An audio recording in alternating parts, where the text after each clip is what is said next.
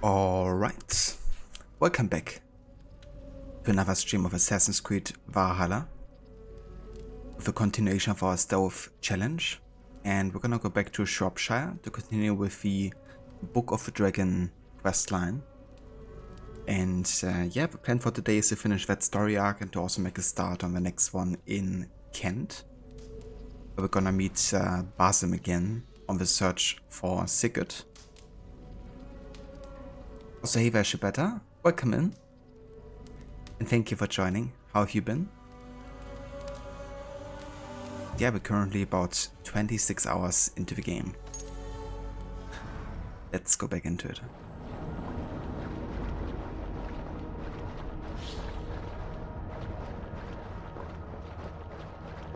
No worries, Shibata. And that's good to hear. Also, hey there, Mr. Goody. Welcome in.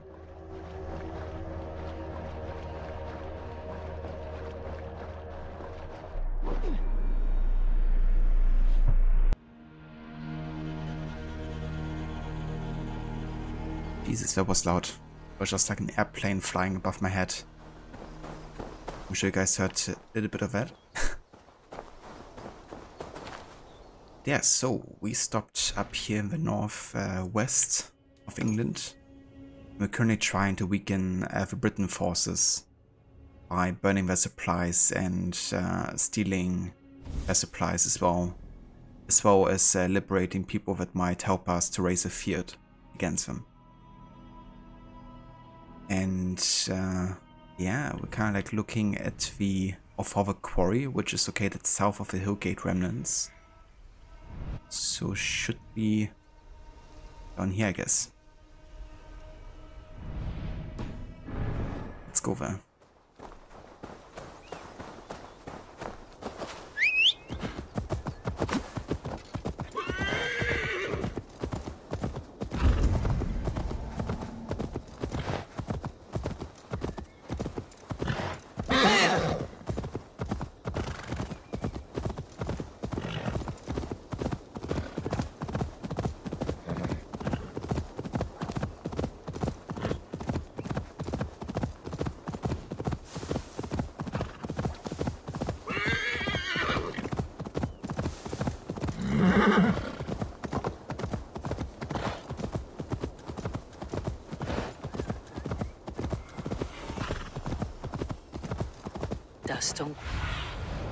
Duststone quarry, filled with Britain's supply carts.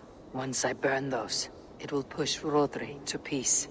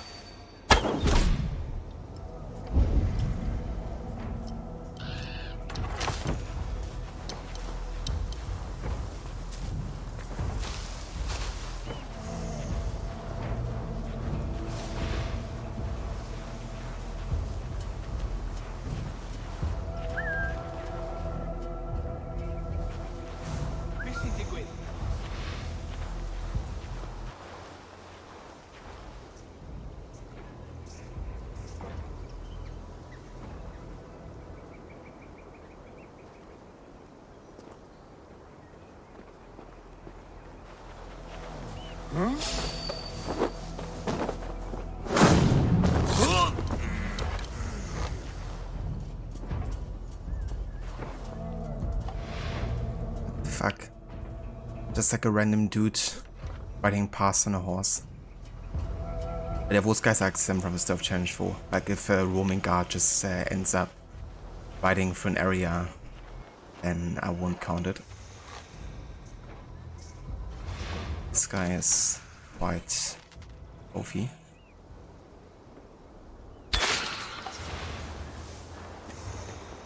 Put him to sleep.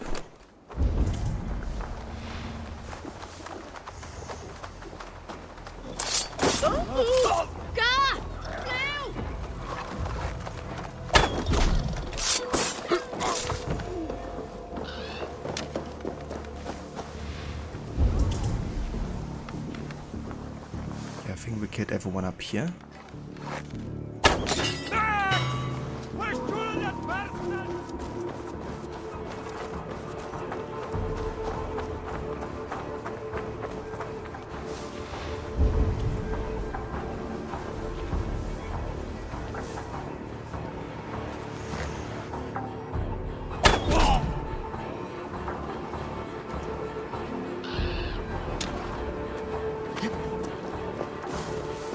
I'm gonna periodically save here just in case we get detected.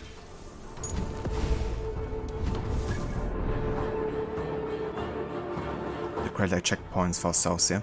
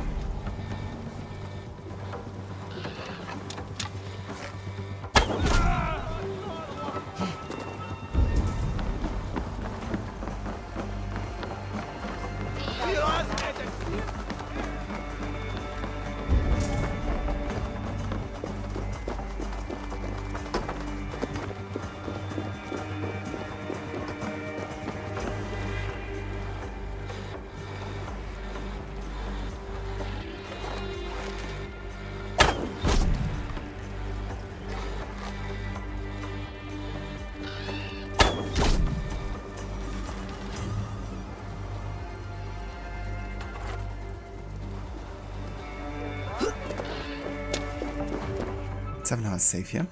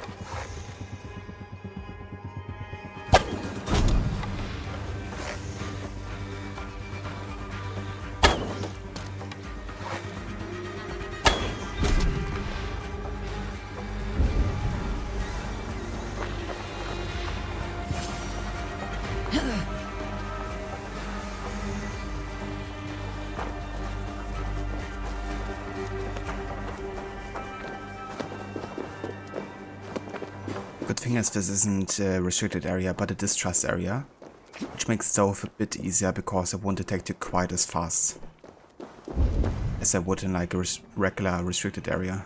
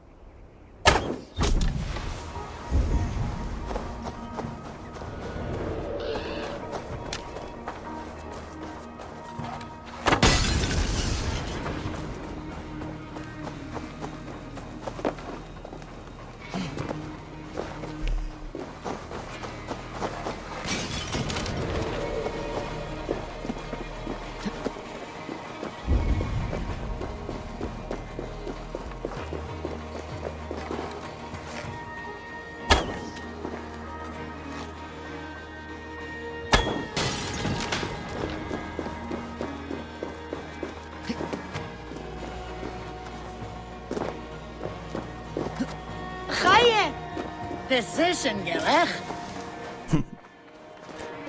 Have a first shot, not so much, but second at least.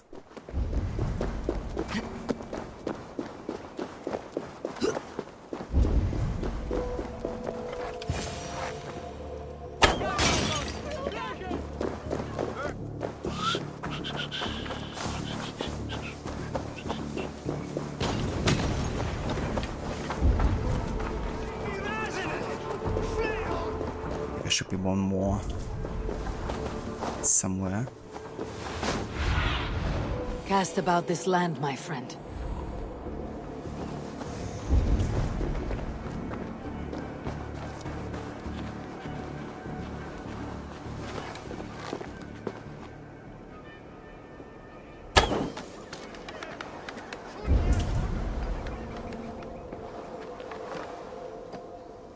But where?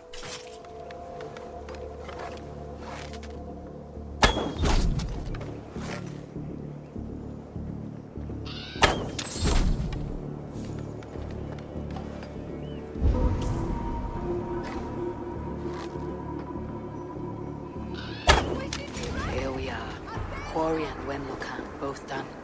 That should shake Rodri to his senses. Now to Westbury, before Eva causes more problems.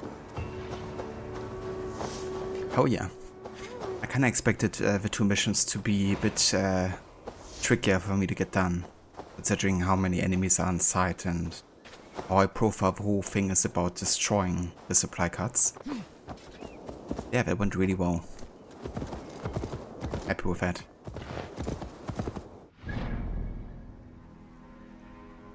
Okay, let's go and find Eva. So it's along the road west of the Hillgate remnants. Near the northeastern entrance of Westbury, so should be about there roughly, I guess.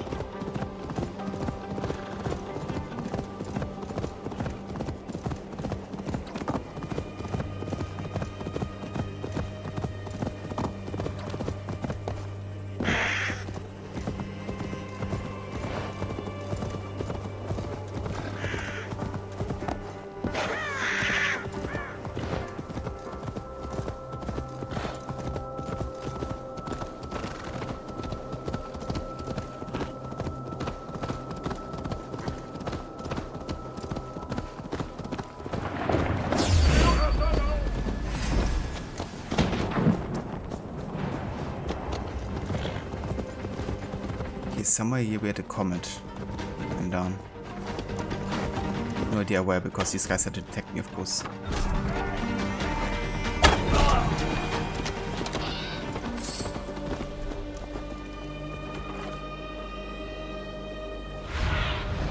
Aid me. Maybe we can see the impact site somewhere, because we actually get quite a bit... Yeah, there it is. Good resources out of it.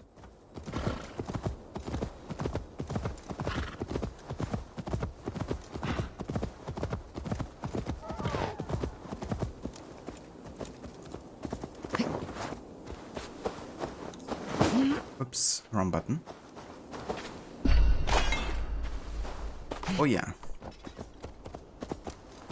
Not bad at all.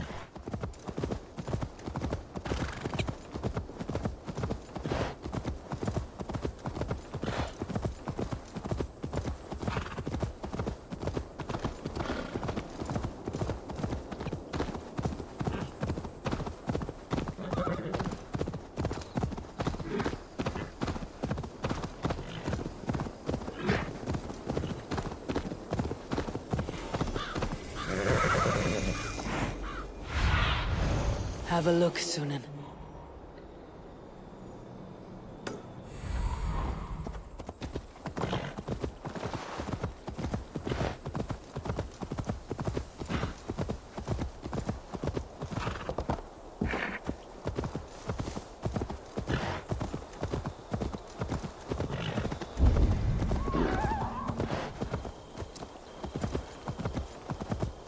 If they see me, this will get messy.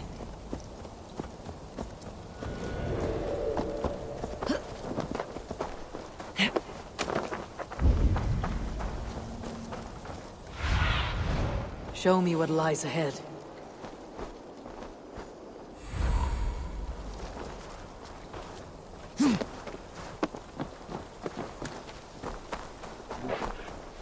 Smell that, Chaelbert? I think so. A faint grassy odor? No, no. The air smells of distant thunder. Thor walks with us.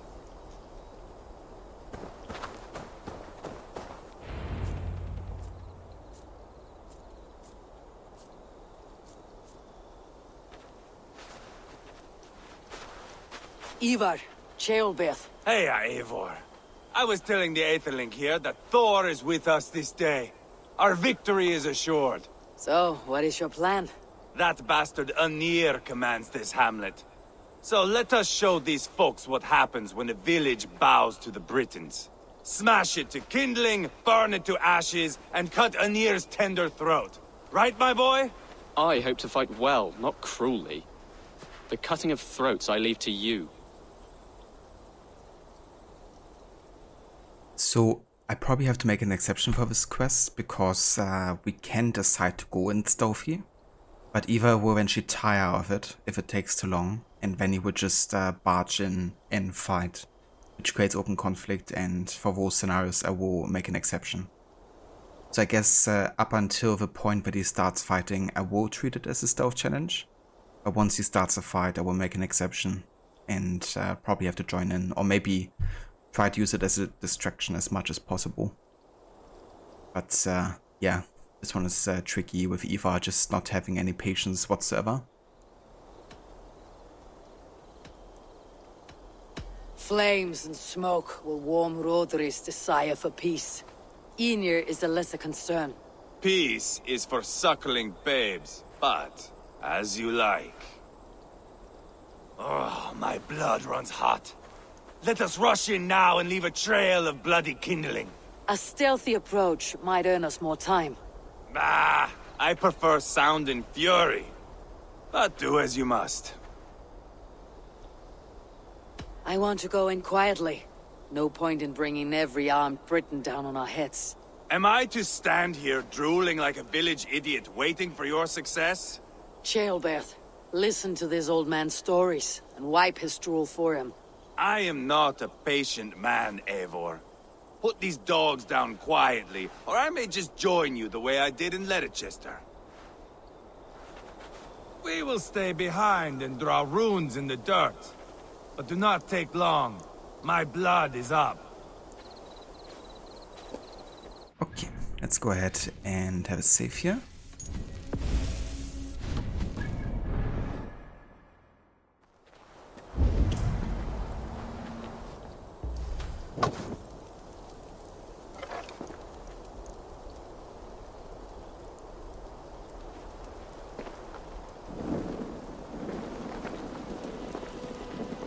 Okay, so we gotta burn the cottages here.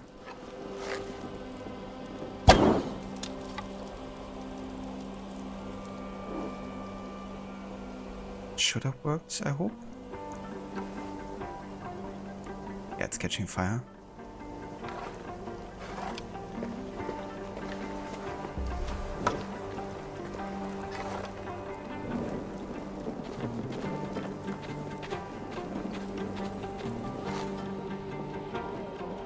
Are you not done? Have you stopped to nap? Enough! I will have blood! There you go. Gods, Ivar, you're... So yeah, I've only burned 2 of them and he's already barging in. So up until this point, still won't matter anymore for this quest. So I'm gonna try to make it from a distance, I guess, but there's a good chance he might just insta-detect me here. Regardless.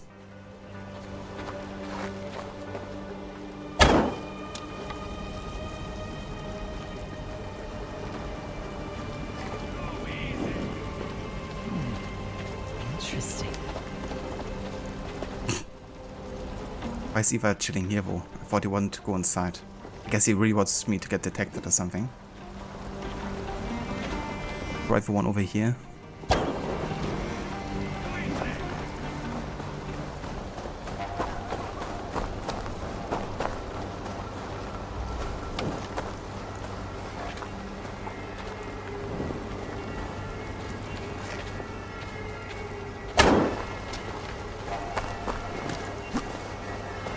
Hold up a fight! Is he like following me around? Stop it. Just luring everyone to me. Like he really wants me to get detected. You bastard.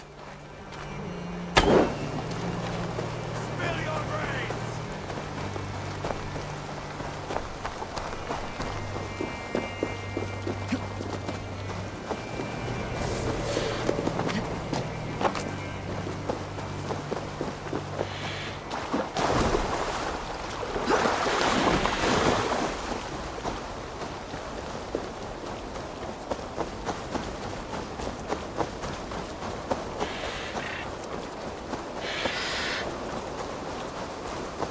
Okay, one more.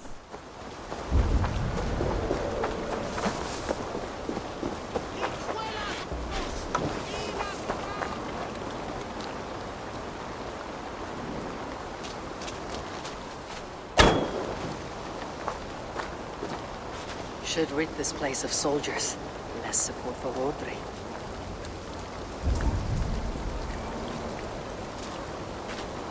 Okay. This part I won't be stealthing because Eva is like ready to go into a fight and he follows me everywhere around, which means he lures soldiers to me. So I'm gonna make an exception here for this part.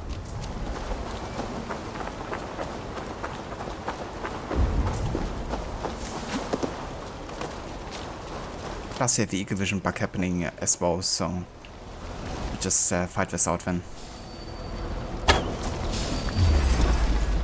Too easy!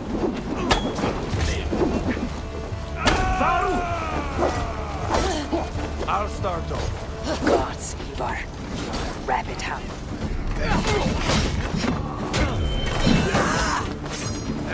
Stay with me, what you Gods, Ivar. Rabbit hound.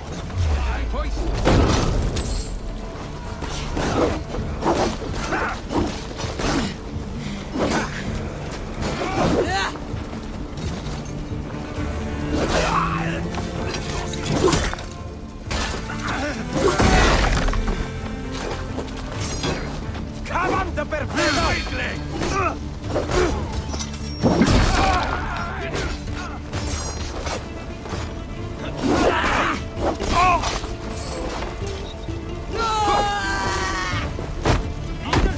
I swear it! Feel your brain! This is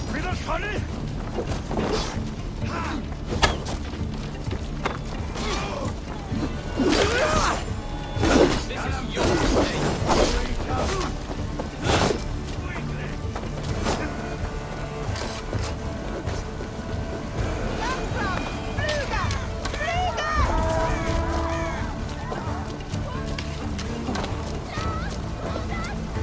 Seems like Ines here.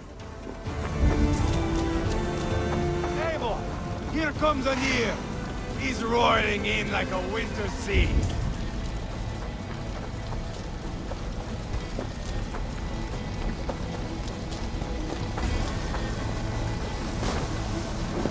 Smoke!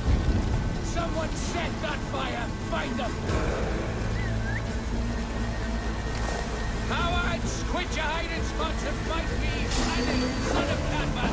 Killer of days!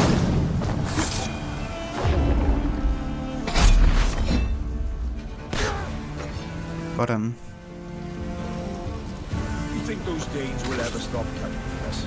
You think killing Roger? Nah, that's the last of them. Let us get a good view of her.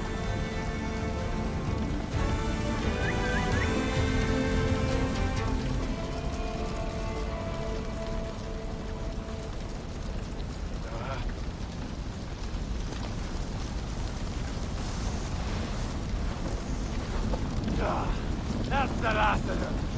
Let us get a good view of our handiwork, Jailbert. Join us, Eivor! Eivor! Did you see Jailbert fight? He is all balls now! I give thanks for victory, and ask penance for taking lives. Ah, Jailbert, your god bores me to death. Have a laugh! We won! And I took no pleasure in it, Ivar. Eivor and I were made for this, my boy. The song of swords, the blood mist, the bone crunch and baring of teeth. Is this enough blood paid, Ivar? We have spilled enough to slake the thirst of Fenrir. Why stop there? Jailbert, I would know your mind on all this. Are you satisfied with our victory? I believe I am. I'll need word from Rodri as soon as possible. What does he intend? He will see the flames. He will know Westbury has been destroyed. The bleeding puspit claims only a dragon can defeat him. We will soon put that to the test. It is peace we want, Ivar, not revenge. If you cannot accept that, return to Repton now. You do not know Rodri as I do, Eivor. You do not know what a slippery, lying shit he can be. Enough talk of killing! I need a moment of calm. You need mead. No, Ivar. True calm. A walk in the woods to clear the air. Or fishing. Would you go fishing with me? Fishing, huh? Looking for a warm puddle to dangle your worm in? I saw a small pond nearby. Will you come? We can all take a moment to allow our blood to cool. Oh, I don't even have a fishing line though, so I guess I gotta use my bow. Fishing? Where is the sport in it? There's no chance the fish will kill me.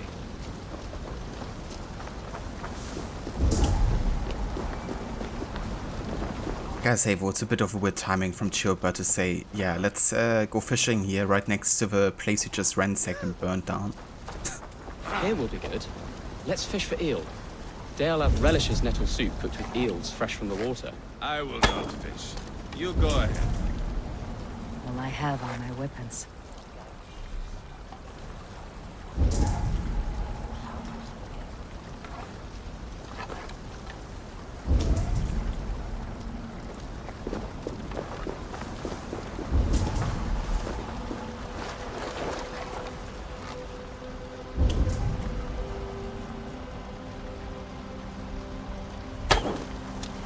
Jesus, seriously?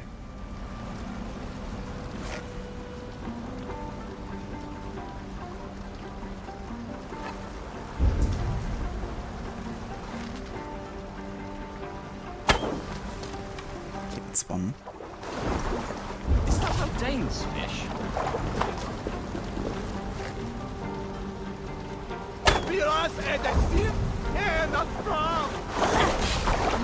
That's enough for now. Bishop Zealot will be pleased. Let's go tell Ivar about our catch. It works.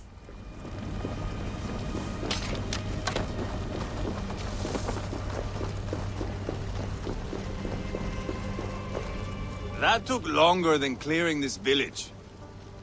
It did not. We caught some eel for a feast.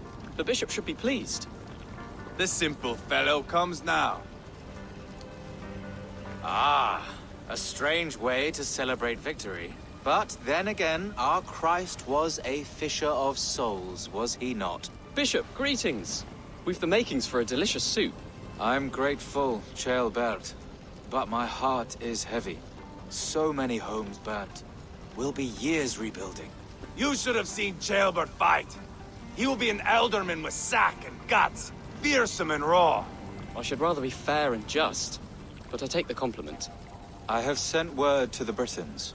I pray King Rhodri will again be open to peace, in spite of his brother's murder. It worked in our favor. Look where we landed. Britons begging for mercy like whiny pups.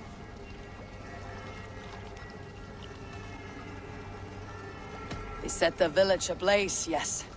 But peace is not guaranteed. And it will take another sort of skill to win it. Restraint. Our next steps are critical, my lords. And after what happened in Quatford, it is clear to me that Ivar should lay low. Lay low? After all I have done here, you tell me to dunk my head? The good bishop is right, Ivar. You have a warrior's heart, not a peacemaker's. Fuck you, wolf-kissed.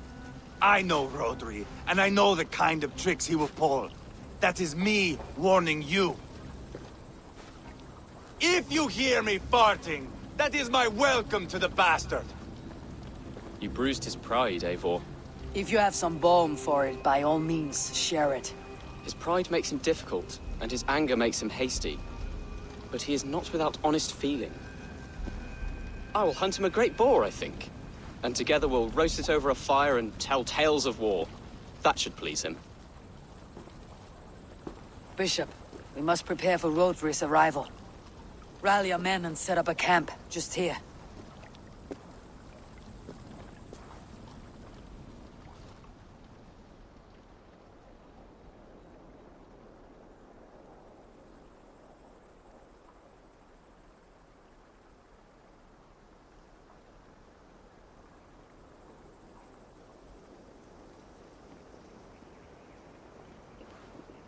Peace or war will be decided, but not yet, not now. We must wait. I loathe waiting. It is all in God's hands. We can but pray and give thanks for this moment of rest. The Britons have come! The moment has ended. This way, by the Great Oak! Where is Ceolbert? He ought to be present for these talks as our future elderman. He went hunting. For wild boar, he said. That was quite some time ago, no? We cannot wait. We should settle the peace now.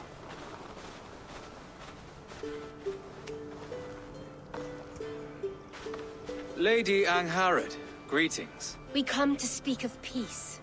We are gladdened to hear it. But where is your great king? He stays at the castle at my behest. I feared his presence would inflame the cutthroat Ivar.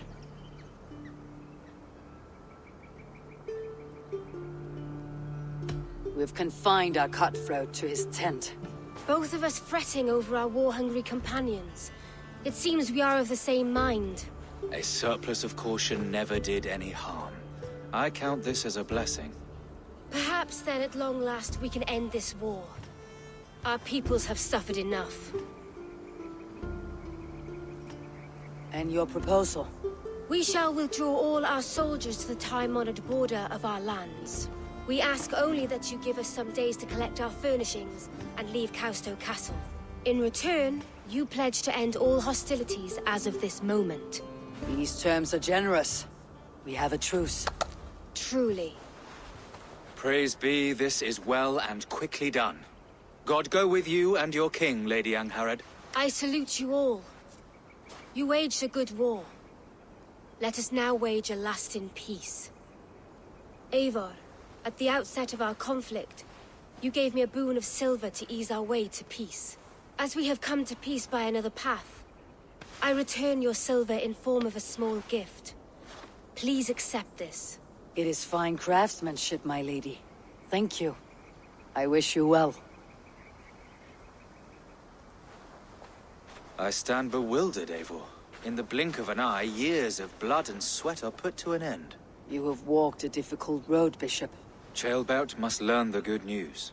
Will you tell him when you see him? I'll find him now.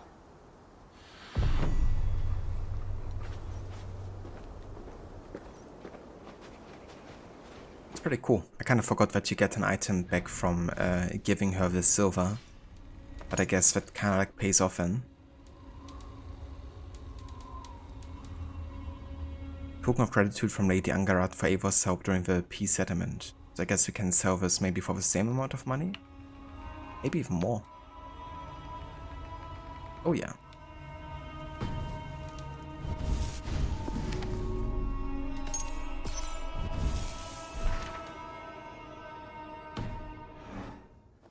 Okay, time to speak to Ceolbert.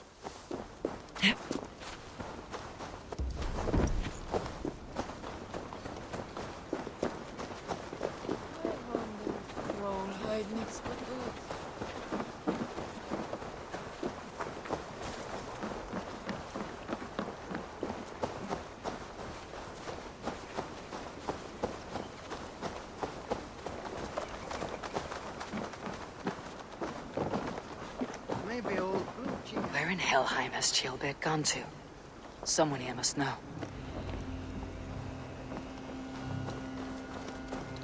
I'm looking for Ceolbert. Have you seen him? Last I saw, he was sharpening arrowheads.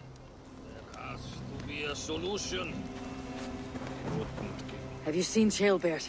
I don't keep track of the comings and goings of the Arderling. Ask another.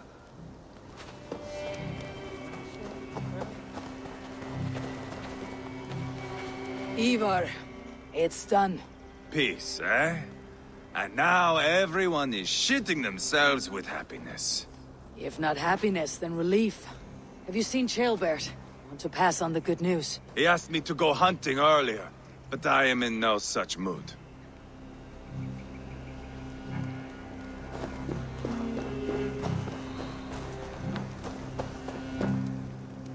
Hey, Eivor. Have you seen Ceolbert? My brother saw him last.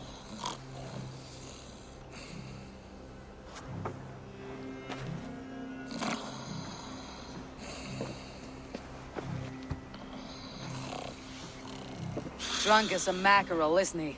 Celebrating the peace. Got started early. Wake up! Huh? Where is Ceolbert? Bert?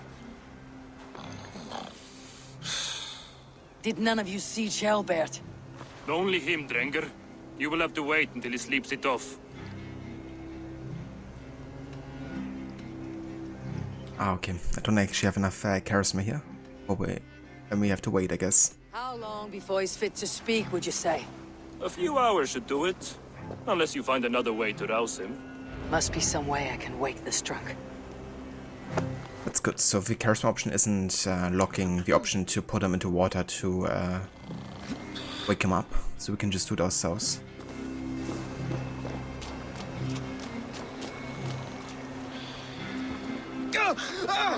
By Odin and Thor, it's freezing! A nice nap? That's a low thing to do to a man. I am looking for Ceolbert. The soft Saxon boy? The next Elderman, yes. Said he was going hunting to bring back a feast for Ivar and the rest. I know he went hunting, but where? Round the mouth of a cave nearby. Follow the stream up the mountain, south of here. That's enough to go on. Thank you.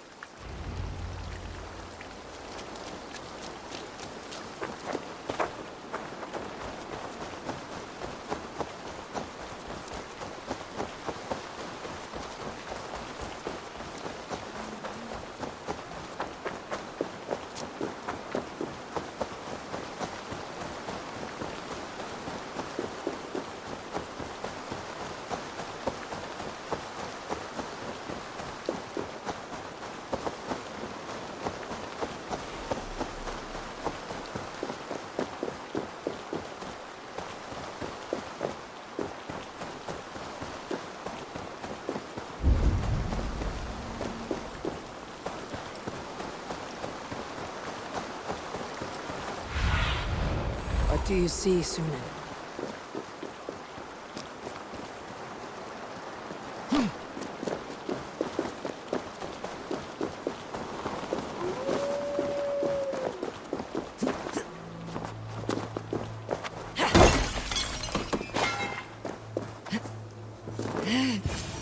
What happened here? This doesn't look good.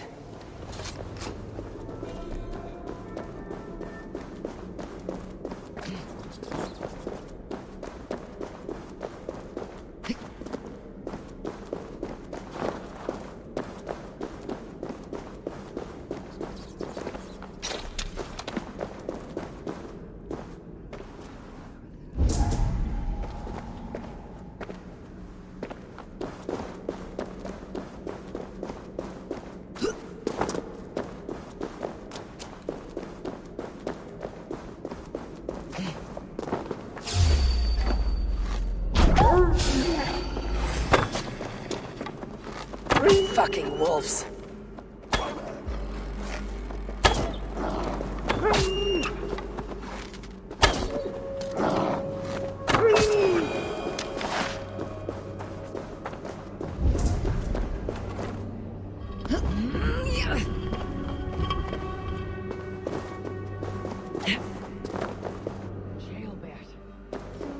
Tears of Freya.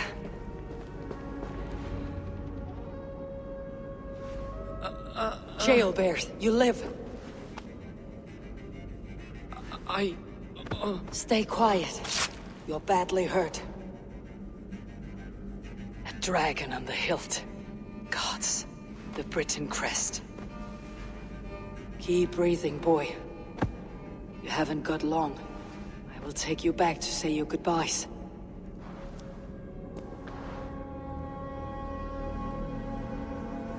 I can get you to the others. I'll go easy. Watch your bet. He didn't deserve any of this. You know, such a gentle soul. Let's always try to go for peace whenever possible.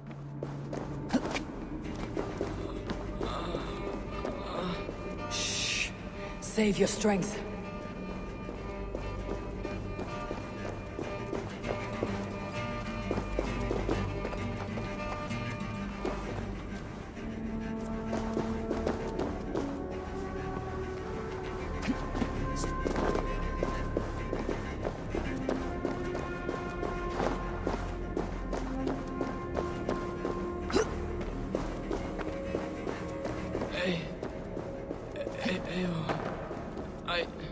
Hush, Gilbert. We'll soon be among friends.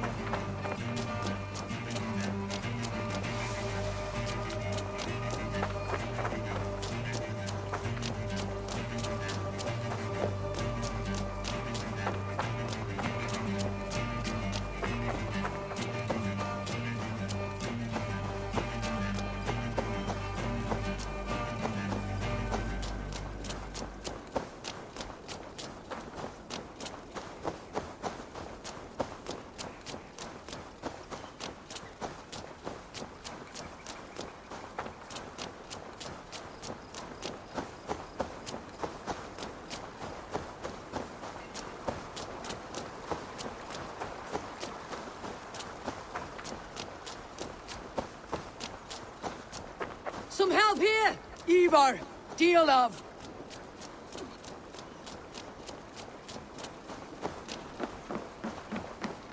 By the hand of Thor! Is that the Underling? Eivor, what happened? No. No! You foolish boy, what did you do? I found him deep in a cave, beset by wolves. Ivar. Easy, boy. Easy. Ivar. Get me an axe right fucking now! Ivar. He's gone. An axe! His god will take him as he is, axe or not. Go to your god, boy. And I will sing for you in Valhalla. This was no wolf. Tell me what happened.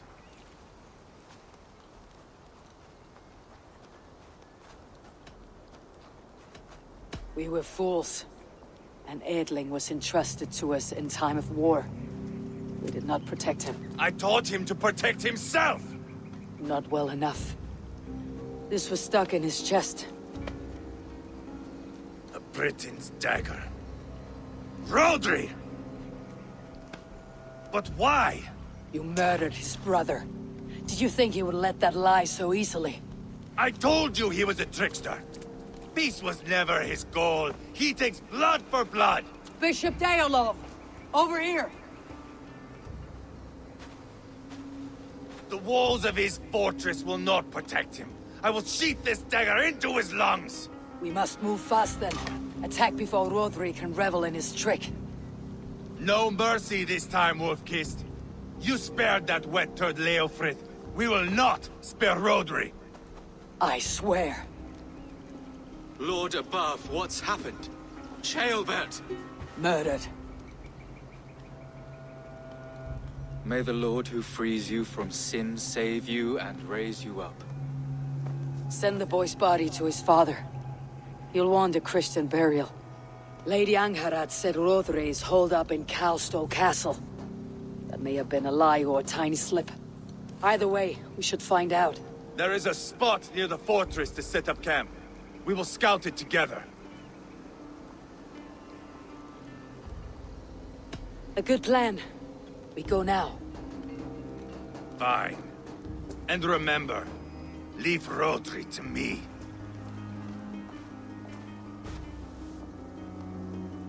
What has happened? Always has the hardest battles.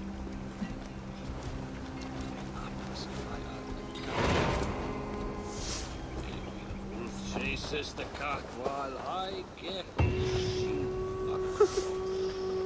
Rest in peace, Ceolbert.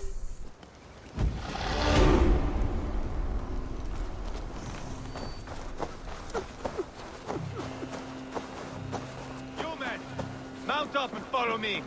There's work to be done.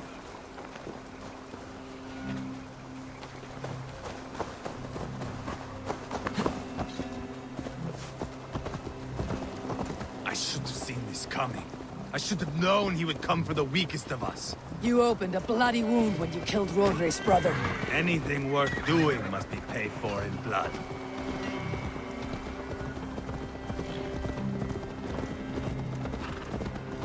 In Quadford, you told me Rodri gave you that scar on your face. Is it a story worth telling? If not worth telling, it is worth remembering. Years ago, I was headed back from the Western Isle. They have got fighters there. I had taken a bit of a beating. Put me in a surly mood. I wanted blood and silver, nothing more.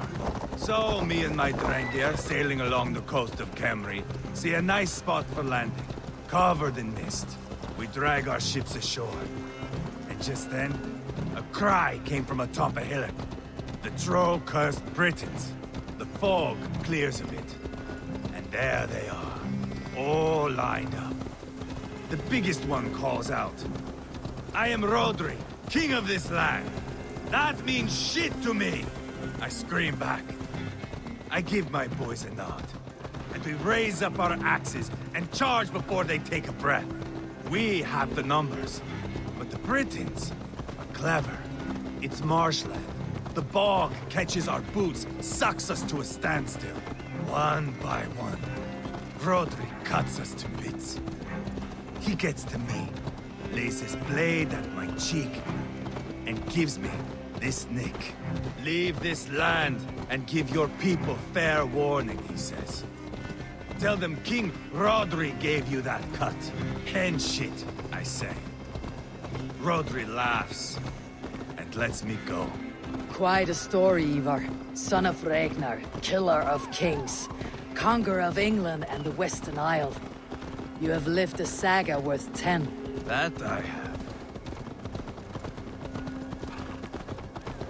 I mean, he can call himself lucky to even have survived that, right? That sweat-sopped slug is just beyond those walls. May only be defeated by a dragon. My itching ass. He'll meet one all right. Send a message to your men. We can build a camp here and lay plans for a surprise attack.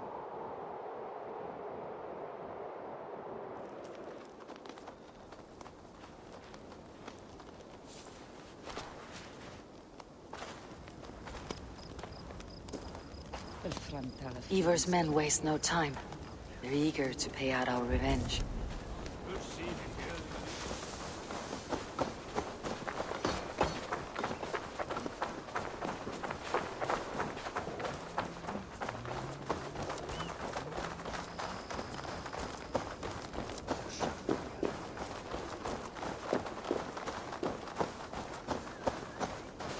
I am ready.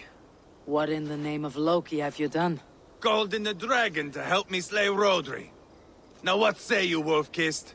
Are you ready for war? Rally the men, Ivar. Let's have at it. It is a good day to die. The gate looks to be well defended. My men are loading a cart with cauldrons of oil. We will blast right through that fucking gate.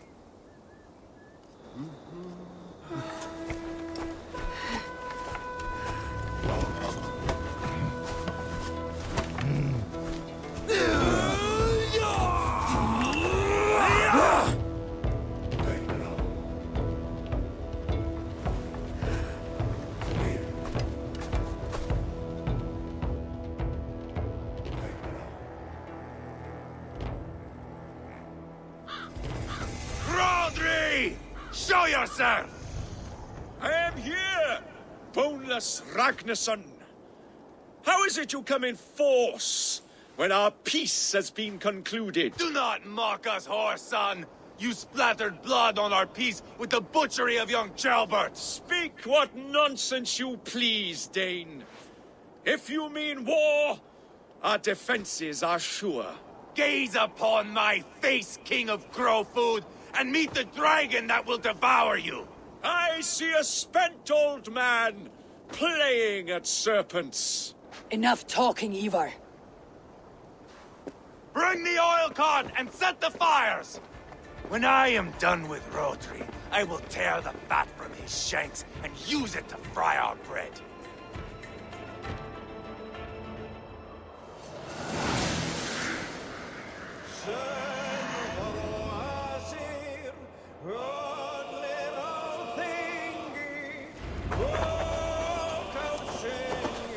Get the cart, Let's boys! hit them hard! We will light it up in front of the gate! Get the wagon to the gate!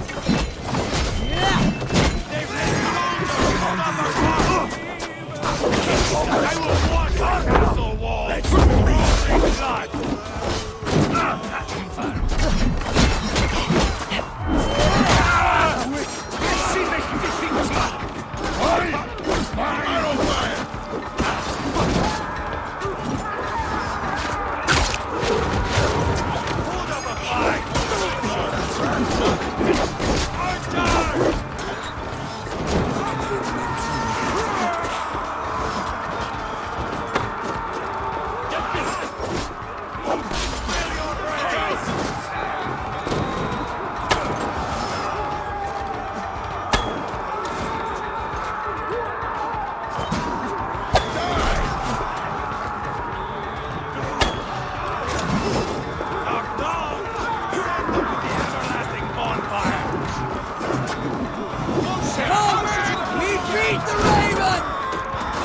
why do they deal so much damage?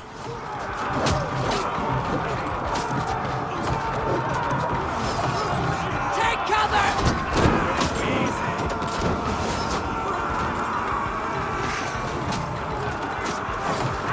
Grace! Watch out!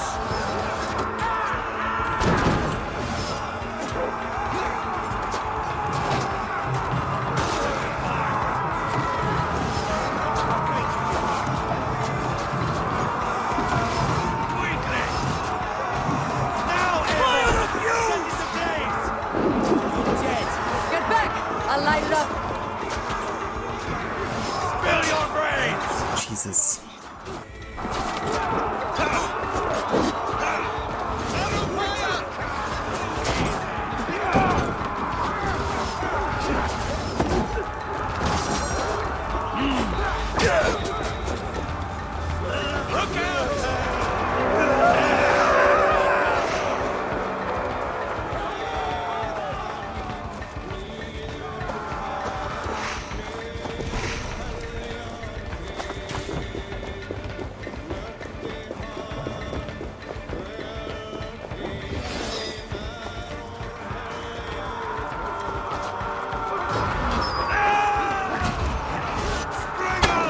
Keep your head down!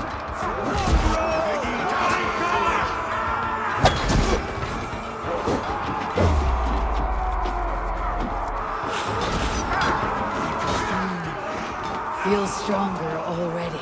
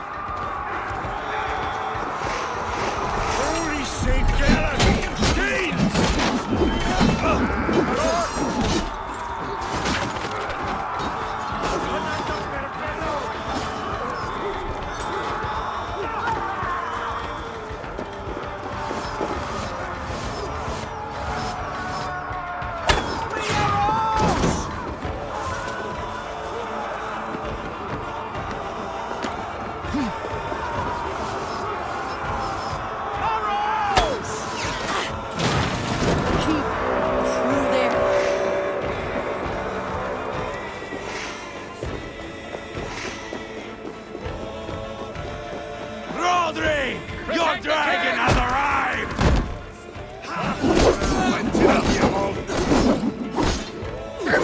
He is hiding behind that door. Remember, not mine. Back now.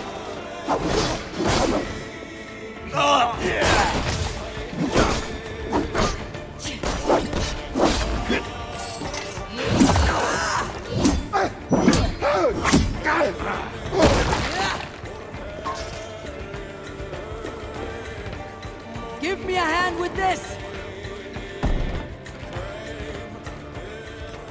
Ivar the Boneless. Huh. You make a pitiful dragon.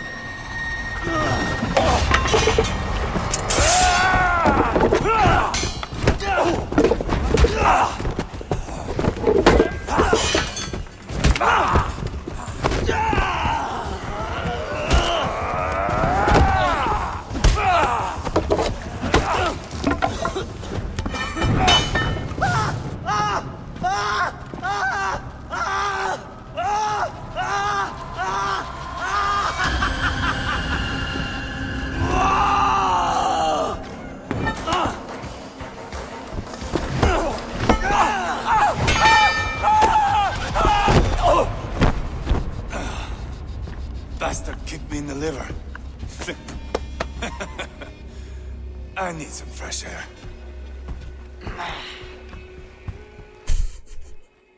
Classic Eva moment. I'm on fire and I like it.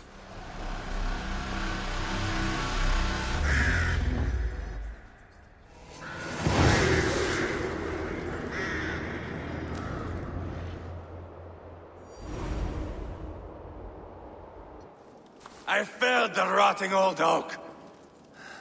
He's not dead. No. I have something else planned. Spectacle, remember?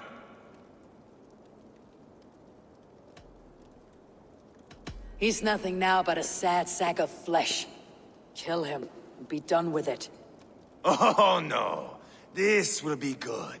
I have something specific in mind. A place and a method. Come. All right, let's get this over with. Load this lump of lard onto your horse and we will go. Take care he stays alive. Eivor, do not forget that load of rotten flesh called Rodri.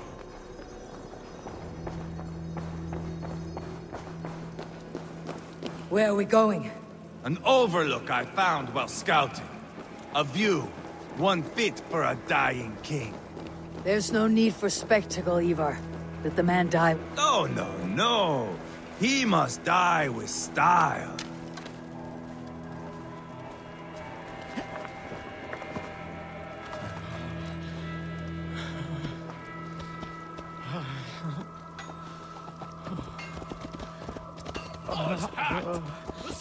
Shouldn't cry. How are you doing, dear king? Stay with us. You must not miss what is coming.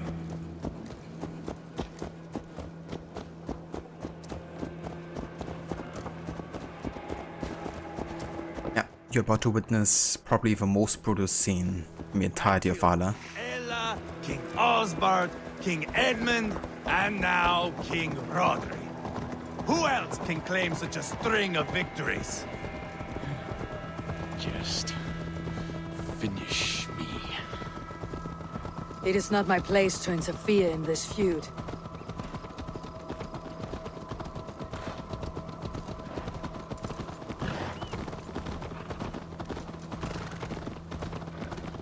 Valhalla must look such a sight.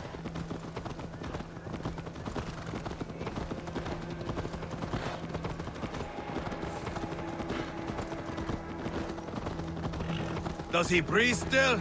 Barely. Rodri, are you listening? For years I wore this scar with shame. Nicked by a Briton and left alive. I tried to cover it with a beard, a cloak, but as your fame grew, I began to beam with pride. A king gave me this mark. What say you to this, Rodri? Huh? Speak up, you old bag of sweat and grease.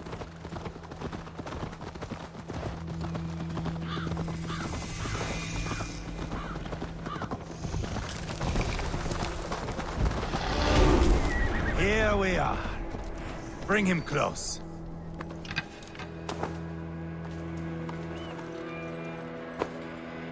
Eivor! I am usually the one who wanders off.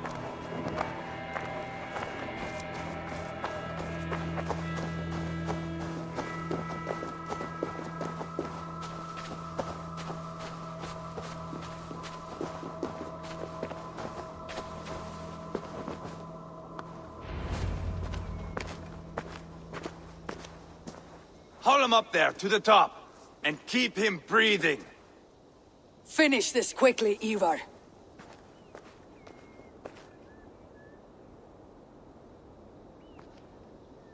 See here?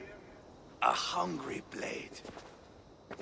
Now comes the dragon to feed on his favorite meal. The blood eagle. Ivar, is this... The birth of a blood eagle is a sight to behold, my friend. First, I slice the length of your spine.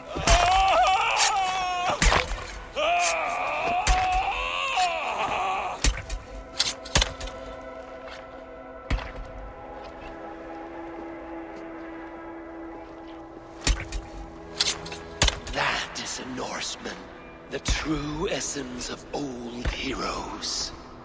The Blood Eagle has no true meaning for Ivar. He's doing it simply to take pleasure in suffering. Now, I pull back the flesh. The method will always outlive the meaning. Few in time will care why this man died. But the how, that is a song for the ages.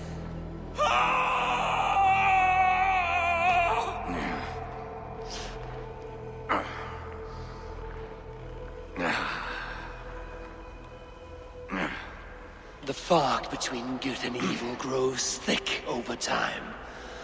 But glory never fades. There is nothing glorious here. Life is not pretty. It is a bloody fight. Out come the lungs, and we spread them like wings.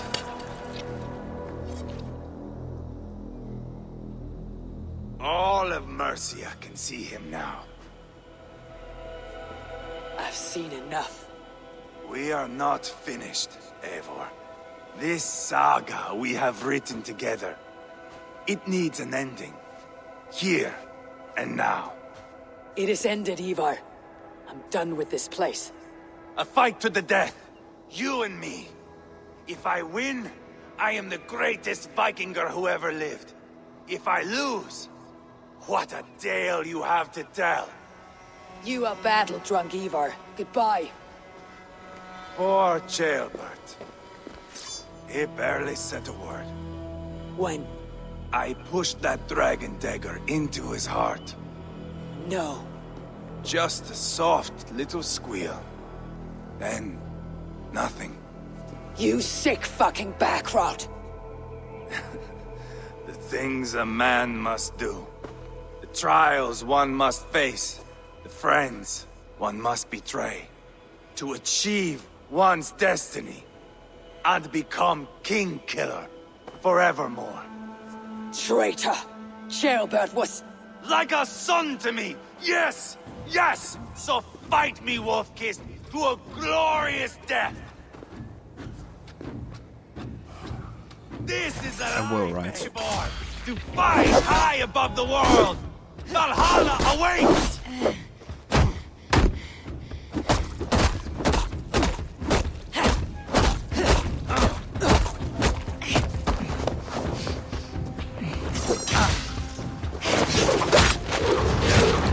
If I kill you. Thor lends me strength.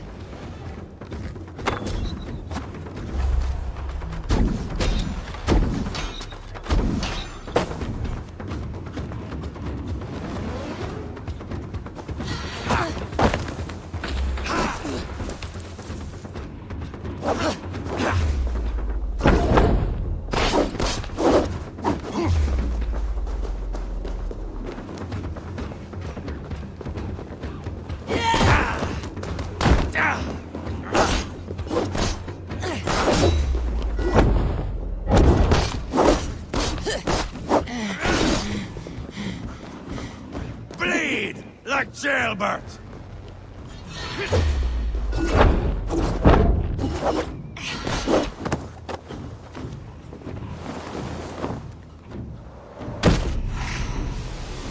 Have you no sense of menace? When I stabbed Guriad, you winced. You cower in the face of sudden drama. Why did he go behind the wall? Bleed like Ceolbert!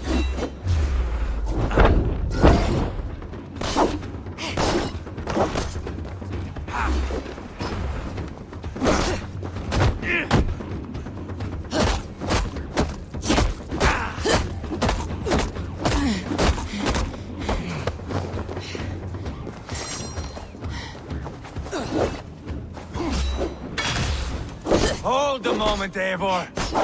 Let me ask you something.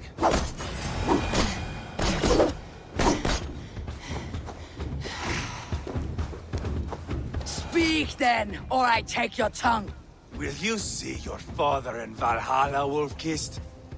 Or is the coward in Helheim weeping tears of ice? Gold again!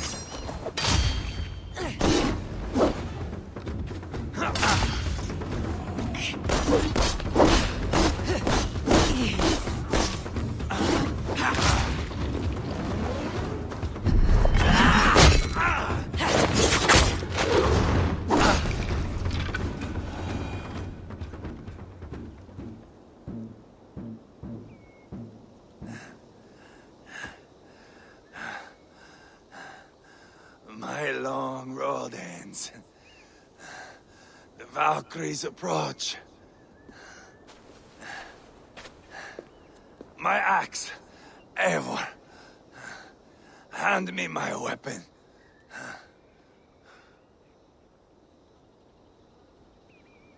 So we have a choice here, to send Eivor to Valhalla or not.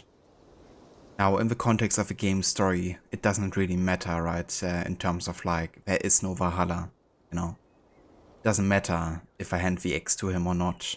It's only for his own personal sake, his own personal believing system that we can respect or not.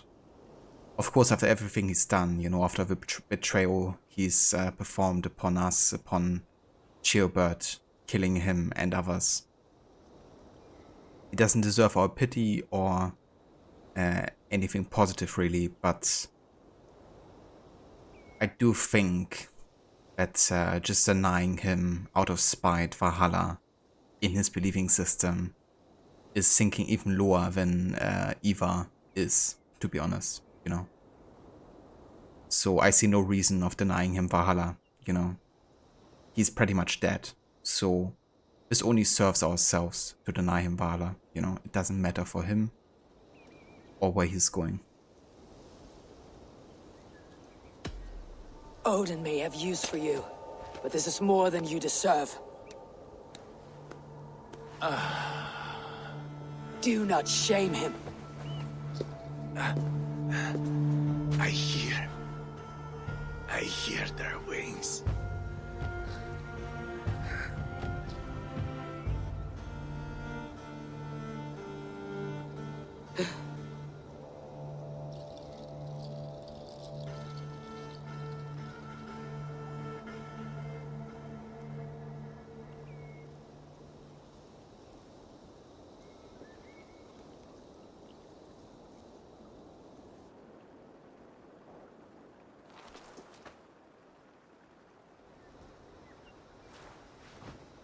Carry the body to Quartford.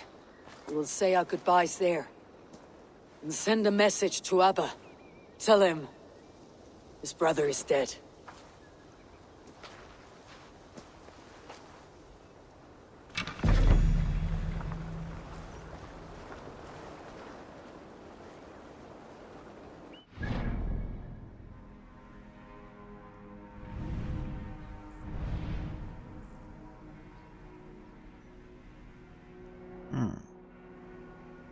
Actually don't have any fast travel point in Quartford, that's interesting. Just go over here and ride from there, I guess.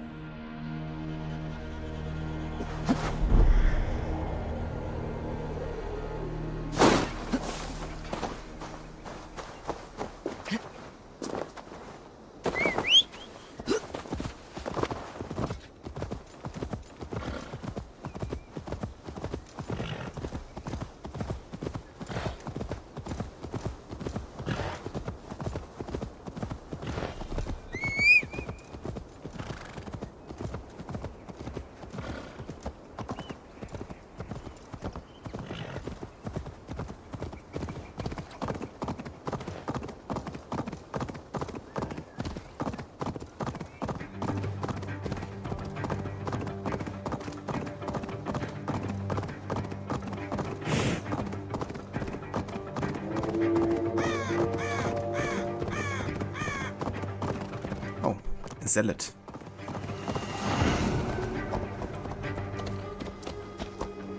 I don't want to interrupt the quest chapter though, so I'm gonna take care of this guy later.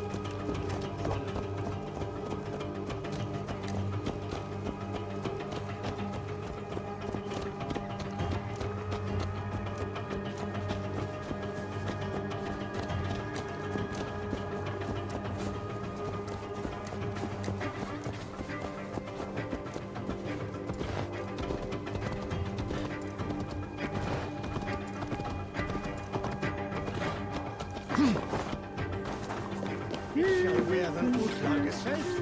Hier dies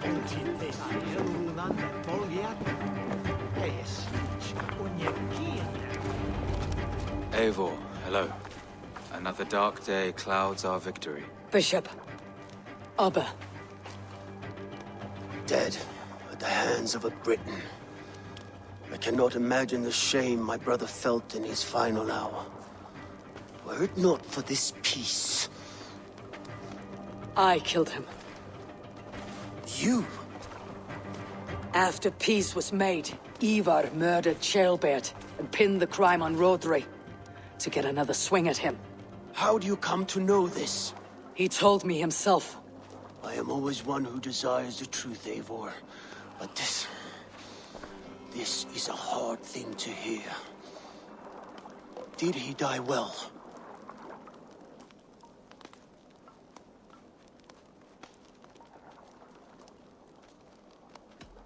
Death at my hand was his final aim. He wanted the glory of a bloody end. An end you did not deny him. With Ivar gone, peace and quiet are now possible. That is something. I will console myself for the thought that we will meet again in Valhalla. Axe in hand. You will. For good or ill, he lived life by his own rules. What man can say better? He lived his life at cross purposes. I often found him strange and his actions puzzling. But not all men are meant to be understood. He needs a proper farewell. I will prepare a ship for his funeral pyre. Bishop, send word to Lady Angharad. Say that her husband died by treachery, and that Ivar has paid the price for it. As soon as I am able. Have you heard from King Ceolwulf? I cannot imagine his grief. He is felled by it. Still, he makes plans for this shire. I am to be Elderman here. Therefore, Shropshire declares herself your friend and ally, and will remain so for the length of my days. I am grateful, Bishop. God go with you, Eivor, wherever you may lead.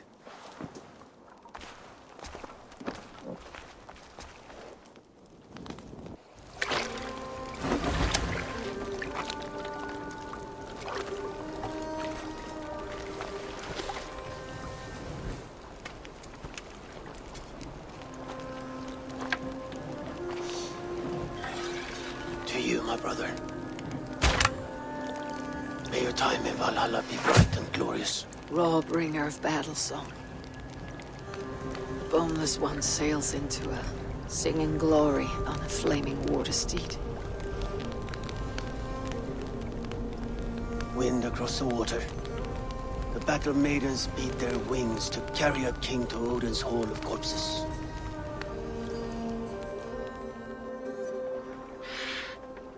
Ivar gone. Shropshire an ally. I should confer with Randvi.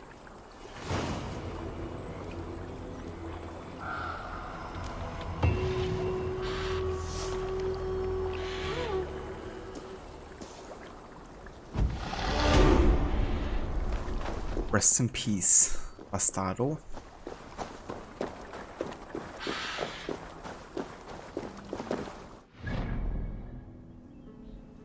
Okay, let's have a look here at skills, because we can spend 6 skill points. Let's actually go for the backstab ability.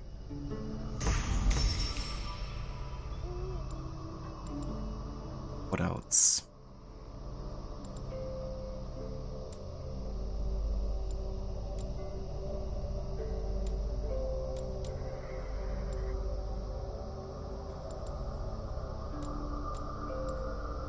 Not quite sure which ability we want to go for next here. I think I'm gonna go for dual swap, so we can also get the last adrenaline slot here quite soon. Also allow us to change our combat stance and weapon combo, which is always nice to have. Obviously it doesn't matter right now because I have a dual sword, but it will be nice once I have like 2 different kind of weapons.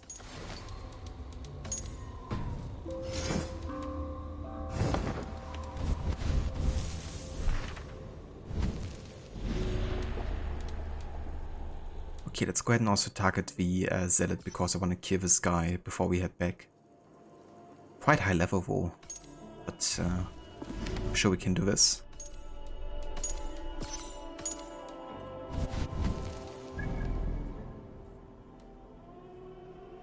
Right over there.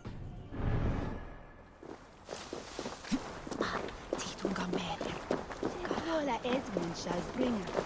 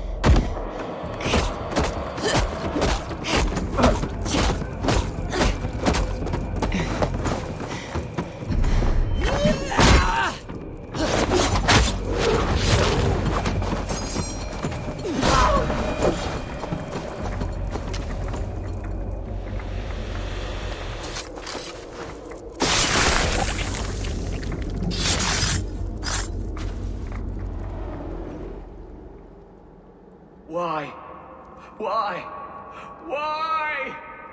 Lost our everyone. You mostly, Archer. Bretha, Ustre, and Cetere. I served the true gods. The old ones. To be killed by you holds honor. Killing holds all glory.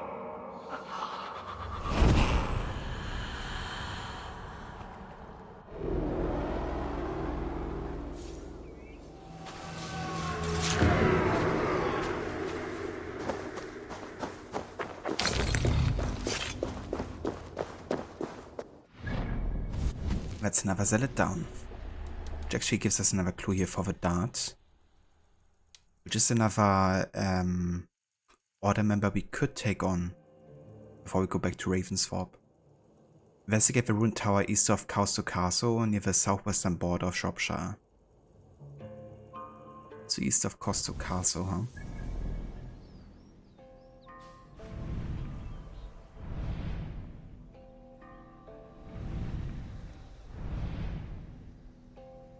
Where was Castle again? Ah ja, hier.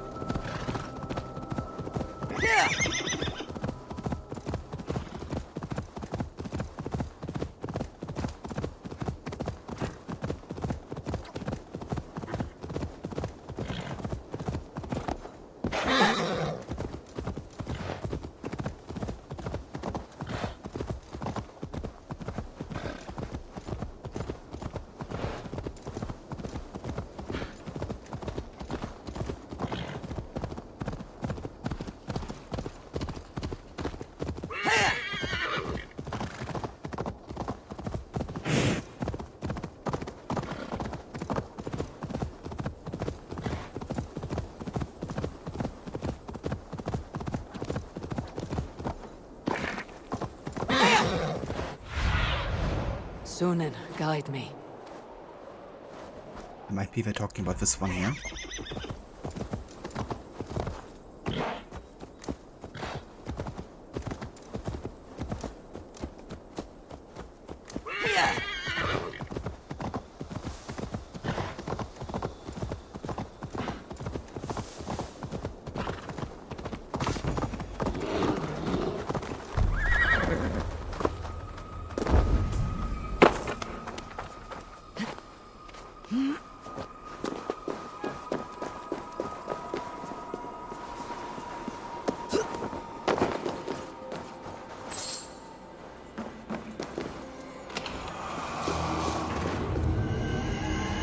Go. TATA, defender of OTTA'S WYRD. Where are you? Ah, in Quadford. Okay, let's get a viewpoint. Then we go back there to kill him. Oh, and I could have also picked up the loot here actually. Which is further down, never mind.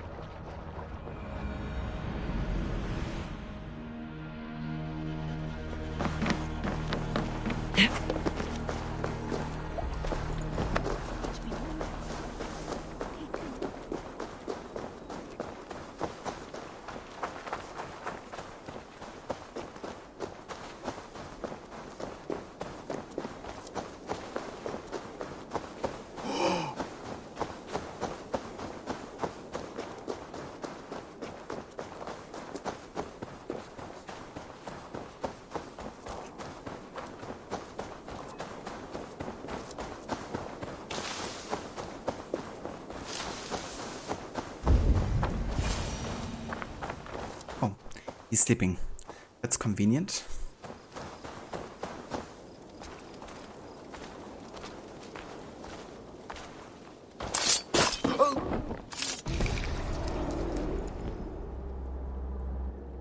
Offa told everyone he was Christian. He was not. He was one of us. He only wanted the silver and the swords for his men of Mercia. And you have kept his tradition going? Without flinching. Without hesitating. Offa would be proud of me. You must have seen 100 summers, old man. It feels thus.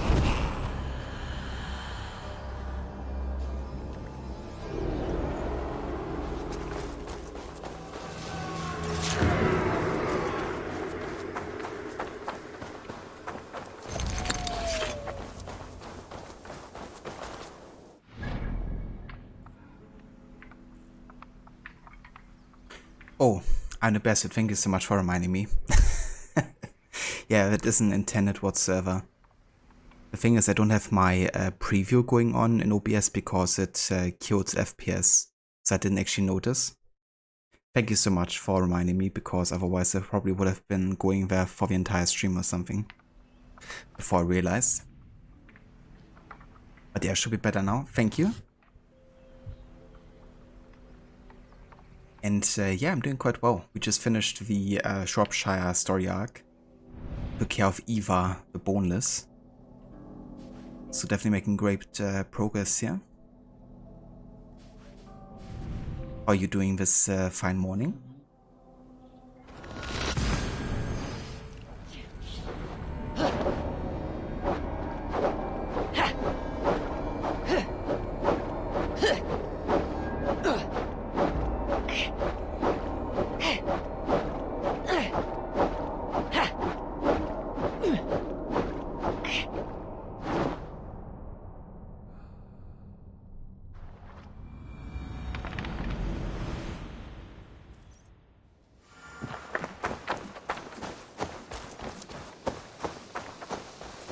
Let's see what Reda is selling today.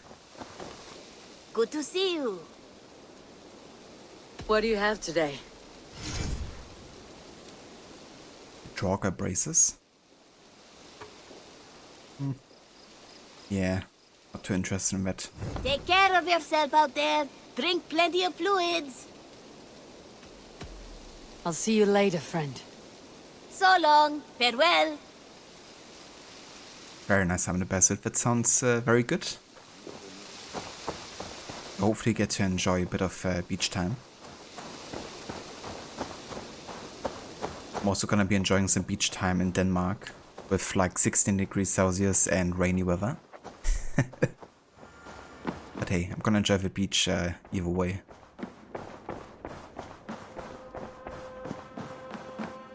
Good day, my love. We are allied with Shropshire, but at a grievous cost. Young Jailbird was killed. Yes, my scouts told me. Such a tragic death for so dubious a gain. I hope you paid his killers back in kind. Justice was done. Jailbird will be remembered. He was good company in the short time he was with us. He was.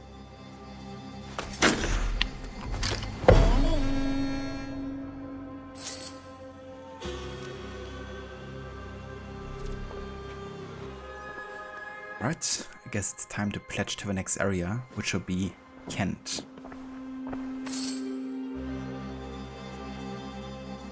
I want to see the Alliance map.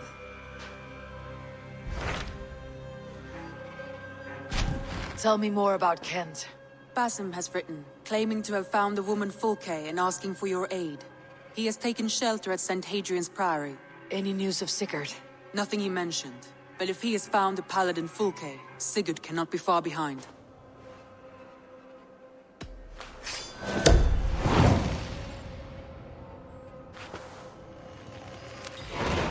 I will go as soon as I can. Good. Be safe, Eivor. Basim has news of Sigurd. I should find him soon. Cheers, Sound Bassett. I appreciate it. Dag, Basim has brought word of Sigurd's location. We're leaving at once to find him. Well done, Eivor. After so long, it finally occurs to you to search for our Jarl. I applaud your half-hearted effort, but I will not be joining you. Dag, this is no joke. On the ship, now. Someone needs to stay home and direct the affairs of the settlement. As you seem to shun this place as often as possible, it must fall to me.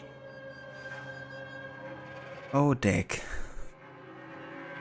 Better to answer your question, I've been to Denmark before, but wasn't quite where we go this time. This time we go on like the west coast side. The other time I went to Denmark, I was in a place called Odense, or like a festival that I helped organize with. But that was pretty cool. Had a great time there, met some really cool people, and yeah, very enjoyable festival for sure. Yeah, will be good to go there for vacation instead of work-related.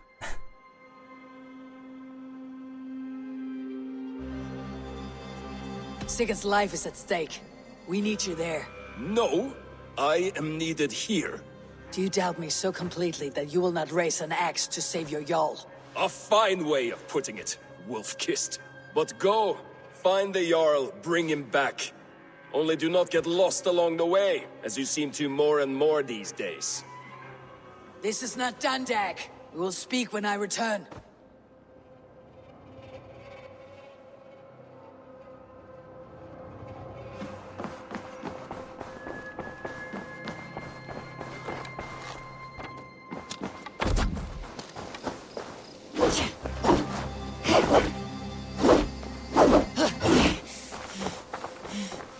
Stop your map exploration, Wolfkiss.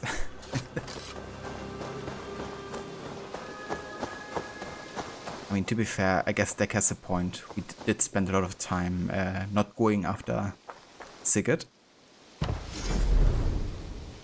We actually have enough resources to finally get the tattoo shop, which I want to get because I really want to change Eivor's look. Finally. Looks like something is...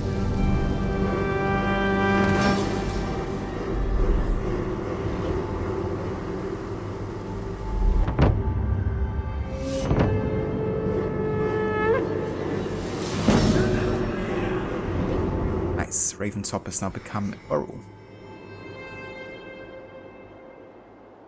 Looks like something is happening near Volka's hut.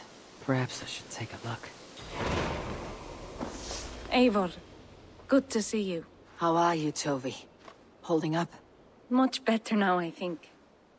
I miss Sven every day. And yet he is here with me. His hooker infused in every design. Believing that, it helps. Glad to hear it. And happy to offer myself as your first canvas. Good. Let's get started. More like her second canvas, because her first canvas was the pig. That's outside and full with tattoos, I guess. Like dodging like he's in the Matrix there.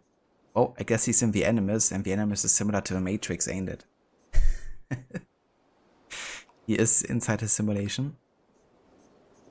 Maybe he found a way to master the simulation, and he can now dodge anything. That is, of course, until we actually finish him off. What have you got for me today? Okay, so we have some other tattoos we could be using here.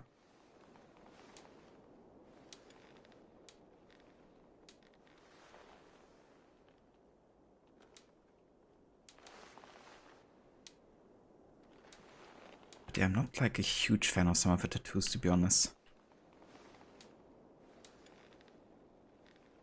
I don't dislike the house sign, because also quite simplistic, I guess.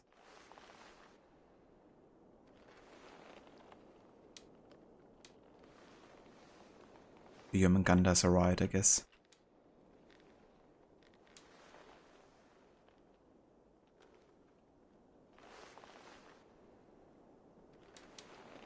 Let's go for the house sign for now. And should we have different hairstyles? Guess I could go to the shopkeeper and buy some blonde hairstyles, actually. I think I do that.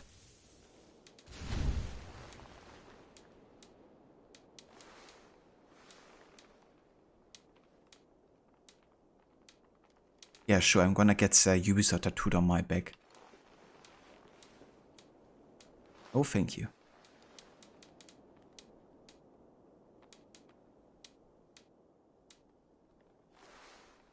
Let's go for the Sigrifuma, or however it's called.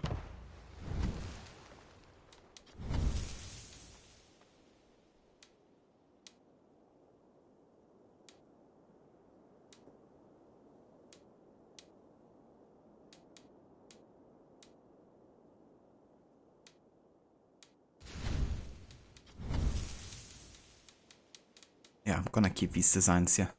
Anything else I can do for you? I must take my leave. So long. Goodbye, Eivor. Let's go to the shopkeeper here. Buy some new hairstyles.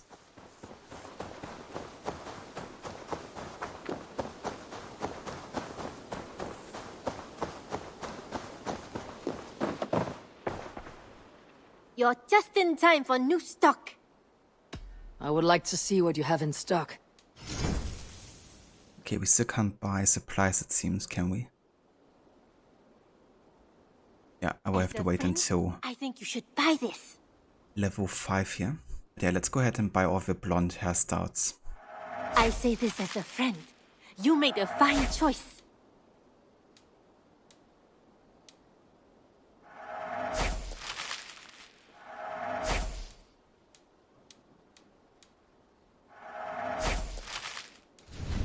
Also sell some Eager to trinkets. find a new home for these. You know you have use for this. And then Made from I only guess... the finest materials. Oh, we could get a stove room. This would suit you, I think. But yeah, I think we're good. Is that everything? Don't be a stranger.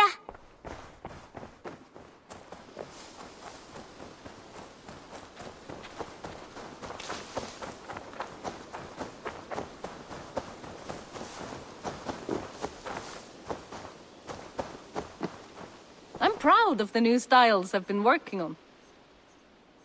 May I see your stores?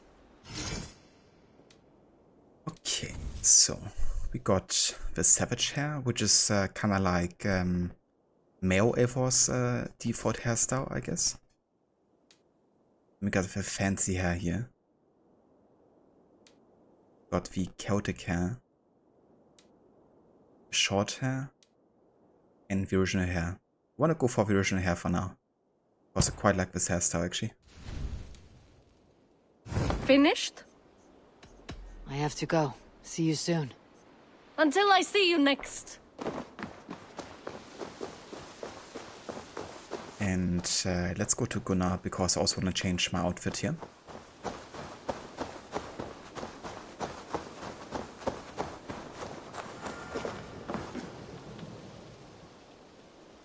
What have you got for me today? I think I'm honestly just gonna revert the set here to be able to look like the Mentor of Alamut again.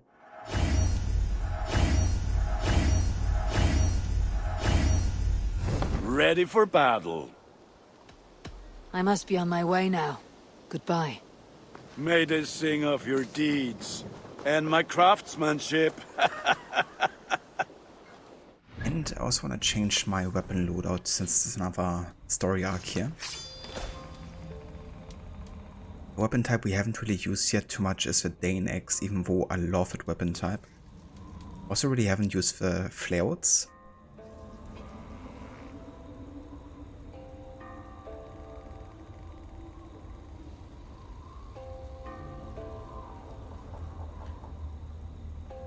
How about we go for like a flail and shield combo actually. Let's go for the Sinner's Skull here. Then secondary we go for shield. Increase range damage when undetected. Oh, that's pretty nice actually.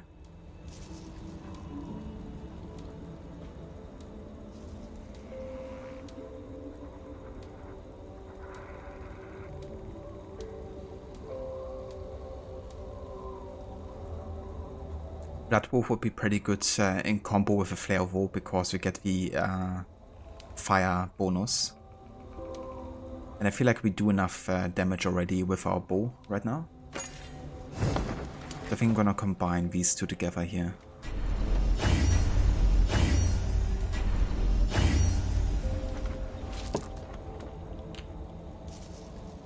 Let's get some damage in here and also reduce the weight or increase the speed either of those. Or we could increase the fire damage actually. Fire build up. Let's go for fire build up here.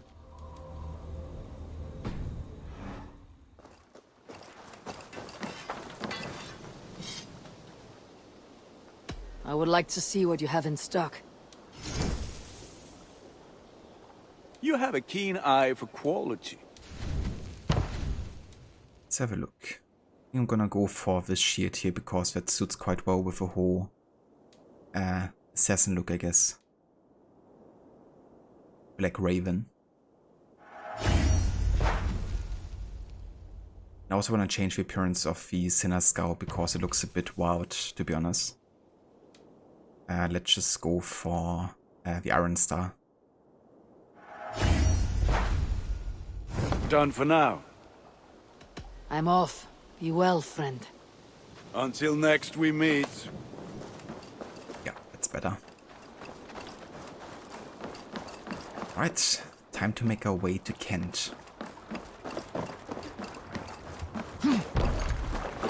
Eivor, lagtum skiviki. To the Swan Road. No racing the sail here. Sing us a song.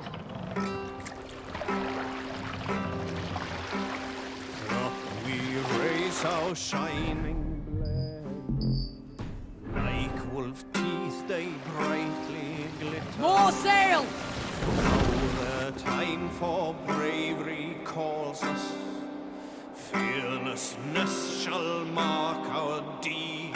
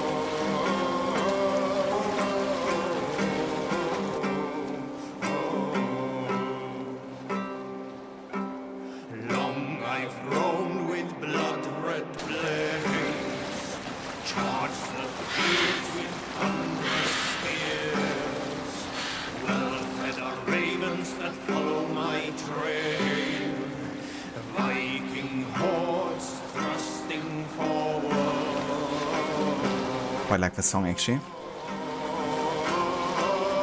I do wonder if this actually unlocks through the main story because we haven't heard this one before in this playthrough. And I did listen to quite a few songs already. Sailing is too risky now. Sing, my ravens. Take the mast down.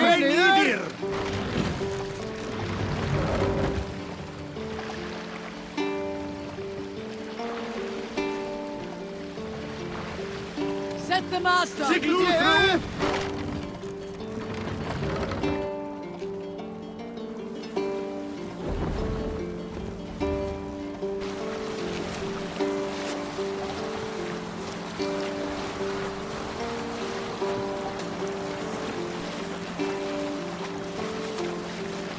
Look there, priest to pillage.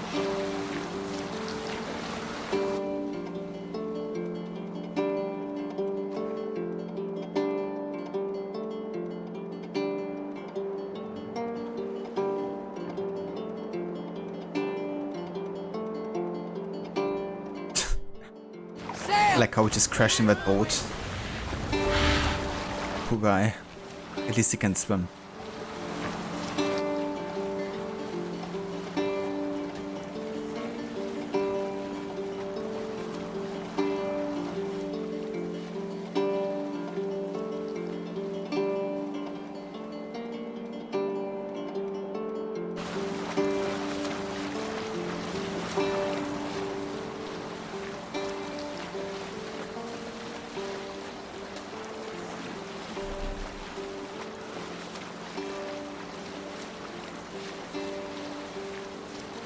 Ava Lucinda, welcome in. Good morning.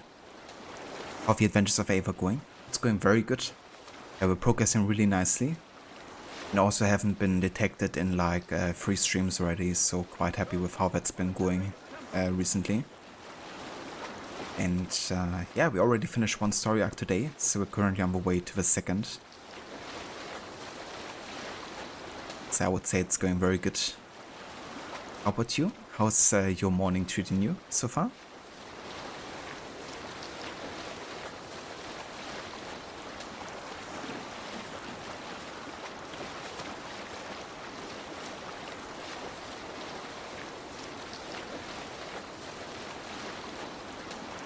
Does this game have sequences and memories like the previous games? Not quite. They kinda got rid of this whole sequence thing with Origins, so with the start of the RPG series. So instead of having that, they kinda went for acts, or in this game you had just like different story arcs. And in this game it's kinda like one story arc per region, I guess. But yeah, you have no way of like replaying it unless you do like menu saves of every story arc by yourself, I guess. The Syndicate is actually the last game to have like this classic sequence and replayability feature. It's also the last game to have optional objectives.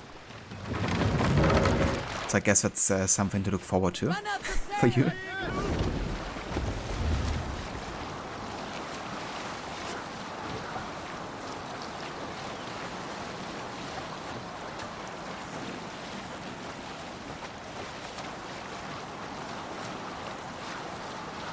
I do kind of hope that they bring back the sequence feature, because I'm quite fond of it.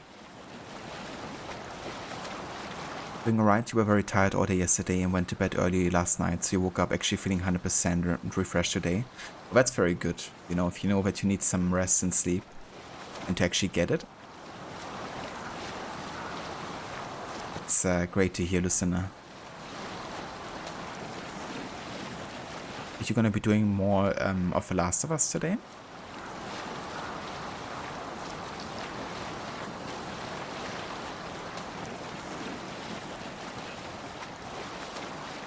Strike of the tune.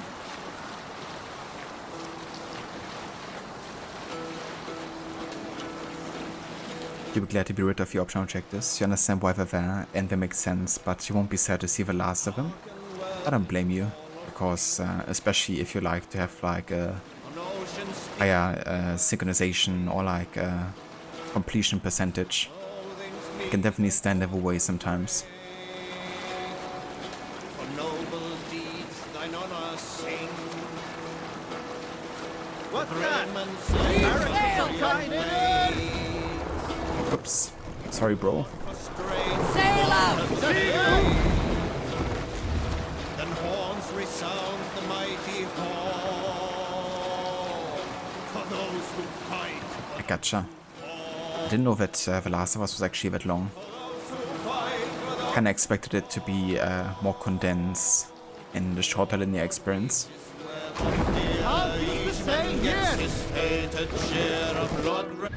We in London? Yeah, we are. Why didn't we go to this side? I mean, I guess we're trying to go down here and then on this side. I mean, I might as well do it. Because that's still a bit closer to the quest, I guess. The mighty hall.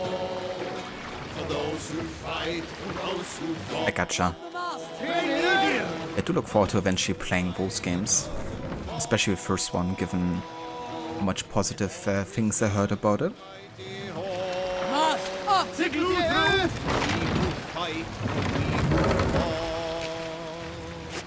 It's often referred to as like one of the best games of all time. And even though that setting the expectations quite high, I'm looking forward to find out for myself, I guess.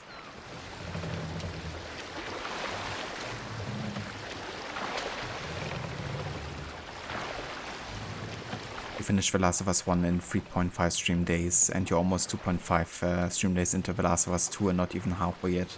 I gotcha. Yeah, there have also been quite a few years between the releases, right, of Last of Us 1 and 2. So I guess it makes sense they want to provide more content.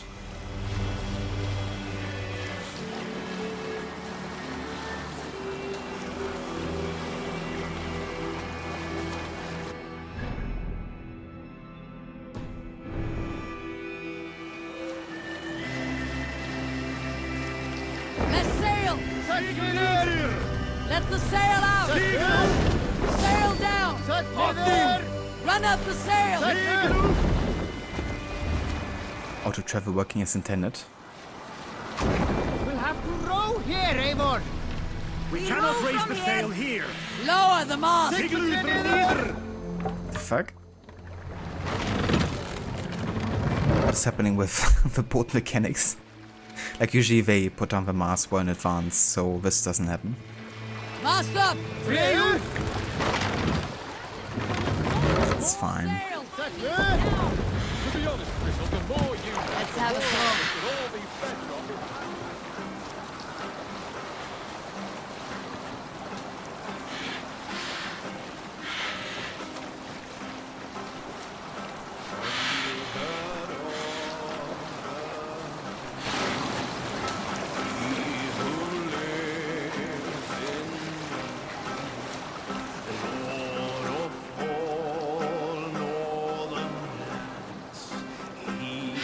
Interesting. I didn't know that remaster came out so recently, I guess, after release. I guess it makes sense that they want to immediately take care and advantage of the new generation back then.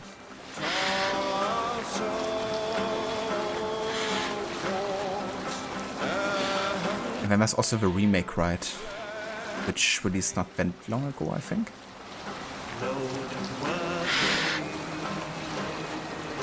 I mean, the remake is the one that you played, right?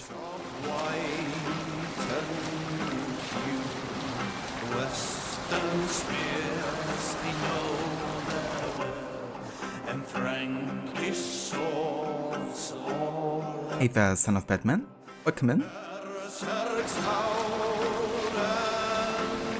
After 2 was released on the new engine, they remade the first one that came out in March with the on PC. Ah, so that recently. Damn. It's cool how they try to take advantage of the new engine. Kinda wish Rockstar did the same thing for Red Dead Redemption 1 and 2. Because in Red Dead Redemption 2 there's areas that are shared with Red Dead 1. Which would have been the perfect opportunity to remake the first Red Dead in the Red Dead 2 engine. Because with first Red Dead, it's not very available for many people, like sort of a PlayStation Store, and can't get it on PC either. Can I push through this?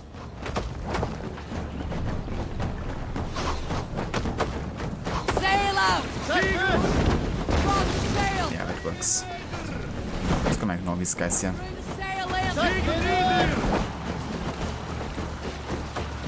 Can't suffer food right now. This AC was your favorite? Very nice, son of Batman. I did really enjoy Valhalla. And still do. Especially, you know, narratively speaking, I love all the references they make to other AC games. Raise the mast! I will admit though that I feel like it's a pretty long game. Raise the sail in these waters. Maybe a bit too long sometimes. But yeah, I still enjoy it greatly.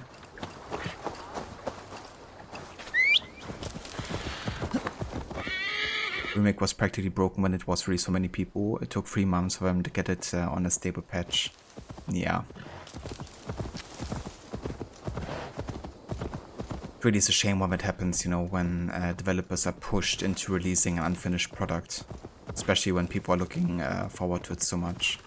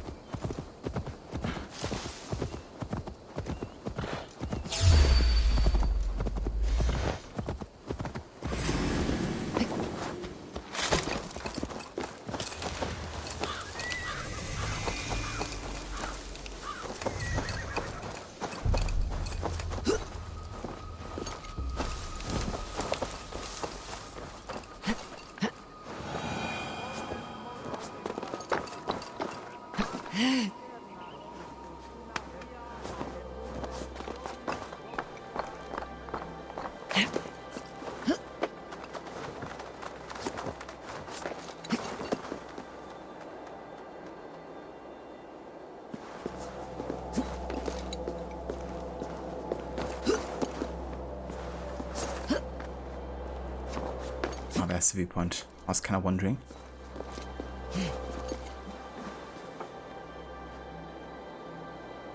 I believe I did that to try to align with the success of the end of the first season of a TV show. I gotcha. Yeah, I hate when stuff like that happens, you know. Like with AC, of course, it also has happened a few times.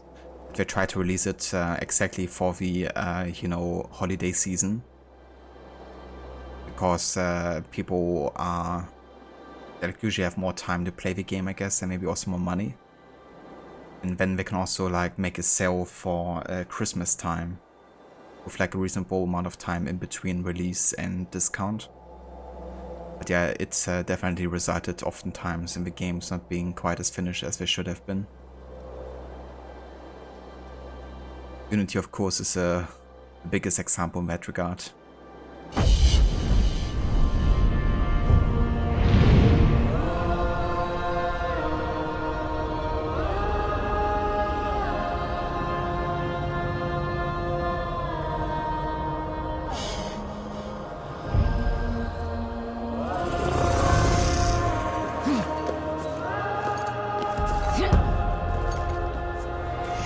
Quite looking forward to this story arc actually, because it gives us the most insight into Basim's background, which we're gonna be seeing, of course, in Mirage, the next upcoming Assassin's Creed game.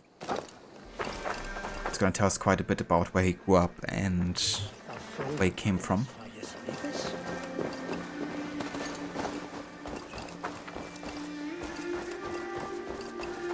Did not Augustine make a distinction between faith and understanding? That is my point. So you hold no stock in faith, only in the rational proof, the science of the divine. You're bold to defy your teachings. No, that's not what I mean. Let me explain, if it might. How to put it? What I mean to say is, faith is paramount. Yes, for without it, Christ's sacrifice means nothing. He died to save us, did he not? From the original sin of Adam and Eve? Yet evil persists. Yes, evil persists because he gave us free will. Does a newborn babe, slain by a despot, have free will? Yes. No, I mean, that is too simplistic. Or the priest whose heart is torn from his chest by the wolf? Judas, who was predestined to betray the Nazarene? Some argue Judas was used. Do my ears deceive me, Brother Hortbert? You question the scriptures? Declare Judas an innocent? A preposterous blasphemy! No, that is not what I said. Brother Cedric, am I not the most pious of his servants? Out! Out! Making new friends? A person's tongue gives you a taste of their heart, Eivor. And such information is often useful. And how do these sallow Christians taste? It was only a figure of speech, Eivor, and I have tired of it already. Is this how it must be between us? Of course not. I'm grateful that you have come. So I mentioned that I didn't have any detections of the past 3 streams of his right. What do I attribute to the change? Are certain areas not as terrible as fast stealth, or do I think it's just a game quirk to learn or skill improve? I would say it kind of comes down to me having learned more skill, stealth skills. Because the more skill points you get, the more you can invest into having a wider range of, I guess, stealth mechanics you can use. Which really helps a lot. The other reason I think is that spending more time with the game made me realize again how I have to behave in certain situations not to be detected. So from the detections I've had in the first couple of streams, I guess I took a bit of a lesson and tried to avoid the situations I've been detected in. So that definitely happened. But also laying out a particular rule set, I guess, for when I make an exception or when I don't, you know, also definitely helped as well. But I would say with time, of course, and with the more skills and abilities you get, the stealth also becomes a bit easier. For example, having unlocked the sleep arrow is super helpful because if somebody actually ends up detecting you, you have like a short time window to react. And if you don't have enough damage to headshot them, you can just sleep dart them.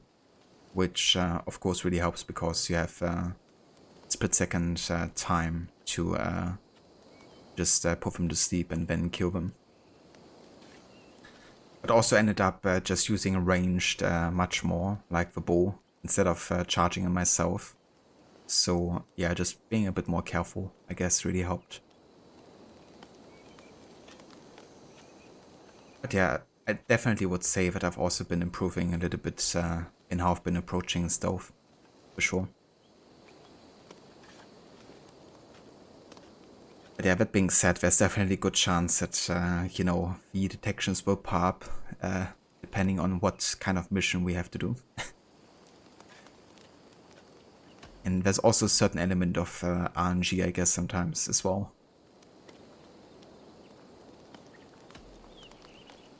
So what of the Joy Kang of Fulke? In your message, you say you tracked her to Kent. She is here somewhere, and as of last month, Sigurd was with her. But there is no guarantee this will be the case tomorrow. So, what is your plan? We are deep in their god's heartland, a heathen and a heretic. To hunt Fulke, we'll need a Christian snare. Fulke is hardly a saint herself. These Christians abhor her strange ideas. True, but unlike us, she can carry herself as one of them. She won't hide from everyone, not with a prisoner in tow. So, where to begin? I've made a friend, Abbot Cunibert, full of pious fire, but with ambition that far outweighs his wit. And what does your friend Cunibert know? Come, I will introduce you, and we'll hear the full tale together.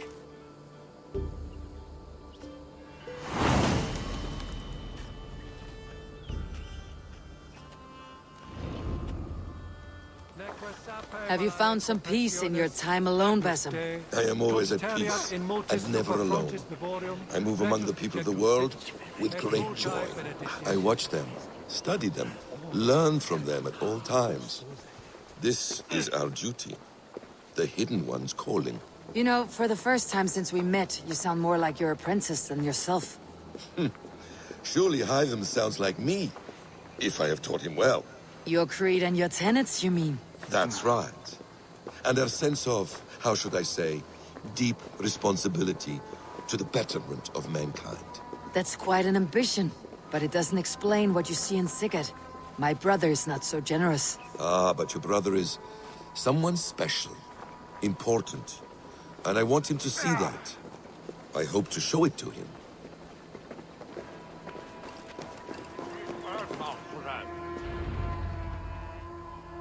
Is this not a blessed plot? God's own country.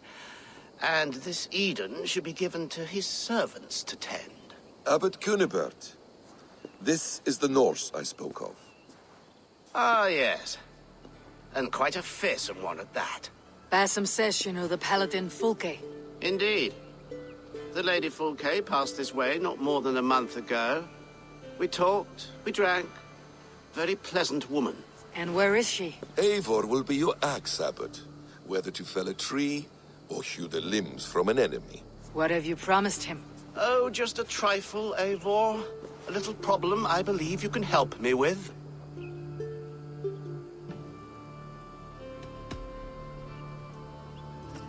This Norse is one who knows the value of silence and secrecy. The perfect choice for our subtle business.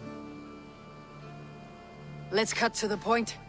What favor would you ask in exchange for Fulke?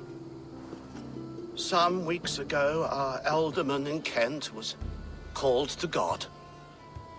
A terrible loss. King Alfred has chosen his replacement, but has not yet announced the name. I must know it. Now. All of Kent will see soon enough which Thane he has chosen. Why not wait? I want early access. To woo him, before his exalted position is made public and every fool is at his door.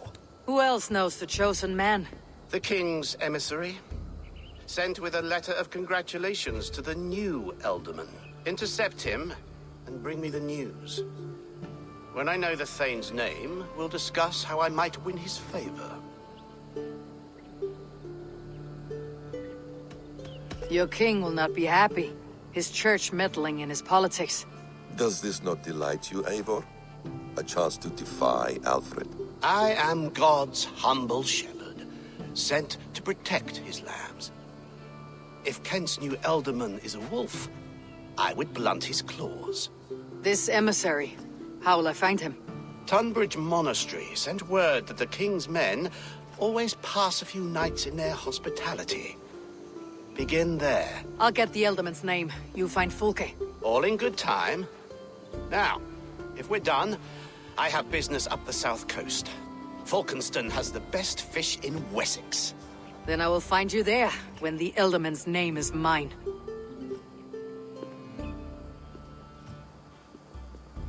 Cunibert is ambitious, but well-connected. We will not find Fulke without him. I suppose we'll see. What will you do? I'm not done playing with these Christians yet. I will see you in Falkenston.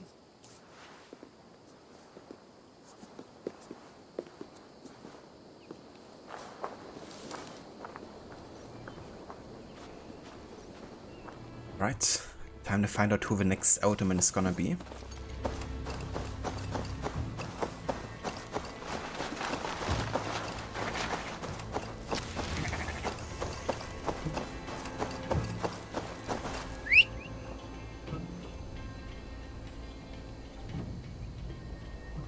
Aussie? Ah, there you are.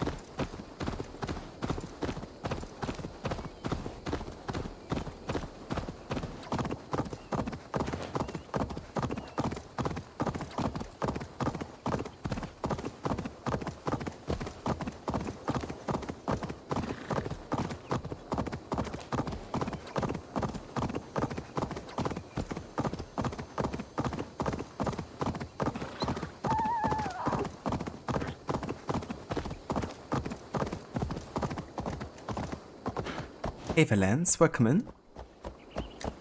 Of all the games that I've played, what is the best mount I have ridden? Oh, best mount I have ridden. Of all the games that I've played.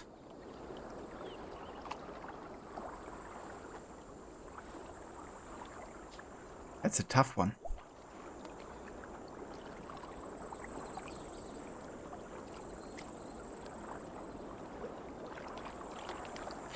I mean, I really like the horses in Origins, especially Lucius the Roman Stallion. I love the color, kind of like reddish brown, I guess. And I also like how fast the horses are in Origins, I guess.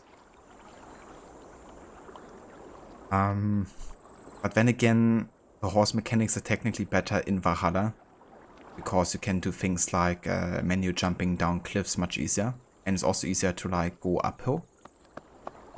And this horse that I'm currently riding actually is kind of like my favorite horse design in Valhalla, because of the hair only being on one side, makes it kind of look unique. So I guess it would be between maybe this horse and Lucius the Roman Stallion from Origins.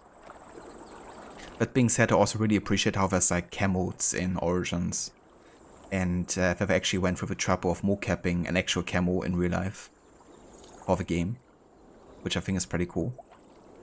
I can't really think of another mount outside of Assassin's Creed that I really liked. I mean, I do like Roach in Witcher 3, like in terms of like, you know, the personality behind it that you also get to find out later in one of the quests where it gets to you know, talk and stuff. But Roach was very kind of like awkward to control sometimes, so in terms of gameplay I didn't like Roach that much, I guess. Oh, look at that, Zealot.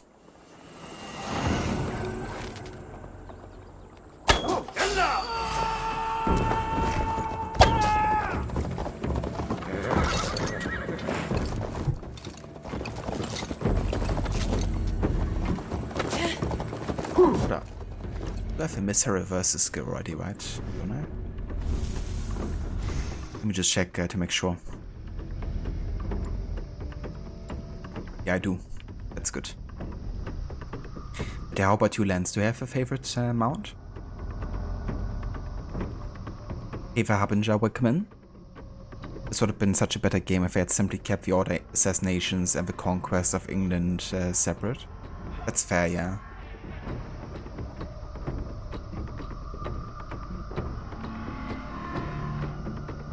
Like the first horse you pick in Red Dead 2 felt more of a bond to you and it's worked into the story. Don't feel the same connection in the AC games. That's true. Yeah, they did a good job in Red Dead Redemption to make you really customize the horse, give it like a name, and also take much more care of it. I also quite liked that in Ghost of Tsushima, where you also had like a horse that you stuck with, that you also could give a name and everything. Yeah, I would say you're definitely right that the bond you build up to a horse is probably the strongest in Red Dead 2. With how much caretaking it also needs.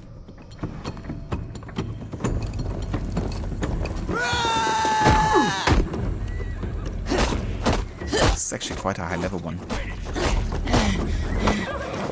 Now we have another soldier joining.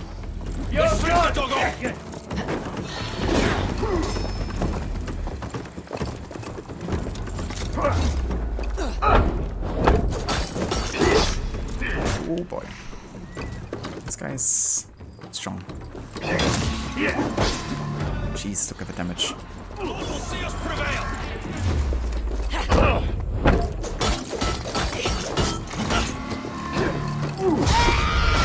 What the fuck? Okay, I'm dead. And this guy's also more than 100 levels above me. So he's like two-shotting me essentially. Kind of annoying because I was literally just activating slow motion to shoot him and he killed me just after having activated that. Oh, speaking of Red Dead Redemption, that's a decent sound from that actually. Let's try again.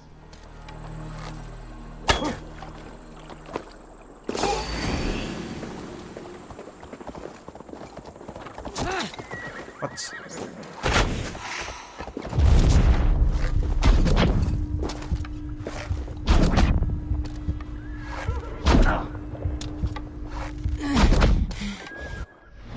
We could change our bow here.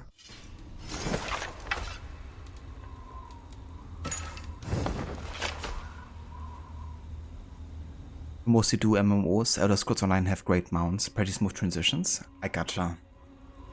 Yeah, that's fair. I mean, MMOs tend to definitely have like quite a good variety of different mounts.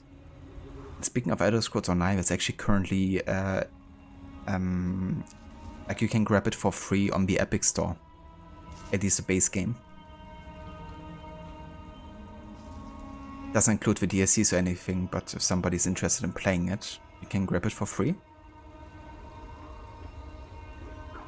You need to get Red Dead 2 soon also, so many games to play. Yeah, definitely get that. But yeah, Red Dead 2 is such an amazing game. I'm looking forward to see you play with eventually. It's a really special experience, you know, playing that for the first time.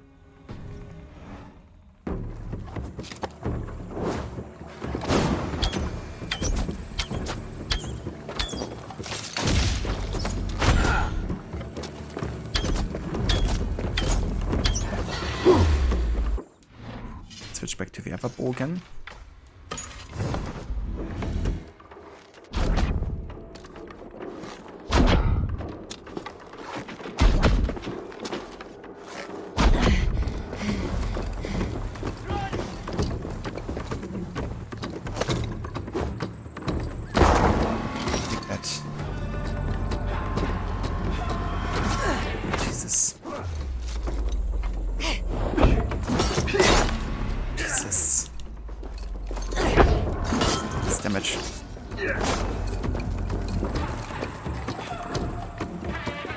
Bastard.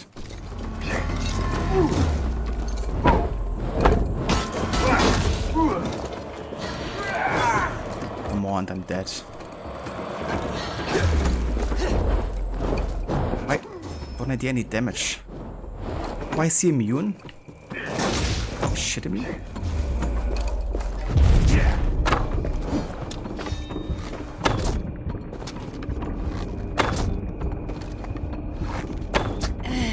It's freaking immune. Oh shit. Just rolls forward. Doesn't take any damage, doesn't get any stun. And then he just kills me with an attack I can't dodge or parry. Fuck that.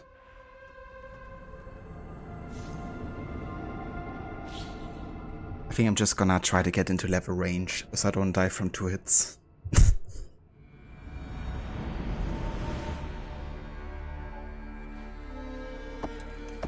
Goodbye.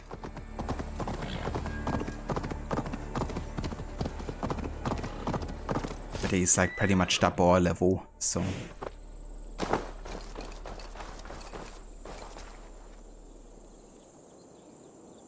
Oh, that's cool, Lucina. That's good, you already have it. Was that a shield bomb? Yeah, so you can kind of like throw back projectiles that are thrown at you with a unique skill. And that includes also bombs and stuff, which is pretty cool. And you claim to be a completionist, far from it in your opinion, but MMOs satisfy your hunger to experience as much things to accomplish. Yeah, I mean, they're definitely the perfect games to keep you busy at all times, because grind, you know, can take like multiple years, and even then there's like more content to be released, I guess. It's kind of the reason why spend a few days here. Someone may know where he went. I usually stay away from him nowadays, just because of how time intensive it can be. But yeah, if you wanna be kept busy, they're of course the perfect games to play.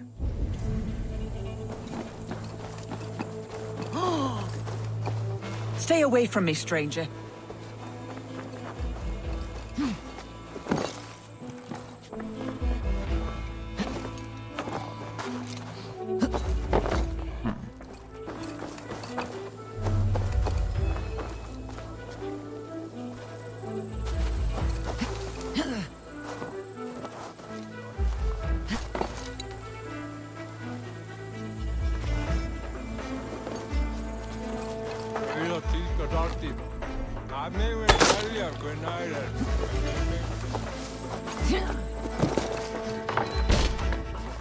Who are you? Loitering and lollygagging. I'm looking for someone. An emissary from Alfred. Have you seen such a man? Ooh, la-di-da. Listen to you, all high and mighty. Get away with you, you valley lily. If you would rather feel the edge of my blade, it can be arranged. Yeah, that I respect. Forceful, to the point, as refreshing as a summer ale. You're a strange fish. Did you see the man or not? I did. He was getting pie-eyed with that Bard Gowan and causing quite a ruckus. They left together. See? That wasn't hard, was it? Harder than it should have been. I don't blame you, Lance, because there's so much stuff to do, especially in Witcher 3. And then once you get to Skellige and you have all of the underwater wealth locations, it can just take ages to complete. It's kind of funny because the developers have essentially been confirming that they didn't plan on making those locations question marks. They just wanted them to be there, that in case you come across them, you can just collect them if you like. But I guess to keep them busy and increase the playtime, they made them question marks. I think I would have preferred if it didn't. I've no time for your twittering. Can I talk to this guy, please? I'm in no mood for wind belching, so choose your words well.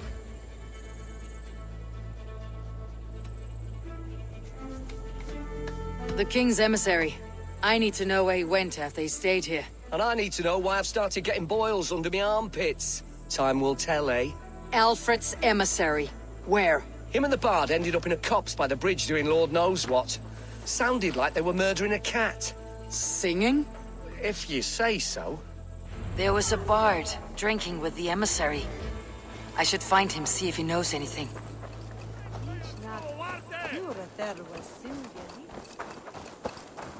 Yeah, it would be nice to have an option. I mean, often games provide you with an option to have like the legend displayed on the map, and then also to choose which kind of like markers are getting displayed and which ones won't be.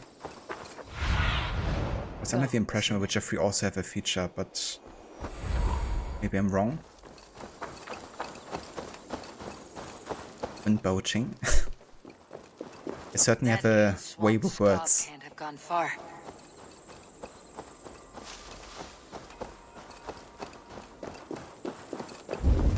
Maybe he should be a bard.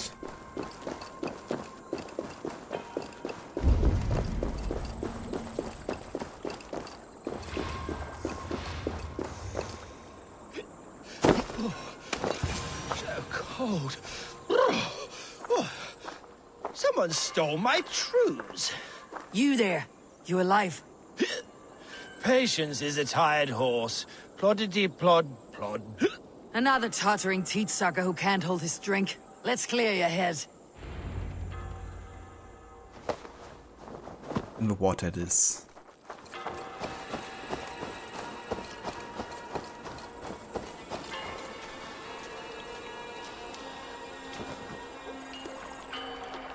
Oh, it's cold as a witch's tit in here!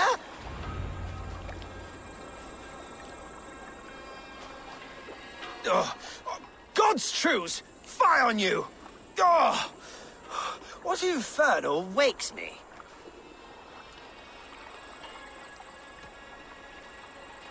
I'm the one you sing of, Bard. Stern of eye and scant of mercy. Have you not seen the ravens feasting in my wake? Enough! Your word mangles are making my hair ache. You and Alfred's emissary were drinking in the tavern. Tell me where he went. Were we? I was so ale-addled. Perhaps a small and silver thing upon my palm might help me recall? How about something long and sharp in your gut? All right, no need for that. You paint a vivid picture, Dane. He was headed to the White Coast to the southeast, Dover Fortress. He said it is where they train those religious fanatics, Zealots. They pray all night instead of sleeping. My thanks, and in return, wisdom.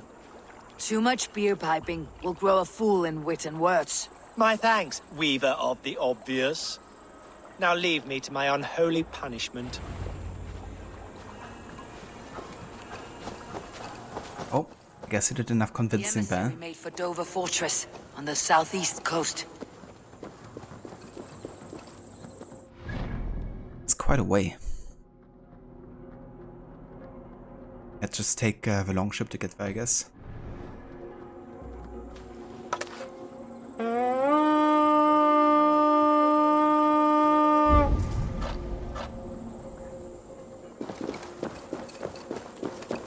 Yeah, I mean, having eco-vision and stuff is super helpful, which is also why so many games have included it nowadays, right?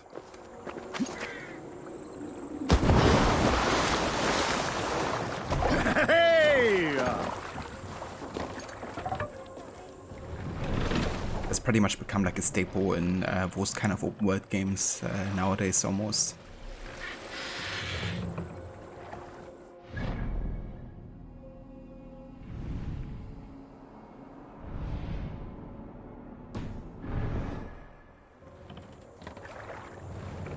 Mast up!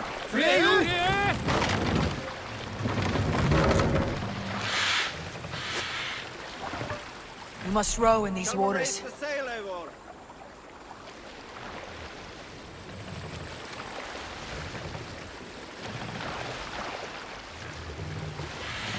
Sail! Catch the wind!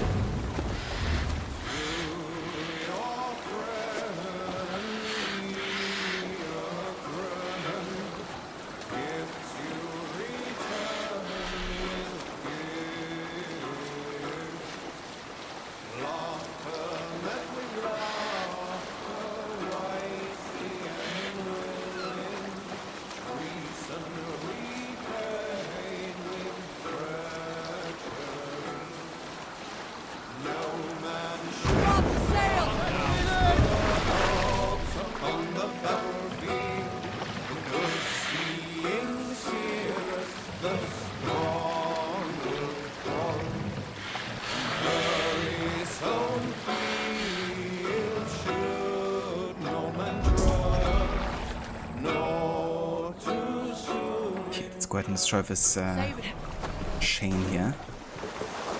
I should not be seen in this area.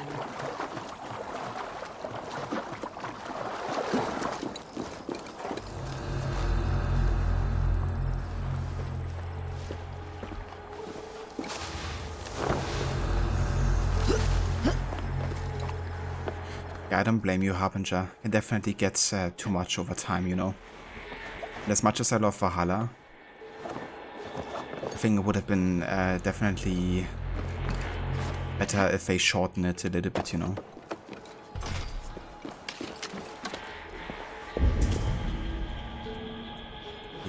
Who has the key?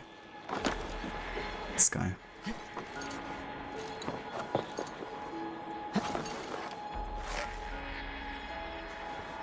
I can't one-shot him.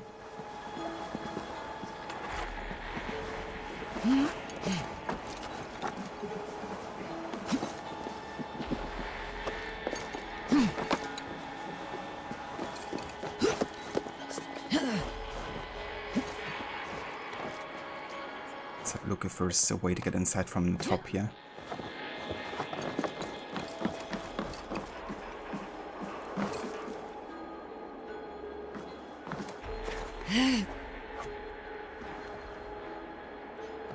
One down.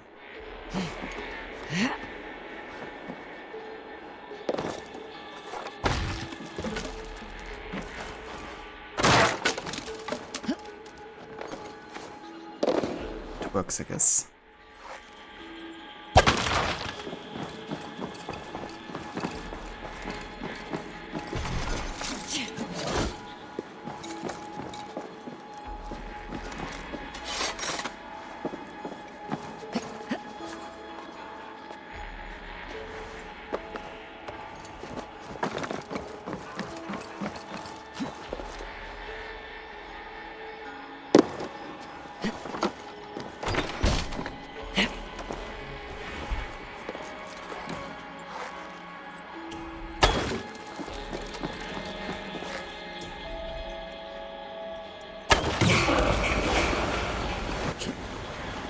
Takes care of the naval blockade here.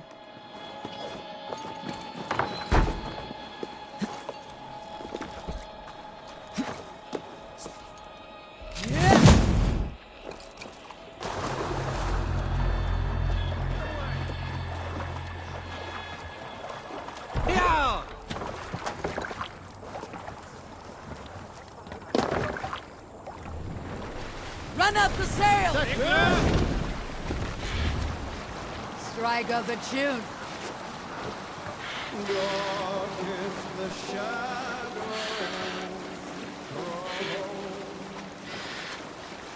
and disorder of the land dethroned.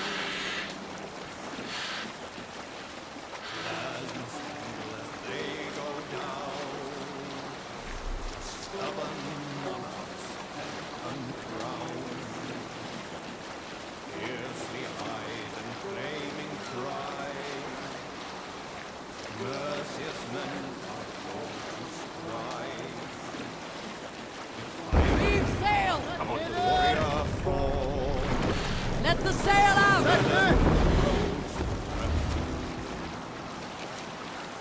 The king's God struck by shame. Loss has robbed reputed name. No matter what our hero choose, fear that there is none true. War can life inside the kill. His days remain numbered still.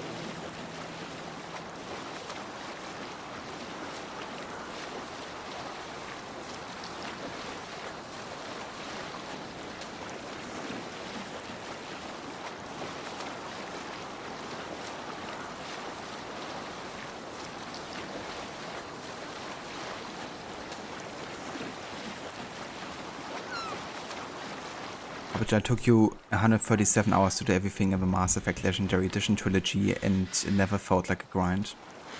I mean, that's fair, I guess. Given that it's also like 3 games, right? So you had like quite a separation of hours per game, I guess. Instead of just being one game you spend that much time in. But yeah, I mean, those games also have been released quite a while ago, right? So I guess if you would go back in time to Assassin's Creed, you know, then it also wouldn't take you longer than that to complete the trilogy. Probably even less time, to be honest.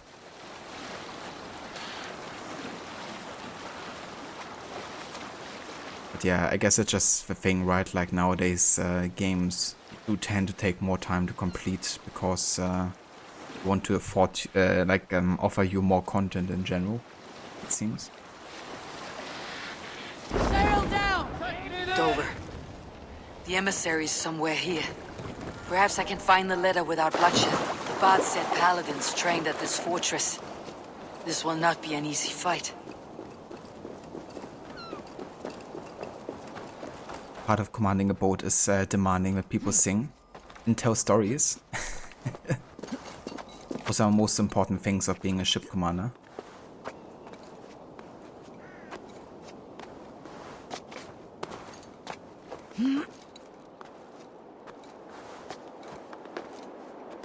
Yeah, I mean, for a lot of people, I guess having more content is also a justification to spend more money, because you're getting more money per hour. But yeah, over the years I've definitely also grown more fond of shorter linear experiences in games, you know. Like, I don't want to spend 50 plus hours on every game that I play. More the opposite, you know. Like, if it's under 20 hours, then I kind of prefer that most of the time. It always, of course, depends on the genre and what type of game it is. But yeah, I feel like once I finish this playthrough and Hogwarts Legacy, I'm gonna stick to some shorter games again. Like I did at the start of the year. Be my eyes, Sunan.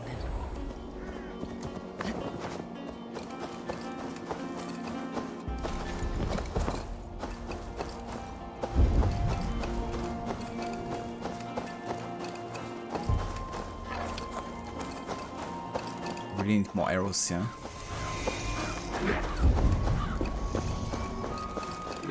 I should be cautious around here.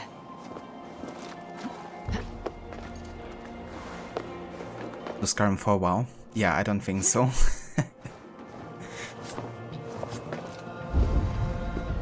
If I play a longer game, then there's definitely others that I would prefer playing for now.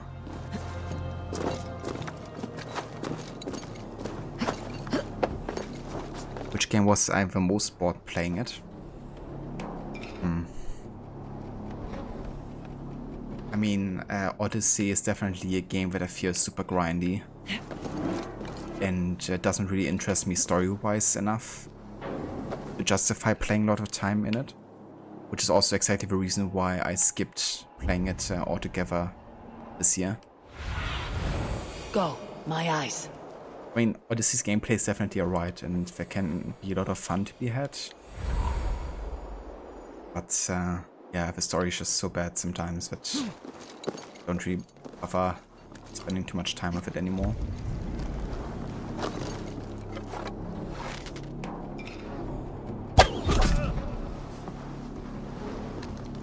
Ah, there's the letter.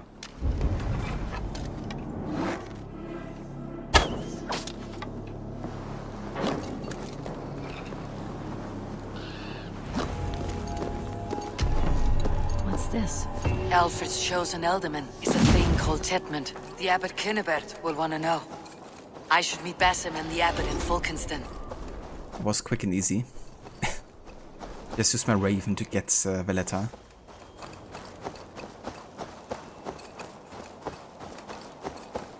Alright, perfect.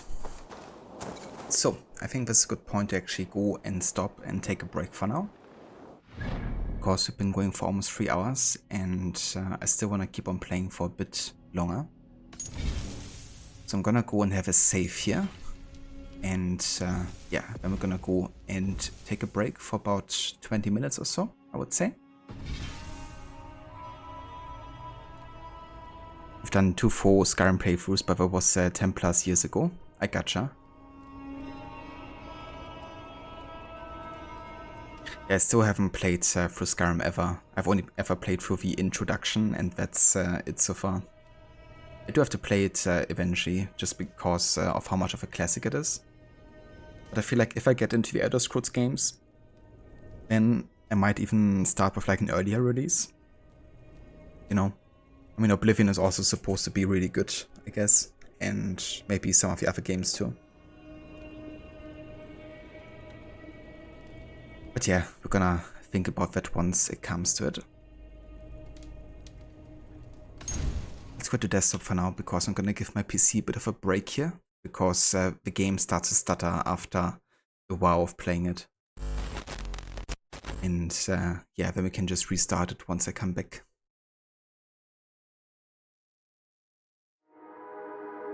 Thank you, Lance, and thank you, Lucinda. I'll be back in a few. And until then, I hope you enjoy some of the amazing soundtrack for Valhalla. And yeah, then we're gonna continue with a stealth challenge. So catch you guys in just a few.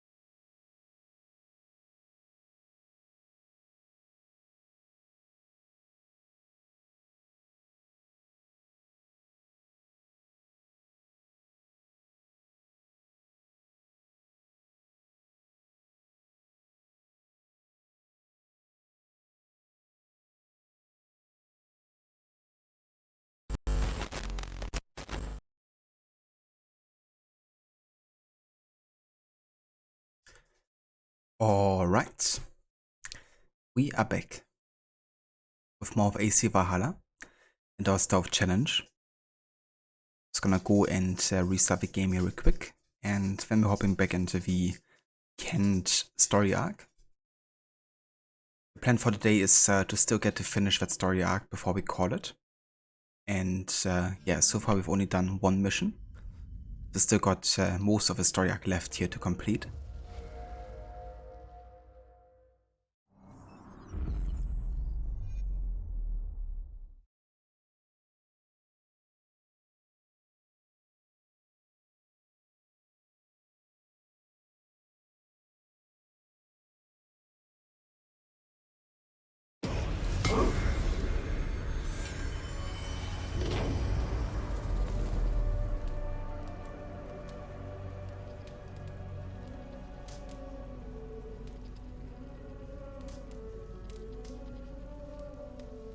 Thank you, Harbinger. Welcome back as well. The Psycho Lexi as well. It's me. Yeah, we're now at almost 29 hours played.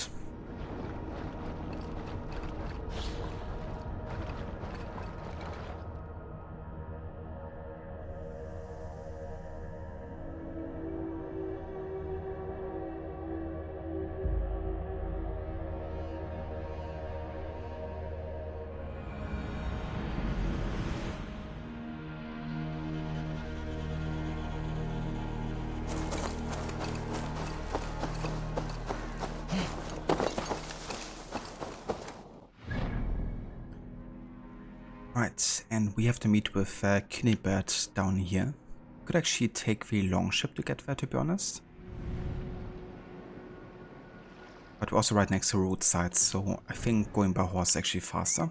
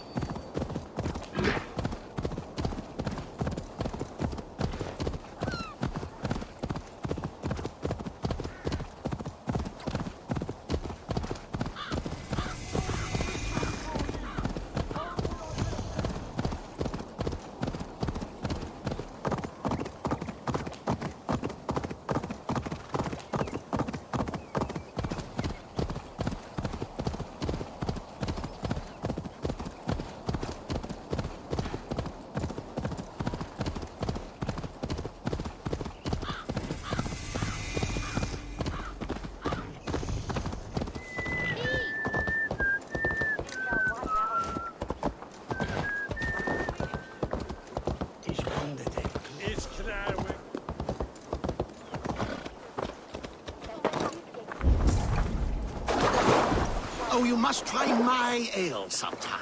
You must. My abbey brews the best in Kent. It certainly sounds worth the risk of my immortal soul. Ah, your god is rather a hard taskmaster. And your god forbids the mixing of wool and linen. It sounds to me like he's never heard of England. Not all that is written in the scriptures is God's honest truth. I do a roaring trade at Reculver and Tunbridge. They pay well for my catch. The monks? Do those parchment-skinned Christians ever eat meat? Don't you believe in Jesus? They refrain because he died for our sins. No one will stop me sucking the marrow from a nice leg of lamb, not even God's seed. Well, I hope eternal damnation is worth it. Religion in a nutshell.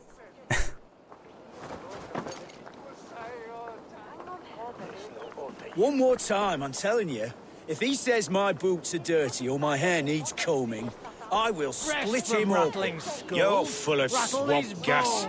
You'll do what you always do. Bow and scrape to our good Thane Tedmund. I'm not even sure it's him we're working for.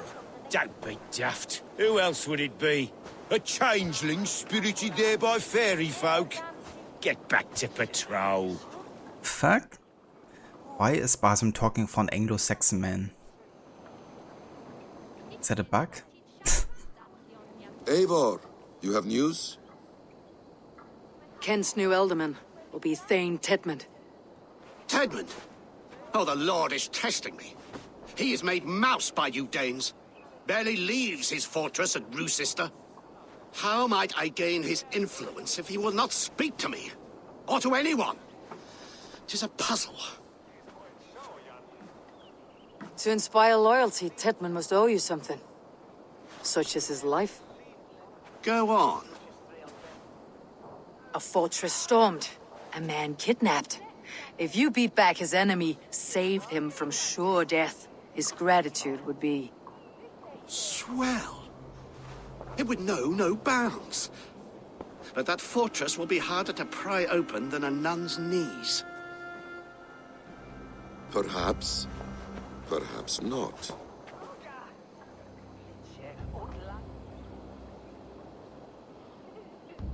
Are you hiding something, Basim?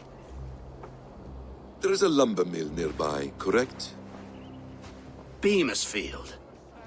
Alfred invests much in fortifying Wessex, and uses our forests to do so. The mill provides his wood. Tedmund is there. Impossible! How do you know? I heard rumors that Tedmund had been lured out of self-exile to manage work on the fortifications of Canterbury. Taking him from a lumberyard is less dangerous than assaulting a fortress. But your rescue attempt will not have the same flair. Is it worth it? It may still work. Yes. Yes. Bring him to the megaliths. And Fulke? When I have Tedmund's fealty, you shall have Fulke. Now go. I will rustle up a small rescue party.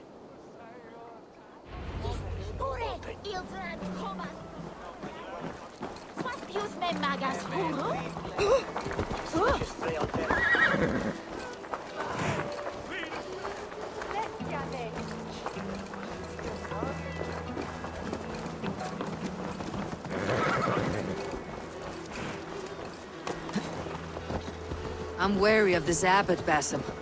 He is self-serving and evasive. Can he really deliver Fulke? The abbot is a friend of Fulke's.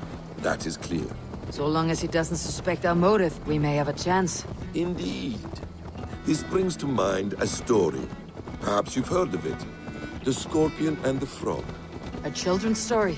A cautionary tale. The Scorpion wants to cross the river, but he cannot swim. So he enlists the help of the Frog. The Frog agrees to carry him on his back, extracting a promise that the Scorpion will not sting him.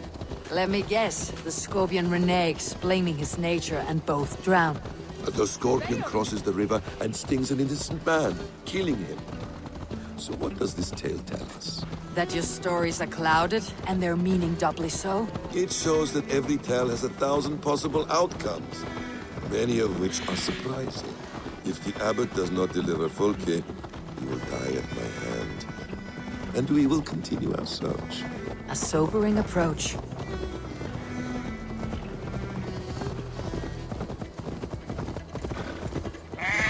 Beamersfield is just ahead. Lead. I will follow.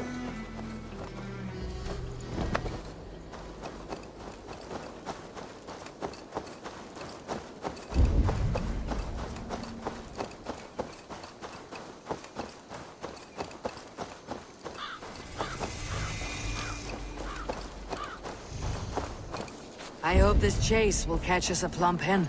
Once the abbot has Tedmund's gratitude, he will deliver Fulke. It will cost us nothing more than this. If that leaden wit keeps his word. Ah, you prefer to work in the shadows. Show me what lies ahead.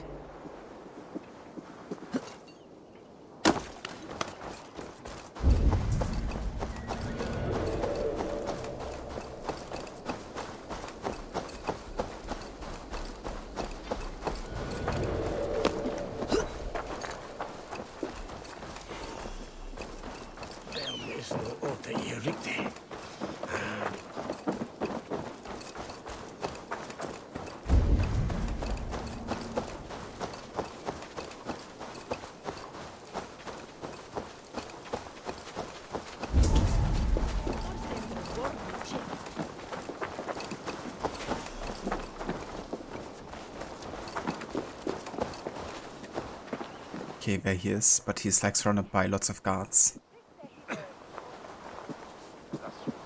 Which is a bit of an issue. Get back to work! Time is coin and you're spending mine! Do you dare to question the orders of the great Thane Tedmund? I will have you flogged! We have a quota to fill. We must keep the Danes from Kent. Come on, you lazy hounds. I don't pay you to lollygag.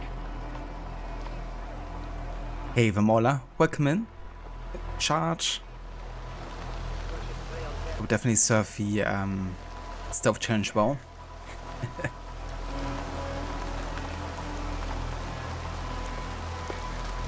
And thanks, dude. Happy Friday to you too. No! Protect me! Fuck. You see that? I'm like hidden and he just saw me. Okay, I'm gonna make an exception for this because that's a forced detection right there.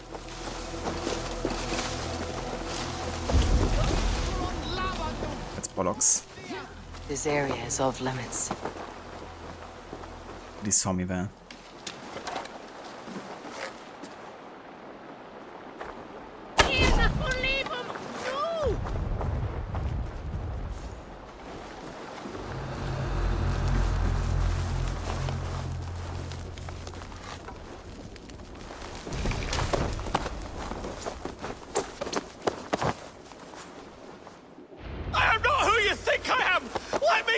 Wrong person, dude. Caterwauling and you'll live. Live? Oh, saints, protect me! Silence will save you, Tedmund. Silence, not your saints. No.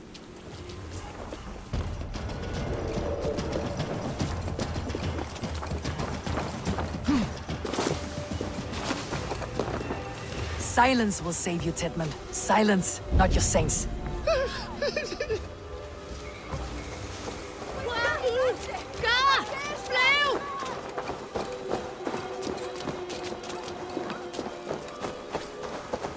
Flee, my friend. We have the man we came for. Does this venture not set your blood ablaze? Be gentle if they prefer working in the shadows. And so we have. To steal a man, take him with swiftness, and escape without anyone on our heels. We hide in plain sight. Such is our way. But only until the moment of success. The final strike. I prefer to act and speak plain.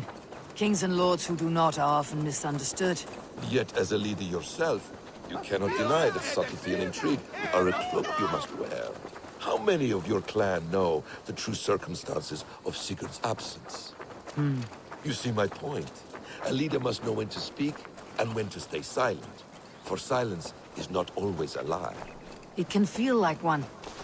You truly embrace the concept of hiding in plain sight, eh? To its very fullest. As I do in everything. Stealth schmolf. Definitely having fun today, Mola. Thank you. Also doing really good progress. We're already on the second story arc for today. How about you? How's your morning going so far?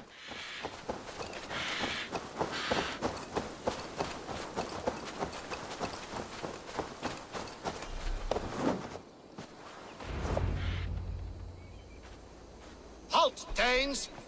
In the name of Alfred, King of Wessex, I demand you release his royal subject into my care. Come no closer, Christian, else your man dies by my blade. Please, I'm not the man you want. Keep your eye on this one. He'll be worth a hefty bounty. Any false moves and I will snip your heels. We have your man. Now let's finish this shadow play and be gone. Are you sure that's Tedmund? He's dressed as a lord, but that man is shorter and fatter than I recall. I'm not Tedmund. I'm not. I swear upon the Holy Rood, I am not Thane Tedmund. What in heaven's name is happening here? Who are you? Speak quickly or I'll slit your throat and leave you for the crows. Shergar. I'm called Shergar. Lord Tedmund pays me a measly coin to serve as his double. Brother Shergar?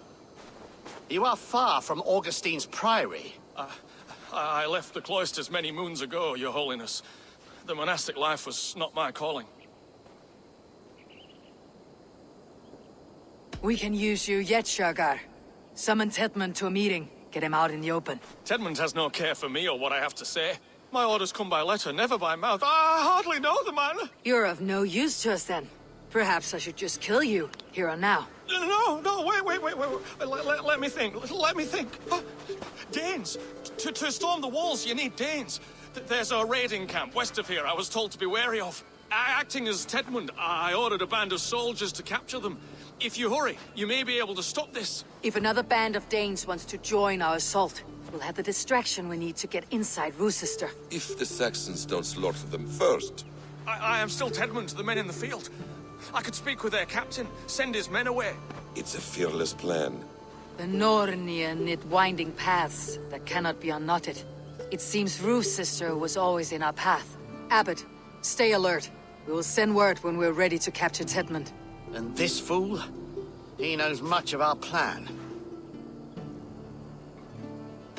He'll come with us, and if he betrays me, I will roast his balls over a roaring fire. You will not regret this. My wily ways and quick wit will cease the need for bloodshed. I still might kill you yet, man, if your prattling doesn't cease. The rewards for being Tedmund are rapidly diminishing. And how does one become a double? Are there vigorous challenges and tests to overcome? I was born with the misfortune of looking like someone else. I should have stayed on God's chosen path. What took you from it? I'm the seventh son of a poor farmer. And not wanting another mouth to feed, my father gave me to the monks. The cloistered life did not suit you? I thought there would be great comfort in repetition. But instead I found nothing but prayer and back-breaking toil. The Norns weave strange destinies. Now your life depends on the story you weave for yourself. I'm not a good forgery. Stilted, leaden, my hands sweat, and I have a stutter when I'm nervous. But I will try. Ah, the cornerstone of all great art. The captain does not know Tedmund well. If we keep our heads, he will not question my orders. I hope. Very nice, Smaller. That's good to hear. That is going good. There is great horror here. Those who remain must be saved, whatever the cost. Let us approach the captain with caution. He drinks too much and does not need a reason to kill us. Yes, it is I, Thane Tedmund, coming to discuss the orders I gave to you not one day ago. This ham-hock will get us all killed. You will not see another sunrise, swine balls! Pipe down, you dogs! Your slaves are Kent now!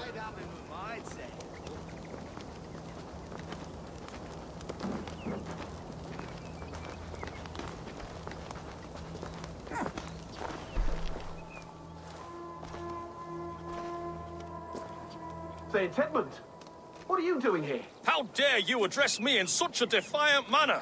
Do you not know who I am? You are Tedmund, as I've said. And I mean no disrespect, Lord, but I was told you were back in Rochester. Oh, yes? And do I... do I look like I'm in Rochester? You, do not, sir. A wise man is always unexpected. You travel in strange company, Lord. An Arab and a Dane. It's kind of funny that his voice sounds like he's, you know, wearing a helmet that's like above his mouth or something, which isn't the case.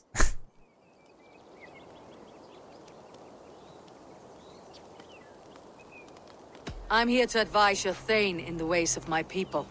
That is correct. A cultural exchange of sorts. Perhaps one day I will visit your, Daneland. Norway. You mistake me for a foreigner, but are we not all just a measure of the places we have seen? Right, well, that aside, have you any further orders, Lord? Yes. I order you to stop loitering and return to your barracks, you scabwit. And what of the captured Danes? You must kill them all! Every lad! Sorry, no.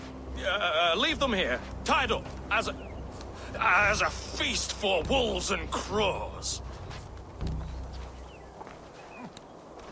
That is all. You may depart. Shoo!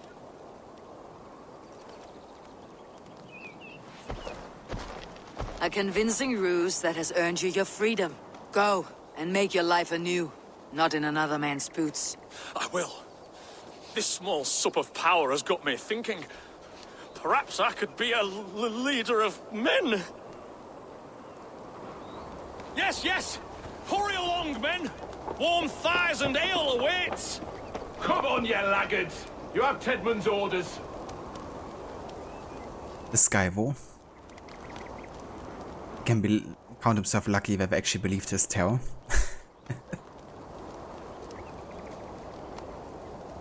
I'm surprised if he survives another winter.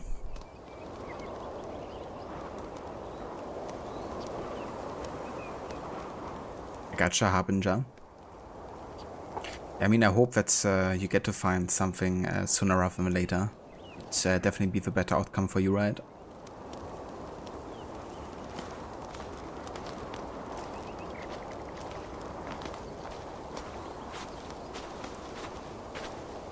Tied up like animals. I need to free them.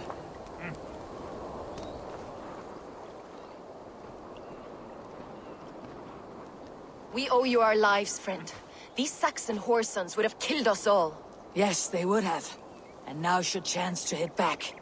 March with us on Rochester, and drain it of riches. I would gladly, friend. But we few will not break those iron-thick walls. And we have no allies in Wessex. None who could be called upon to attack their countrymen. Mercia will heed the call. Gidrich will provide our Vikinger Hort. We'll send a message to Oxenfordshire. The men of Mercia would gladly take a swipe at Wessex. What is your name, warrior? Runa Egilsdotter. We need ships, Runa. We have a small fleet moored upriver, but the naval chain blocks passage to Rochester's walls. I'll remove it, and your people will bring their ships. Now, gather these fallen weapons and armor. Gidrich and the men of Oxenfordshire will need them to hide their Mercian origins. My warriors were denied Valhalla today. I cannot bear the idea of gifting their weapons to more Saxons. Their sacrifice was great. Their gift will be all the greater. And they will know justice with our victory. It will calm their restless shades, I promise. Will your men bring the armor to the battle? And what is our plan? In the morning you will go to Buckingham. Remind Gidrich of his promise. When you have his bond, meet me on the shore near Rochester with the ships. Abbot Cunibert must be warned in advance. He'll need time to muster his rescue party. Runa, that is your task. I'll tell you where to meet him before you leave. All seems in order. At first new light, I will leave. Good. That gives us time to drink.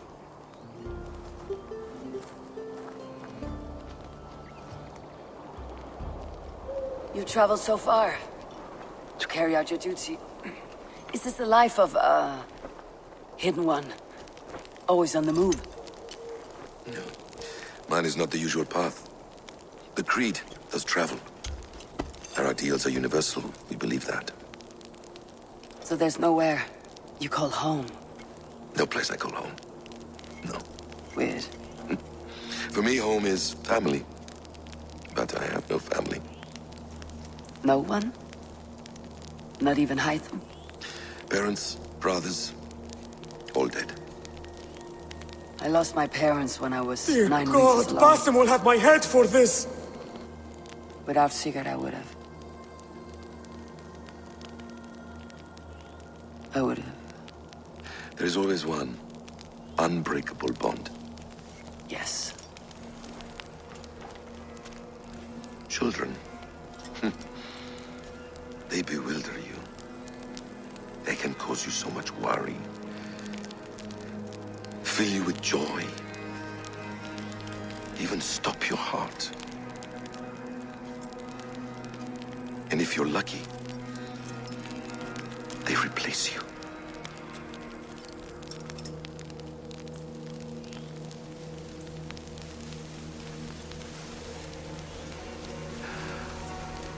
was not so lucky. I had a son. I miss him terribly. Even now. I am sorry, Basim. He was taken from me. By someone I trusted. A friend, a mentor. A man who I would trust with anything.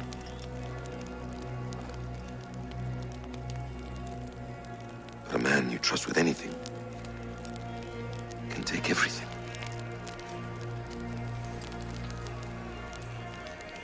He took all I had.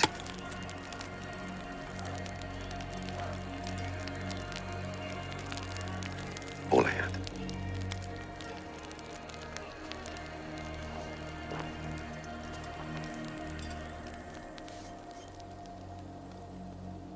With the chain down, Gietrich and the ships can get through. Rue's sister will not be an easy nut to crack. Time to prepare.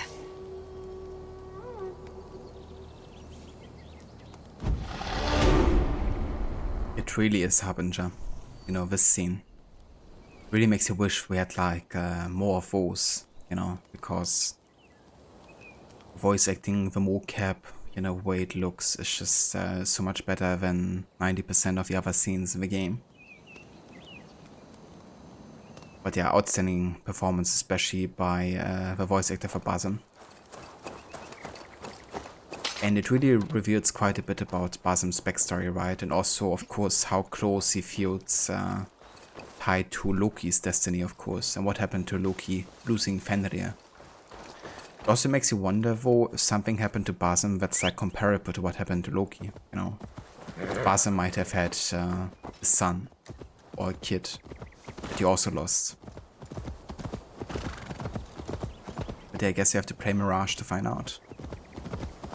Yeah, this entire story of Ken really makes me so much more intrigued in the backstory for Basim and eventually playing or at least seeing what Mirage's story has to offer.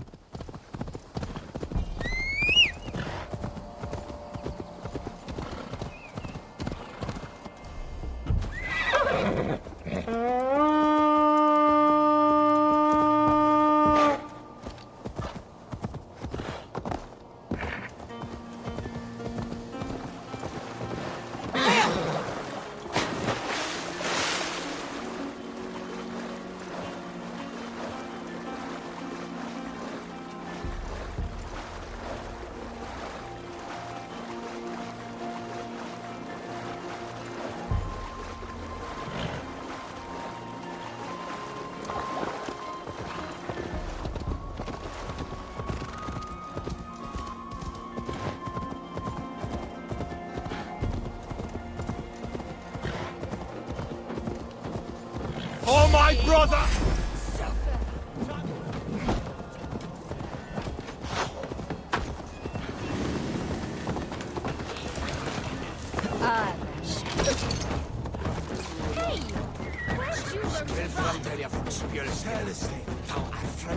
Eivor, we await your orders. You brought your weapons and armor? Aye, Raven Tamer. Good. Now we dig in and wait for our friends.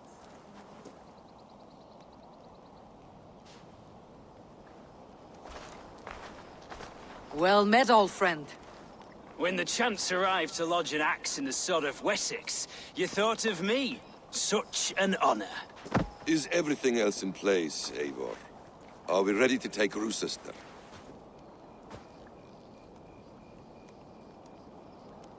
You know what we do to Cafoni like you? We bring out Bruno the donkey. Trust me, he is not so tender. It was said to Basim.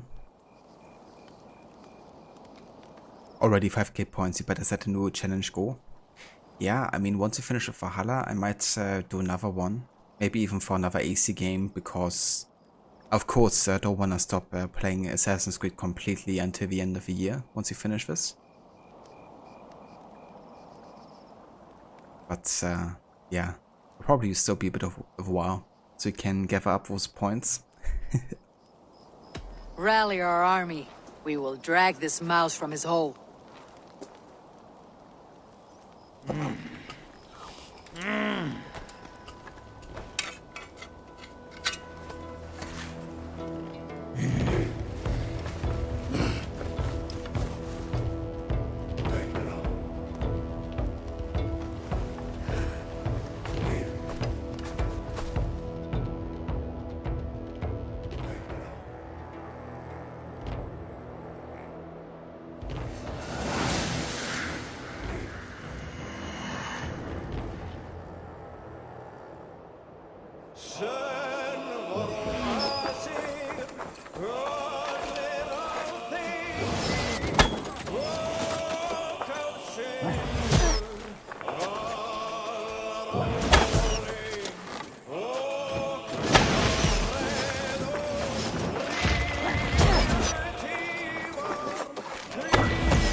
Can this guy stop only shooting at me here?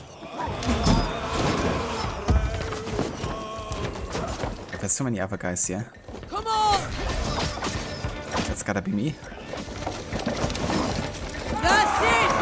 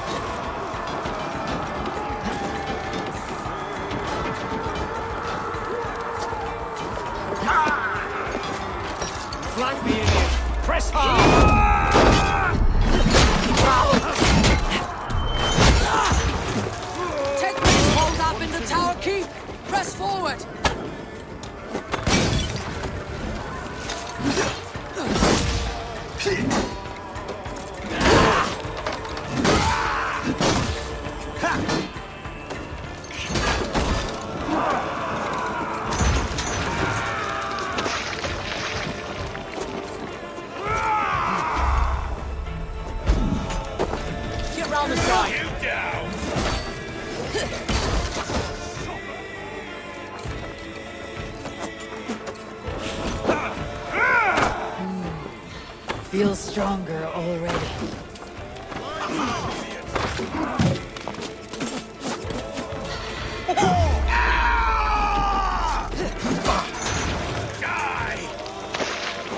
Take me. Hit you. Follow my lead.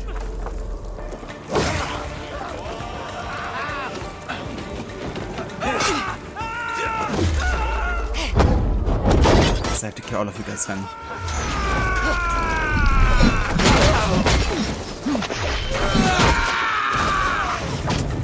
With me, brother. Flee! Let me actually try something here. I wanna get the assassin card chip. There it is. Because when I can throw a smoke bomb after parrying, we might have a window to open up the door there.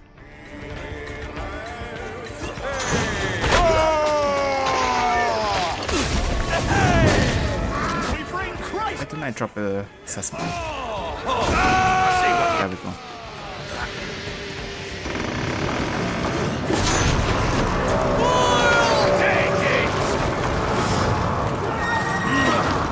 Works.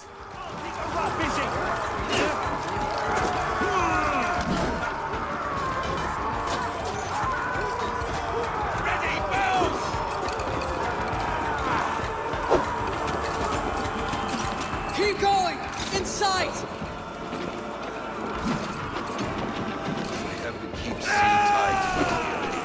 Then we must look higher up for a way in sight.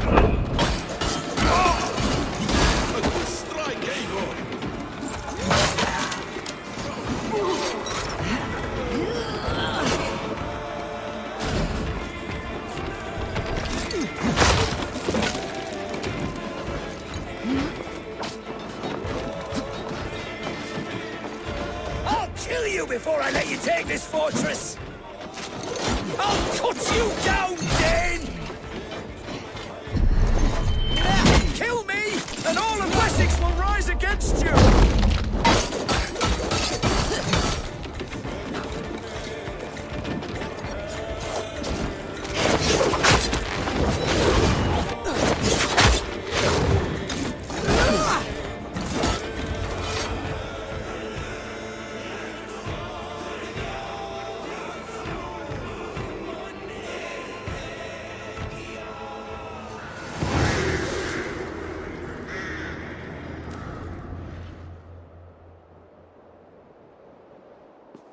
You dare to take this fortress, Dane?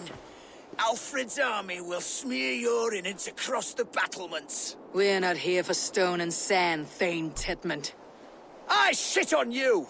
You and your toy gods! I will not bow to you like some puppet's lord! I would rather die! How much will your king pay us to keep your sniveling head upon your neck? An army marches upon us from the south. A holy man from St. Hadrian's Priory, backed by a field. Ah, then, Abbot. Kinnebert, God be praised. If riches are all you care about, the church has it in abundance. If the terms are fair, you'll have your freedom. A chest or two of silver for a shit-stained sewer rat. Stay quiet, or I'll not be able to stop my friend from slitting your throat. Ah! Watch yourself, heathen. You handle me too roughly. Ava Molle, welcome in. Good afternoon to you as well. You will die for the indignities you've showered upon me, Dane. I mean no offense, Thane. You're only a hefty ransom to me, nothing more. This is why you batter down my gates, kill my men, for a purse of grubby coin? You have no honor! Enough, or I'll return you to the Saxons with 10 fewer fingers.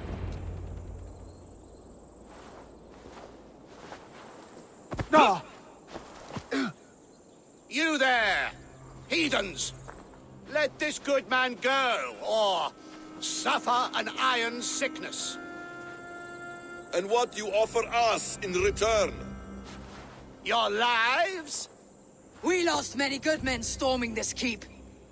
It will not be in vain, Christ's slave. 20 chests of silver. Give them what they ask, Kinnebert. A hefty sum that will leave God's coffers hollow? I cannot give it up without some assurance. Tedmund! You extort me in return for my life? You were swiftly met, Abbot. Not long after these scallious worms took my fort. On the Lord's bidding, Tedmund. At prayer, a terrible vision befell me. A host of heathens, your life in danger. A coincidence I find rather... rather ominous, Abbot. Do you... God help you, man. Are you well? Air! I need air!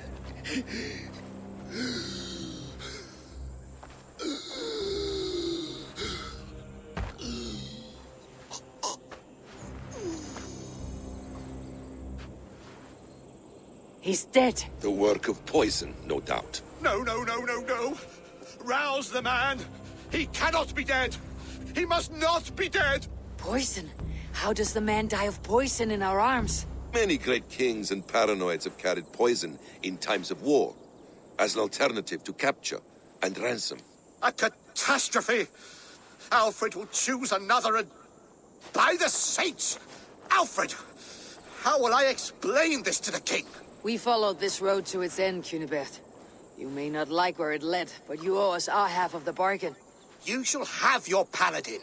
I need a day. Return to my abbey tomorrow, and you shall... Oh dear. These delays are grinding at my bones. We should abandon Cunibert, find Fulke ourselves. Peace, Eivor. Speak with Giedrich and relieve him of his oath. I'll meet you at Cunibert's Abbey.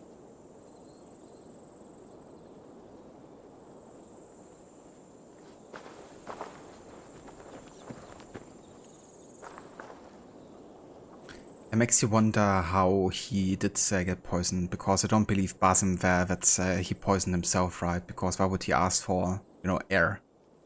If he makes the active decision to kill himself with poison, then he probably wouldn't ask for help. But I guess maybe Basim did actually end up, subtly poisoning him. Because we still get to know about Fulke, right, and where she is. It's not like killing him did stand in the way of that. Well, I got home from the doctor, got some new painkillers, oxycodone and morphine. I gotcha. Well, I hope they help give you some relief, Molle. Also, hey there, Ember. Welcome in. You fought like beasts escaped from your hell today, Giedrich. Your oath to me is fulfilled.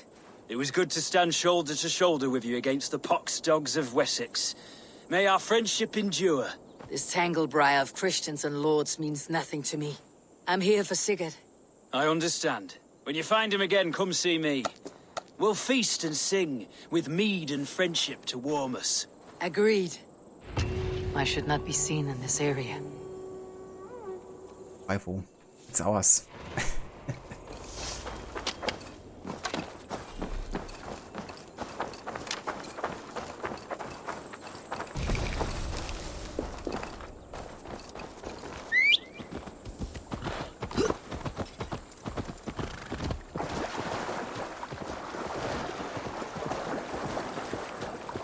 Thanks so bloody welcome. Yeah, that's a good timing, isn't it? With a quest popping up there.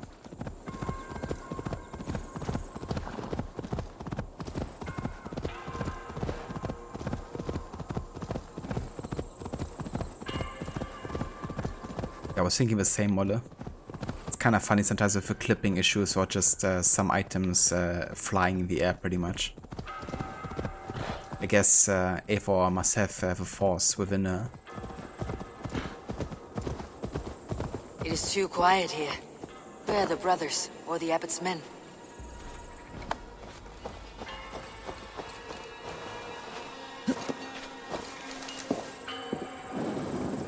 I would say well met, brother, but I cannot shake off the needle itch of dread. Is something wrong? I followed the abbot here, kept him in my sight. But the monks, his servants, I have seen nothing of them. Dead.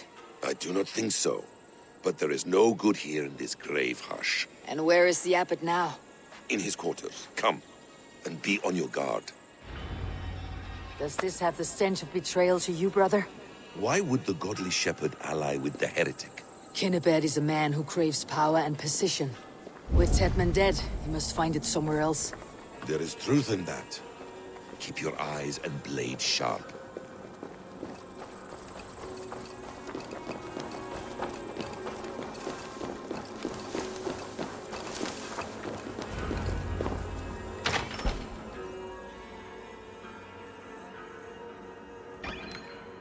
Kinnebet, your guests have arrived.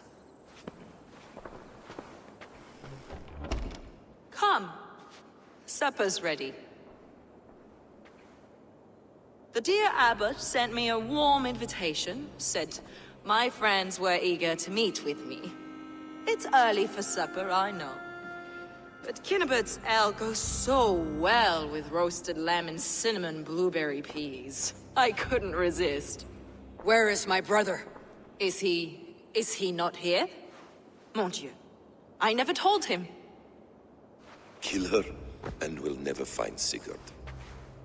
Sit, Ava. Eat. And let me tell you the tale of a man who talks with gods. You mock me. I have killed for much less. Of course you have. Isn't that the way of this ugly world? We cull the sheep and thin the flock as we see fit, you and I.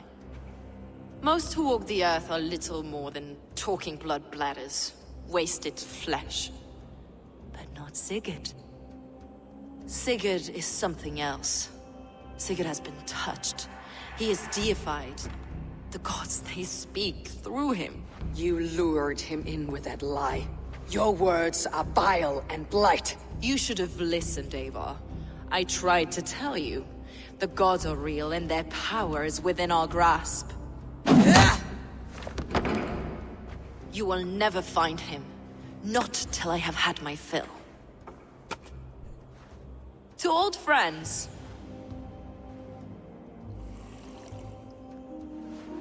This really is delicious, Kinnebet. Is it cloves I taste? Well, that concludes supper. Kill them, and bring their bodies to my sanctum in Requiescat in pace.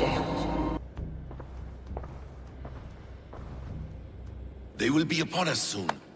Maybe there is another way out.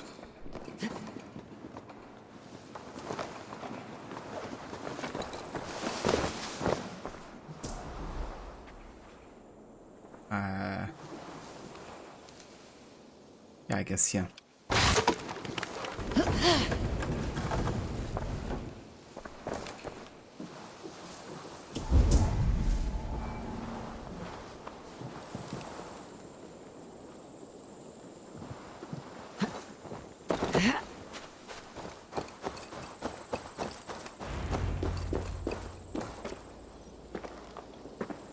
Awesome.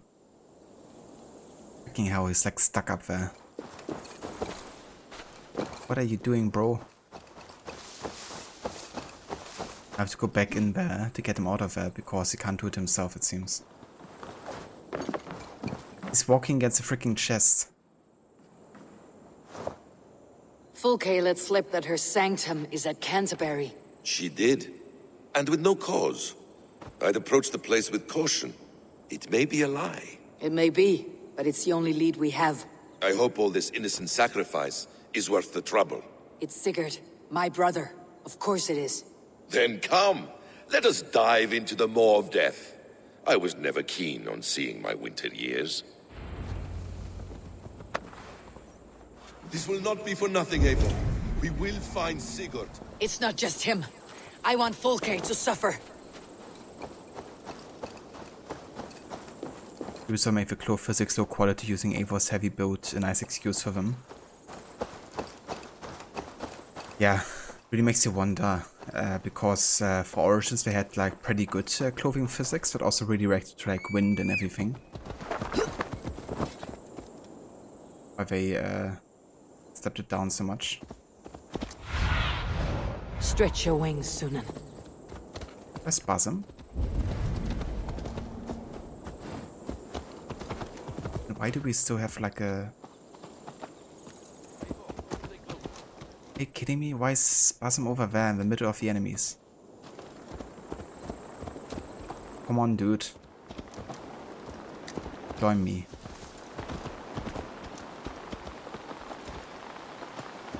Wanna listen to what he has to say.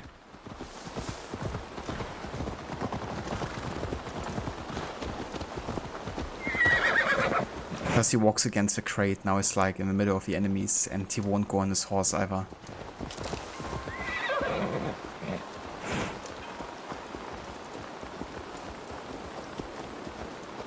Sigurd is defiled. I mean, he was definitely. But what folk has done to him. This land of summer, mists and forests, dreaming darkly. I see secrets, and I want to know England. All of it. And yet it rounds on us at every turn, snarling like a cornered dog. I begin to despair. I also have a bug where the hair was just like peering through my hood. Saw that just now? There. My hair is visible through the hood. The amount of bugs we're currently having is actually insane. I mean, that's nothing major, of course, but still. He's blending, Mirage version feature. Yeah, bringing back social blending. Of ever settling here. With enemy guards. The stars light your path, and you will never have a home here. Do you miss the land of your birth? I have long been away. But it is fiercely beautiful beneath the vanity, arrogance, and pettiness of men. I should like to see it. You could if you wish. My father was an architect, a builder of wonders. The great Mosque of Samarra, his masterpiece. Another man, who played the Caliphate's game better, took the credit. He was exiled, and died in poverty. Your faith's ours. What of loyalty? Shared stories round the hearth. Warm nights, bodies, and the tender love of another. There are some who are worthy. A scant few that tower above the sullied mass. Men and women of vision and valor. Sigurd is one such man. He is. Fulke isn't wrong on that score. I fear for him, Basim. I cannot rest until he's free. Nor will I, my friend.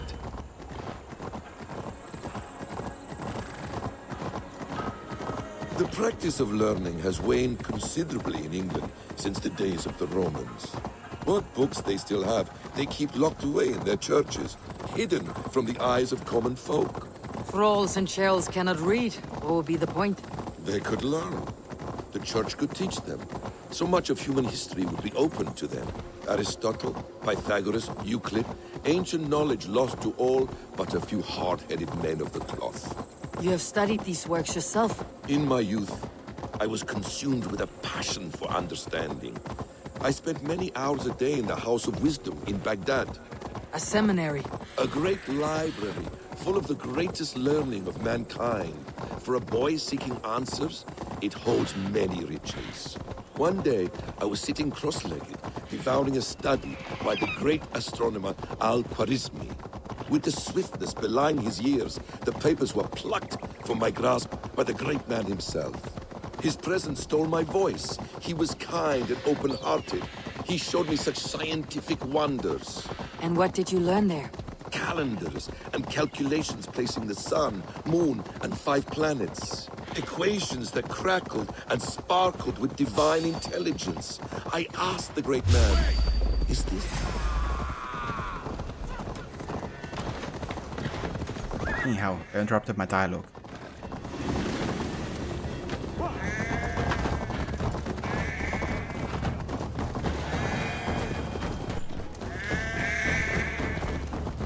Equations that crackled and sparkled with divine intelligence. I asked the great man, is this what it is? You saw your god's hand in the runes? I found wisdom, and I have been searching for more ever since. There is great vastness outside ourselves, Eivor. Most only notice a few grains of sand. But some, like Sigurd, I believe, see the endless flow of the hours. What you see in Sigurd, is this what Fulke sees as well? I believe it is. We will find no friends in Canterbury, so try not to draw attention. This place reeks of the piety of priests. Shouldn't be seen. Better be hooded. Dreaming darkly. I see secrets. And I want to know England. All of it. And yet it rounds on us at every turn. Now it's just repeating the dialogue here. I begin to despair of ever settling here. This place swarms with Fulke's people. Sigurd will be well guarded. Caution and subtlety should be our path. Ready? Follow me. Okay. But I love a dialogue there between Eivor and Basim. You know, how much is revealed actually about Basim's backstory, and I reckon we're also gonna be seeing quite a bit of it. You know, House of Wisdom he mentions in Baghdad and the scientists he met. I reckon there's a good chance we're gonna see exactly those encounters in Mirage. Why would Fulke give us her sanctum? She baits us, cocksure and arrogant, but she cannot see failure in her path. Her fearful wit would say otherwise. They will attack on sight here. Al-Khawarizmi is a man who wrote Al-Gibr, which Algebra is named after. Interesting. Whatever we find there, keep your head. You chastise me like a child, Basim. I guard you like a father. Nothing is served with your brutal end. You have much to do in this life. I know it. More riddles, sly tongue. No riddles. I sense a greatness within you both. Your destiny is not to stain the stones of this godhouse with your blood.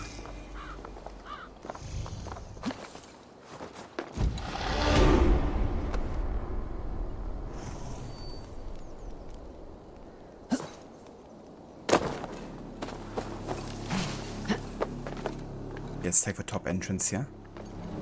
It's not quite as direct.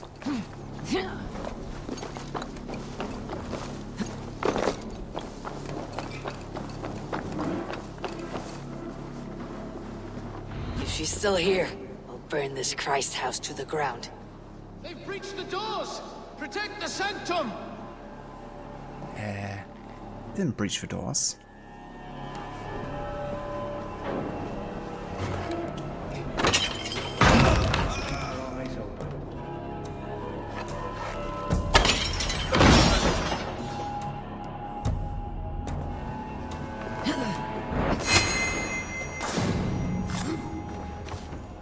Okay, that does it.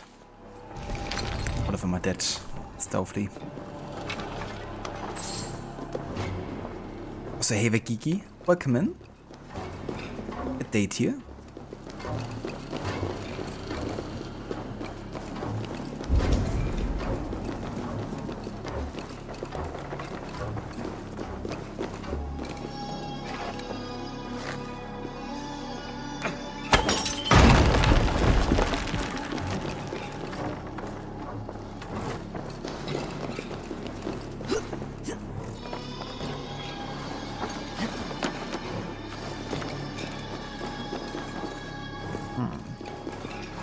Okay, I have to get on the other side here.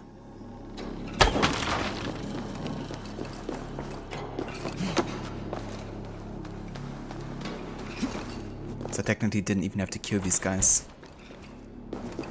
But doesn't hurt.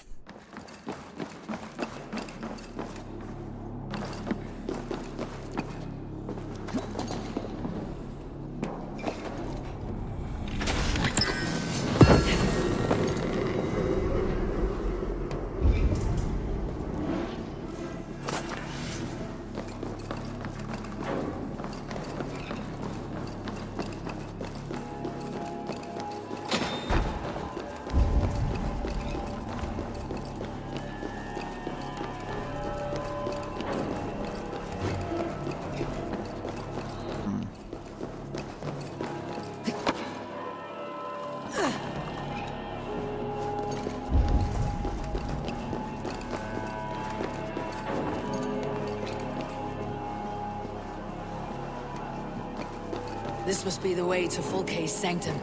Then let us go.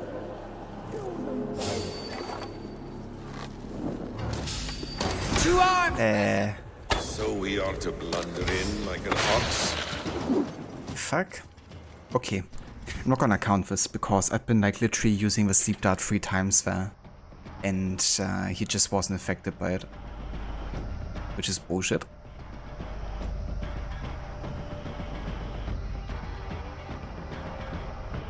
And by hope Mirage doesn't have optional objectives or objectives of multiple teleport assassinations, you want to play it without that feature because it comes from Odyssey.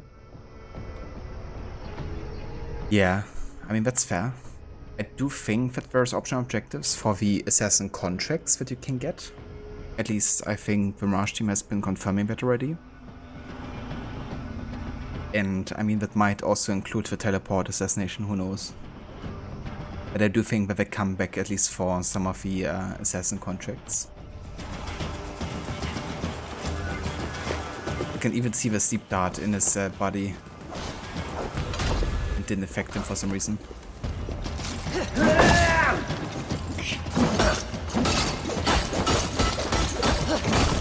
This is the place.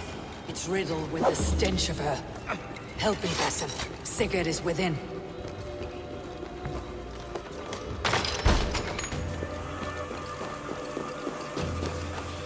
Fulke! I'm here! Face me! Have a care, Eivor. You will play into our hands. Strange writing. The Sagasson inscription is read by Sigurd, in a language we can't understand. Details on the Order of the Ancients. Fulke ranks high among them, but it's not their head. Oh yeah, that's the same letter we have already read in London. By Odin, this is a sick tapestry she wove. For every drop of his blood she spilled, I will take a mead horn more. Fulke's journal. I throw myself at the strange language that Emperor Louis bade me to decipher. Yet all my knowledge of the Ancient Ones and the artifacts fall short of shedding even the thinnest ray of light upon this beautiful script. Louis tells me these words come from an etching seen and transcribing by young Palatinos in the days of Charlemagne's oversight. But Louis does not know where in the world the original inscription was discovered. On a temple? A tomb? A slab of rock? Impossible to say. Again and again I consult the keystone in my possession, searching for correlations between it and the word copied from the etching. Yet nothing obtains. It shouldn't be a surprise. The keystone itself is a mere fragment brought, I am told, from Norway by the invader Ragnar Lothbrok. For that reason I call it the Saga Stone. Did he know the true value of the object he carried? A fortuitous discovery. I have come into the possession of a man bearing the mark of the Ancient Ones upon his neck. I tremble at what this could mean. Could he be an Ancient One reborn? Or a child of such a one, designed to make his appearance after so many centuries? I have heard stories of one called Aita reborn, but this man doesn't have the telltale eyes. I would do all I can to probe this man for hidden mysteries, and with luck, the language of the Ancient Ones will also open to me.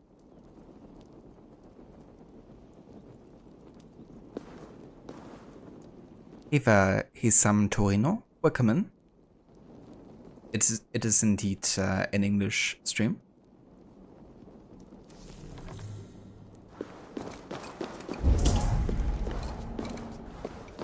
Plans to the great fortress in Wessex. Is there something here we can use to breach it?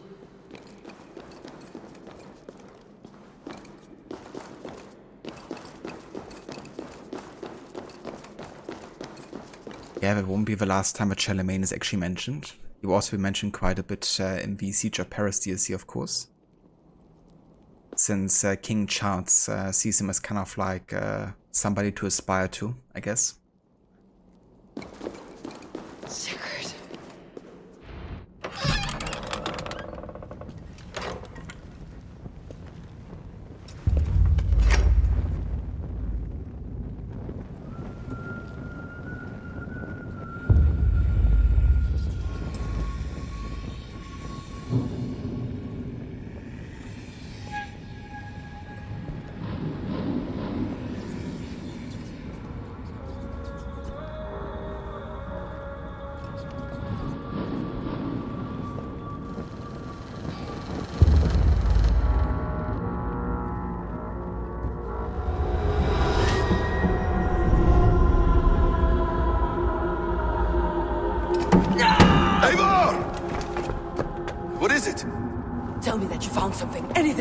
news? I may have.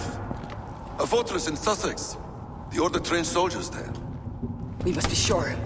Sigurd is running out of time.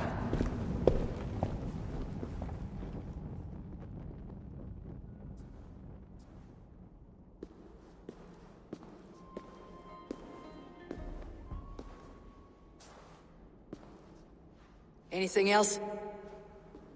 Documents of interest to the Hidden Ones. Hythen will surely want to look. But for Sigurd, Porchester is our only lead. If he is in Porchester Castle, we'll need a massive army to crack its walls. I have many friends in England now. If I call on them, they will come. They will. Basim, she severed his arm clean off. Can a man survive such a loss? Physically, he can. Mentally, it's hard to say. So much stress can drive a man to despair. If you suggest he might take his own life as Tedman did, banish that idea. I must tell my people at the settlement that their Jarl remains a captive. They will not take it well. We will not fail again, Eivor.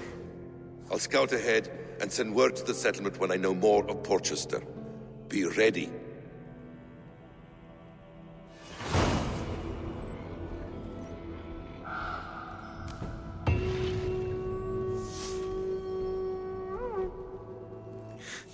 Yeah, what a way to finish the story arc.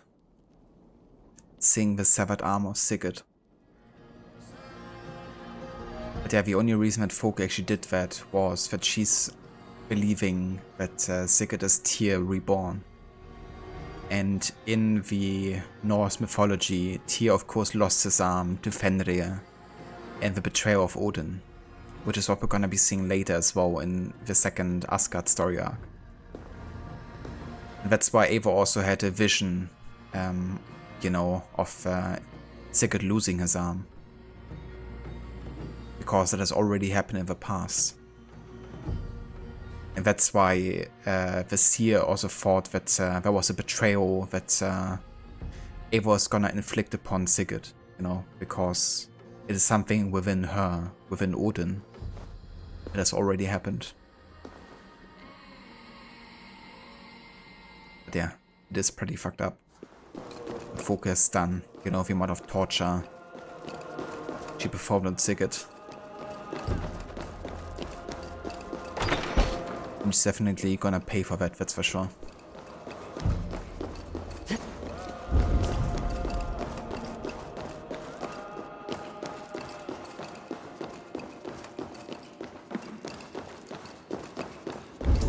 Ibi in campo intercept septimo.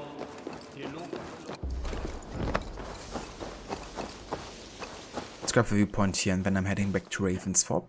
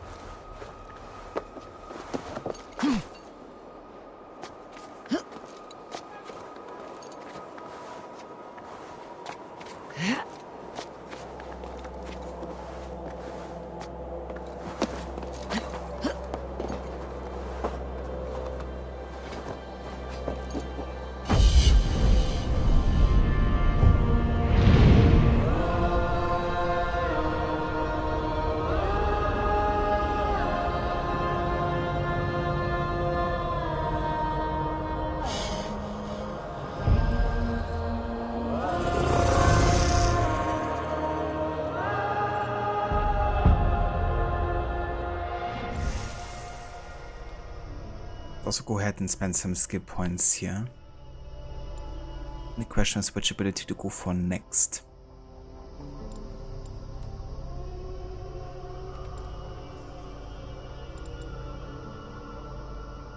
I kind of want to go for the adrenaline slot over here.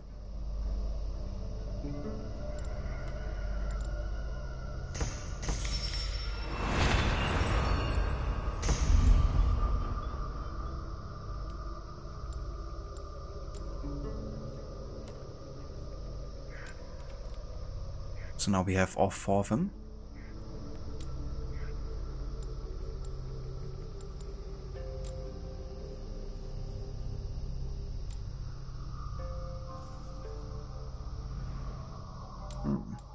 Yeah, I mean, it's not really too many skills I have left for stealth here. So I guess we can kind of like focus on combat abilities for now. I like the battleground bolt ability, you know, gives us another way to utilize something that isn't tied to like combat stats or anything, which you don't really have much of. So let's head into this direction as well.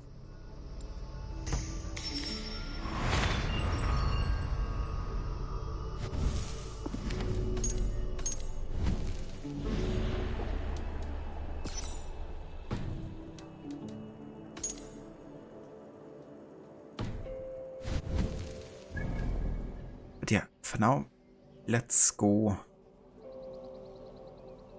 Oh, I could actually collect these plans, but there's no real need to do that yet, at least.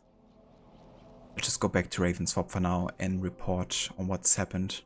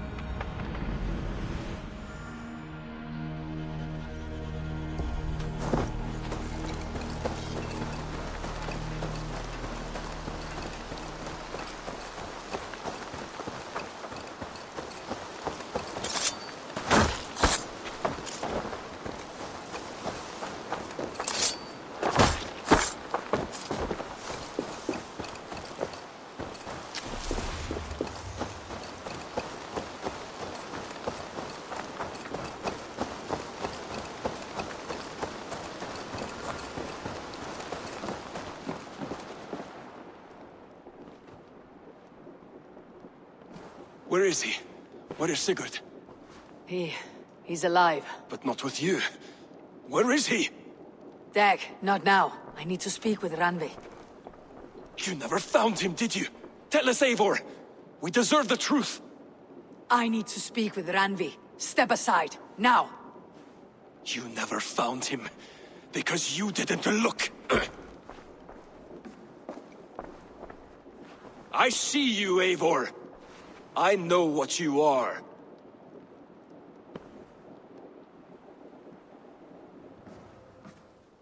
Eivor, you come alone. I fear what that means for Sigurd. I could not find him. That madwoman Folke, she slipped away. Took him to Sussex. We need an army. Call on our alliances. Remind them of their oath to me. We must act before... Before what, Eivor? She tortured him, Randvi.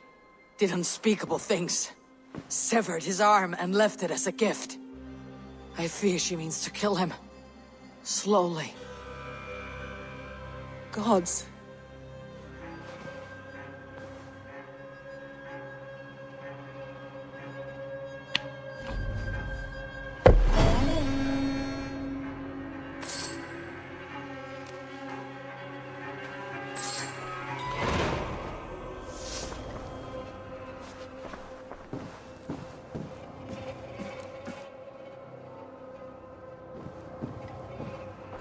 Rest in your room.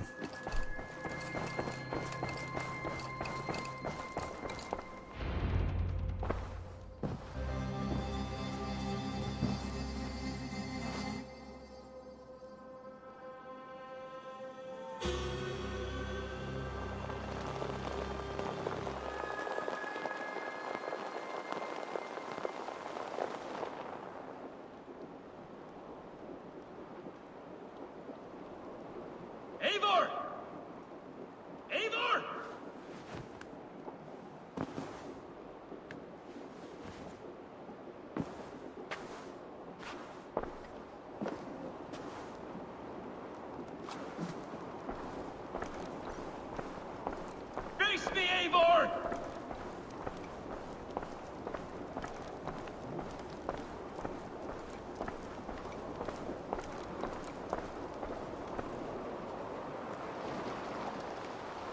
Stop there, Wolf-Kissed. This ends now. Dag, turn around and walk away. Your habits are not my own, Eivor. I do not flee responsibility for the sake of my glory. I stand firm with my people. For many months, I have stood at your side, keeping faith in Sigurd's judgment, because I believed in him and his vision. Do as Eivor commands, he told me. And I have. Against my better judgment, I did as you have asked me. And where has that left us? Without a Jarl? Without a purpose? Watching you chase glory around this land like a spooked hare! You could have come to me in confidence, Dag, but that offer is gone. I have no need of it! My mind is fixed. Hear me all! I challenge Eivor for the leadership of this clan until Sigurd is safe home! Walk away, Dag. No! We fight to the death!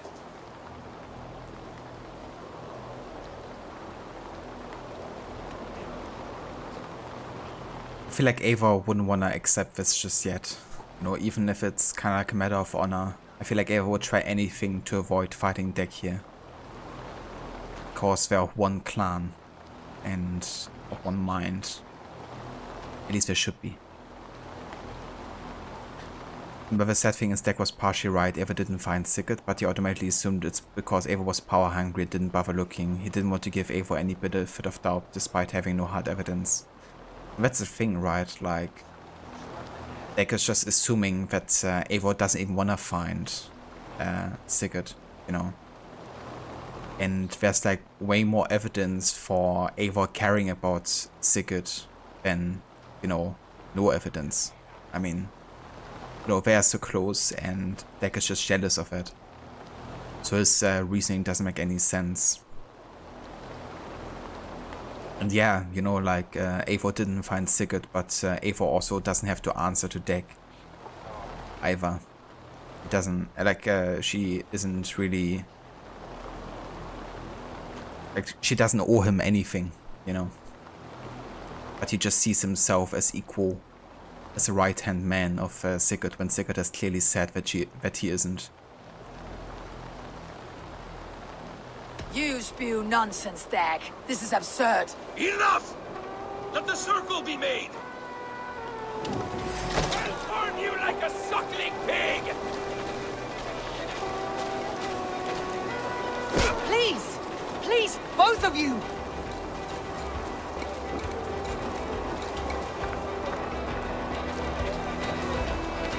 Is that the best you can do?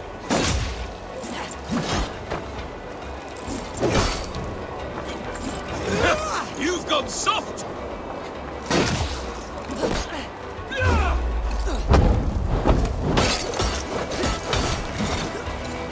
Pathetic!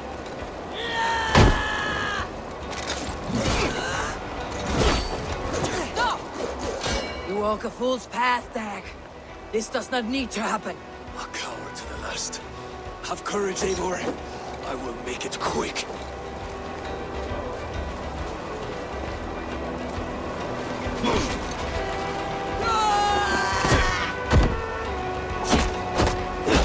I do not want to do this. Walk away.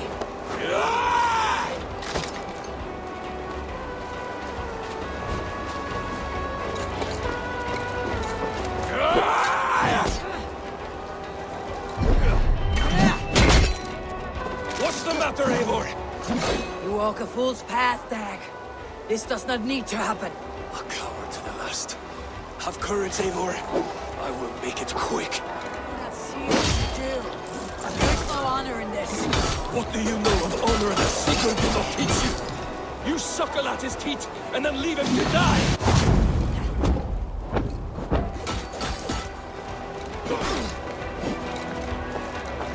You should have listened! You might have seen! I would grant you exile. Leave this place, but go with your life. Spare me your pity and fight! So be it. You leave me no choice. Please! Please, both of you! You could have waited. You could have come with me.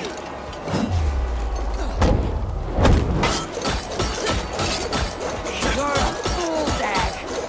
You see where it's gotten you. Silence!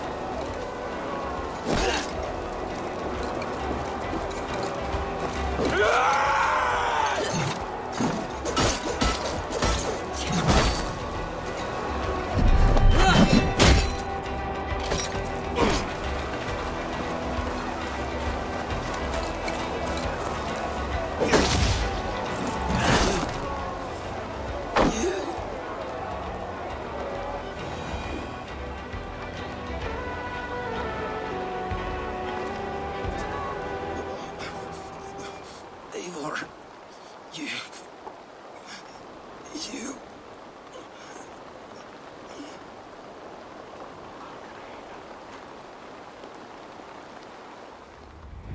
If I had any pity, I would not lavish it on this poor fool. He forced my hand. Yes, and the cost of disrespect is death. You said it yourself. All he demanded, you gave him. That should be enough. I have no need for one so fragile in my hall of heroes. He fought for what he believed in. Does that not count for something? Does it? You killed him all the same. What is the true cost of disrespect? The choice lies with you.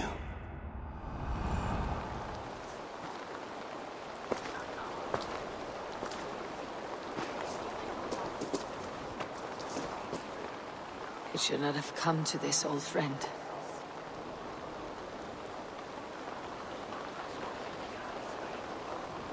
Finally can die, don't give him his ex, please. So I usually tend to always give people their exes, because I like to respect their believing system, you know. And I'm kind of with Eivor there that he did fight for something he genuinely believed in. And he is a warrior, you know, that has served Raven Clan well for most of his life. So, yeah, I feel like it would only serve me, you know, out of spite, to not give him the eggs. And I don't want to do that, to be honest. Plus, the whole thing is, you know, Valhalla isn't real. And if we give him the eggs, it doesn't matter if he gets into Valhalla or not, right? It doesn't have any influence on that either. So that's why I choose to give him the eggs.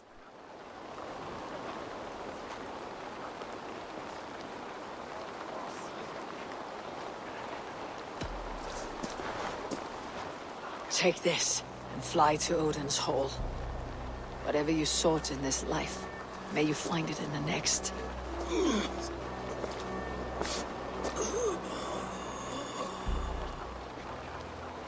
Go to your homes. I will lay him to rest.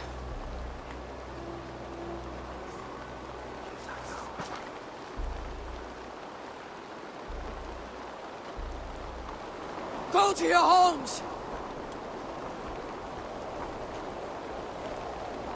Dag accused me of betrayal. He accused me of breaking my oath, and this is the answer I gave him. Now you will hear the truth unvarnished. None more than me wishes for Sigurd's safe return. You know this.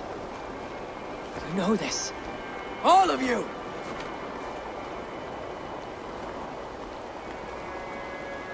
And I will burn the fields, and dredge the rivers of Wessex to find him. That is my oath! That is my oath.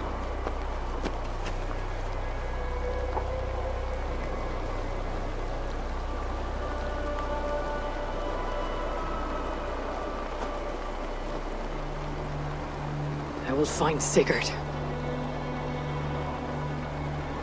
You will not be without your Jarl. This I promise.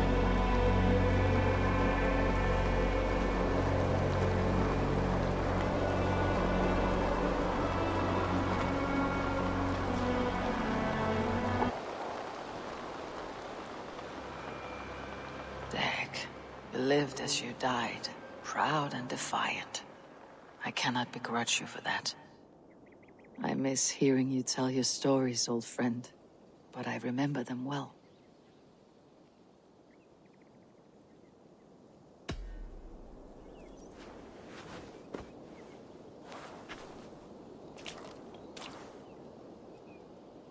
Looks like something is happening near Volka's hut.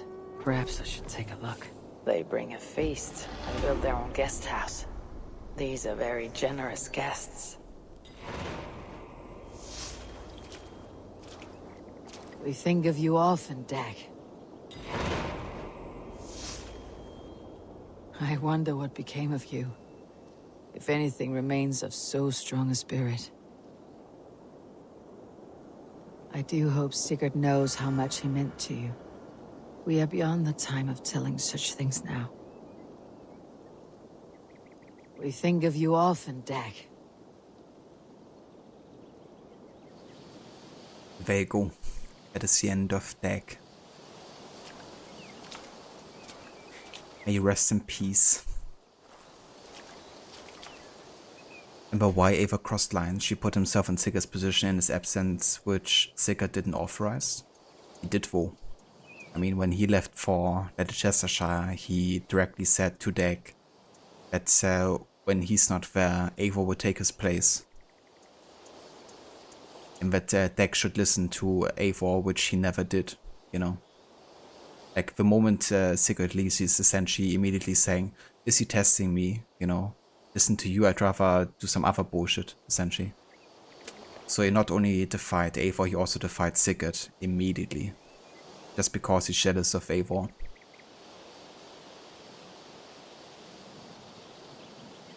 There were certainly reasons to question Eivor's actions. It becomes apparent when he sits in the throne, even when Sigurd is present. Eivor overestimated his position clearly. It didn't sit right with Dag, and Eivor didn't have anything to show for her efforts, so no, it's not completely unreasonable to think Eivor doesn't want Sigurd to return. The problem is Dag should have found some evidence first. I respect your opinion, Ember, but I completely disagree. I mean, Eivor has done so much for the Raven clan, and she has so much to show for, right? I mean, all of the alliances, all of the people that have helped Eivor. I mean, that's everything that Eivor has to show for, you know. And the fault lies more with Sigurd not really filling in Eivor, you know, at some point. I mean, when he actually returns, he's like completely out of his mind, you know, and he's completely unreasonable. And yeah, Eivor is just trying her best to kind of keep the clan together, you know.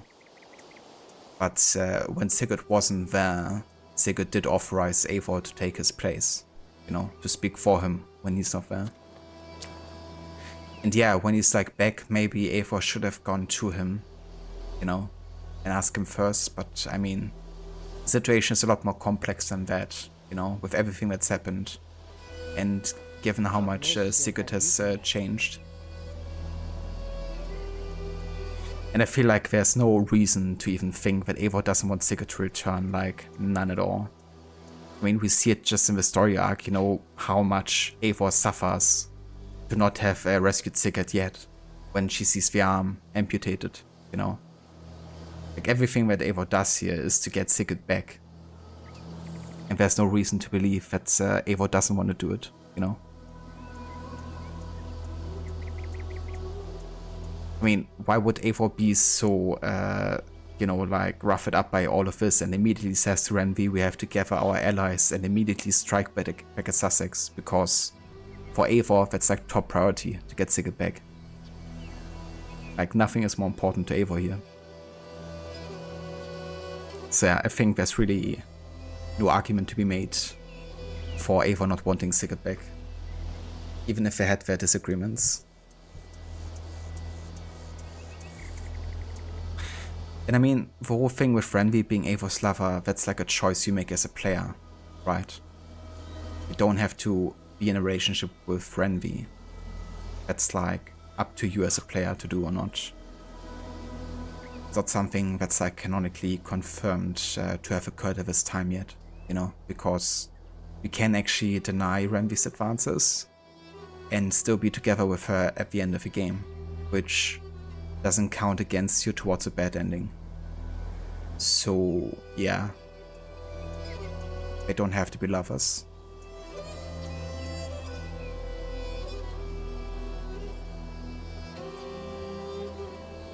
It's not entirely accurate, you would say. Sigurd didn't make Eivor Jarl. He told Deg to listen to Eivor, but when Eivor does things that are questionable, people will definitely have the right to question him. Eivor's not the Jarl. I mean, yeah. Sigurd, of course, never announced Eivor to be the Jarl because it's a position held by only one person. But Eivor did, as Sigurd did say, when I'm not here, Eivor will speak for me. Which essentially means that she will act as the Jarl of a clan while Sigurd isn't there, even if she isn't the Jarl.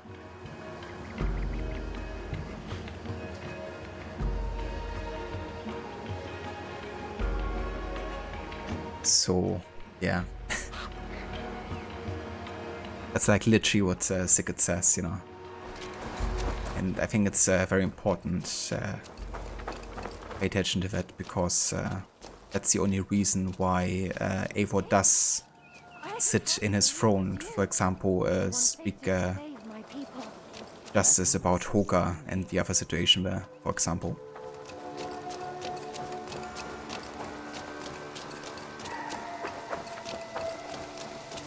And yeah, I mean, the clan clearly needs somebody to lead them, you know, when Sigurd isn't there. I mean, ever since they arrived in England, Sigurd has done nothing, like either for the Raven clan. He'd just been on his mission, find his destiny, essentially, and he didn't come back to Ravensthorpe even once.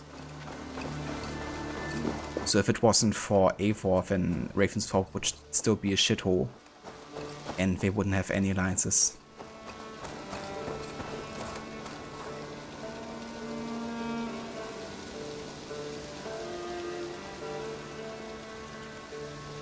But yeah, I will agree though that Eivor shouldn't have just sit on the throne, I guess, and decide about the situation without asking Sigurd.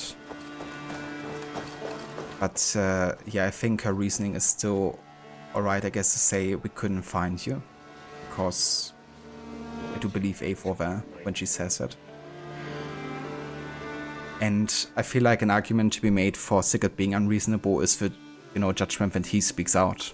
I mean, he's essentially saying, Hoga, you pay 30 times the amount of price that you stole in silver.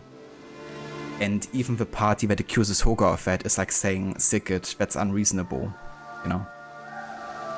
I don't want that much money. I just want justice that comes up for what I've lost.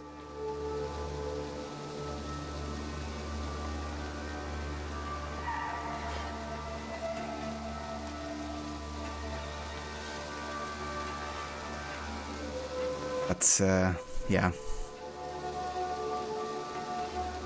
We'll just agree to disagree, I guess. It's completely fine that, you know, you kind of like think that that's the case.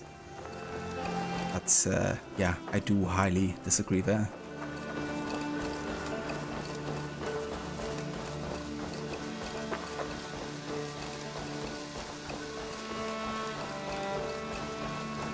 But I guess the irony in all of this is that, of course, Sigurd isn't like completely out of his mind. You know, when he does his speech, which brings everyone to be silent, like saying, I'm, you know, like born of the gods, a lot of justice and stuff.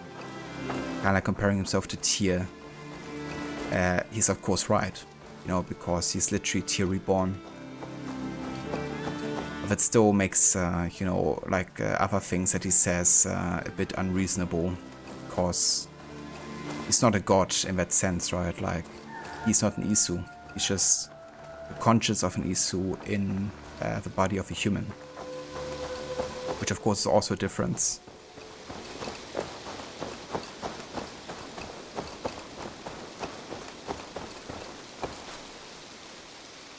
I just think if Eivor hadn't interfered and he asked Hoga to pay 30 times, that would be unreasonable. Yeah. I mean, it would be interesting to see what he might have said if that wasn't the case, of course, you know. I do definitely think that part of the reason he made the judgment was because Eivor took the throne.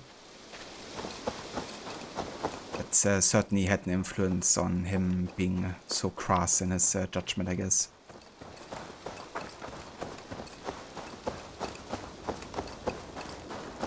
But yeah, I do think that Eivor's intentions, even if Eivor has crossed the line by going on the throne, are still very positive. And Eivor definitely has the best of the Raven clan in her mind, I would say.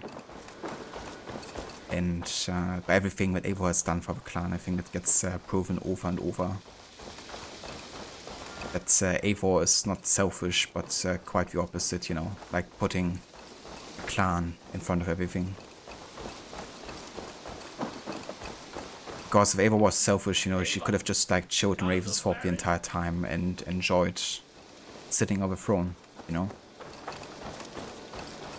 But no, Eivor goes actually out there and busts her ass to get alliances and to find Sigurd.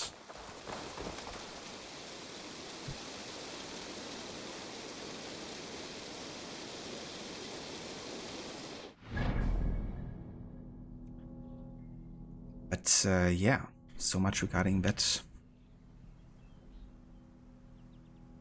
So, with Kent finished, I guess the question would be, what is the next story arc here? I do think it's kind of between Essex and Sussex. Now, if the game allows me, I would probably go for Sussex next, because that's directly following up on Sigurd's storyline, of course.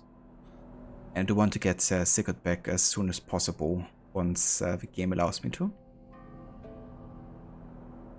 There's no other level 160 area, I don't think, is there? Ah, Lincolnshire is actually one. Interesting. But yeah, I think if the game allows me, then I will go to Sussex next, and then we go to Lincolnshire and Essex afterwards. I won't be doing that today anymore though, because we've already been streaming for quite a while, and we finished everything I kind of wanted to do for today. Let's go ahead and spend the last 2 skill points though.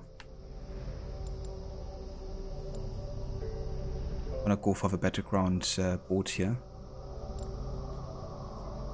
Question is, what's the fastest way to get there? Probably over here.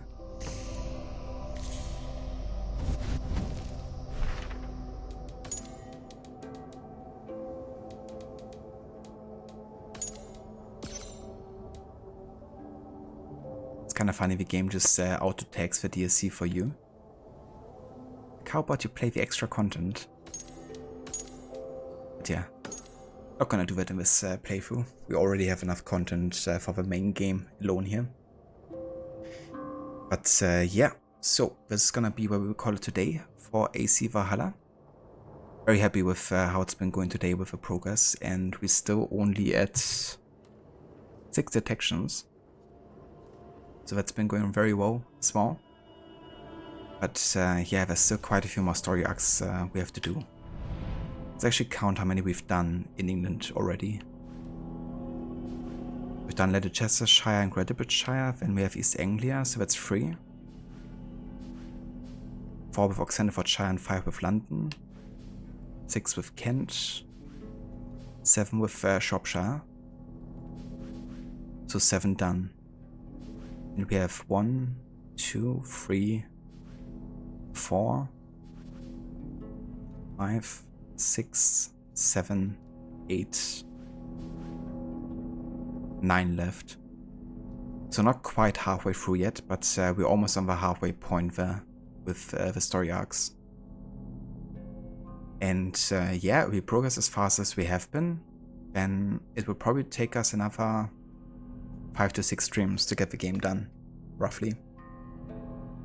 But that's kind of like calculating that we actually finished 2 story arcs a stream, which might not always be the case, since some story arcs are a bit longer than others. But yeah, I'm happy with how it went today. For now though, let's go ahead and have a save here. And yeah, this is gonna be where we'll call it for today. Thank thank you so much everyone for joining and for being here for more of AC Valhalla. I really appreciate it. We're gonna go and raid out to Rod if he's still actively going. Seems like he's doing a long one today with some Tomb Raider.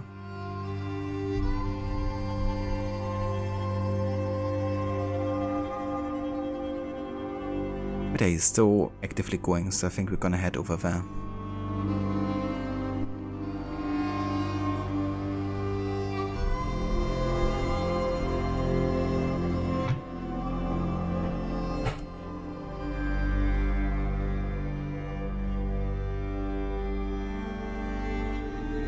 No worries, Ember. Thank you also for being here, dude.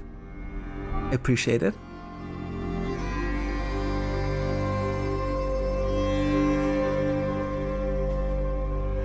But yeah, let's go ahead and set up a raid here.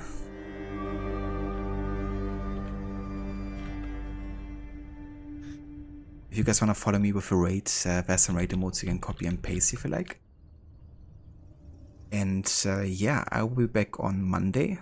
We're still going to be streaming on Monday, but there's a good chance that there will be no stream on Tuesday and Wednesday because we have a visit over here. So next week I probably will only be streaming on Monday and Thursday before we take a bit of a summer break. But yeah, I keep you guys updated again on my next couple of streams. And then of course on Discord as well. But yeah, until then, I hope everyone is having a great start into a weekend.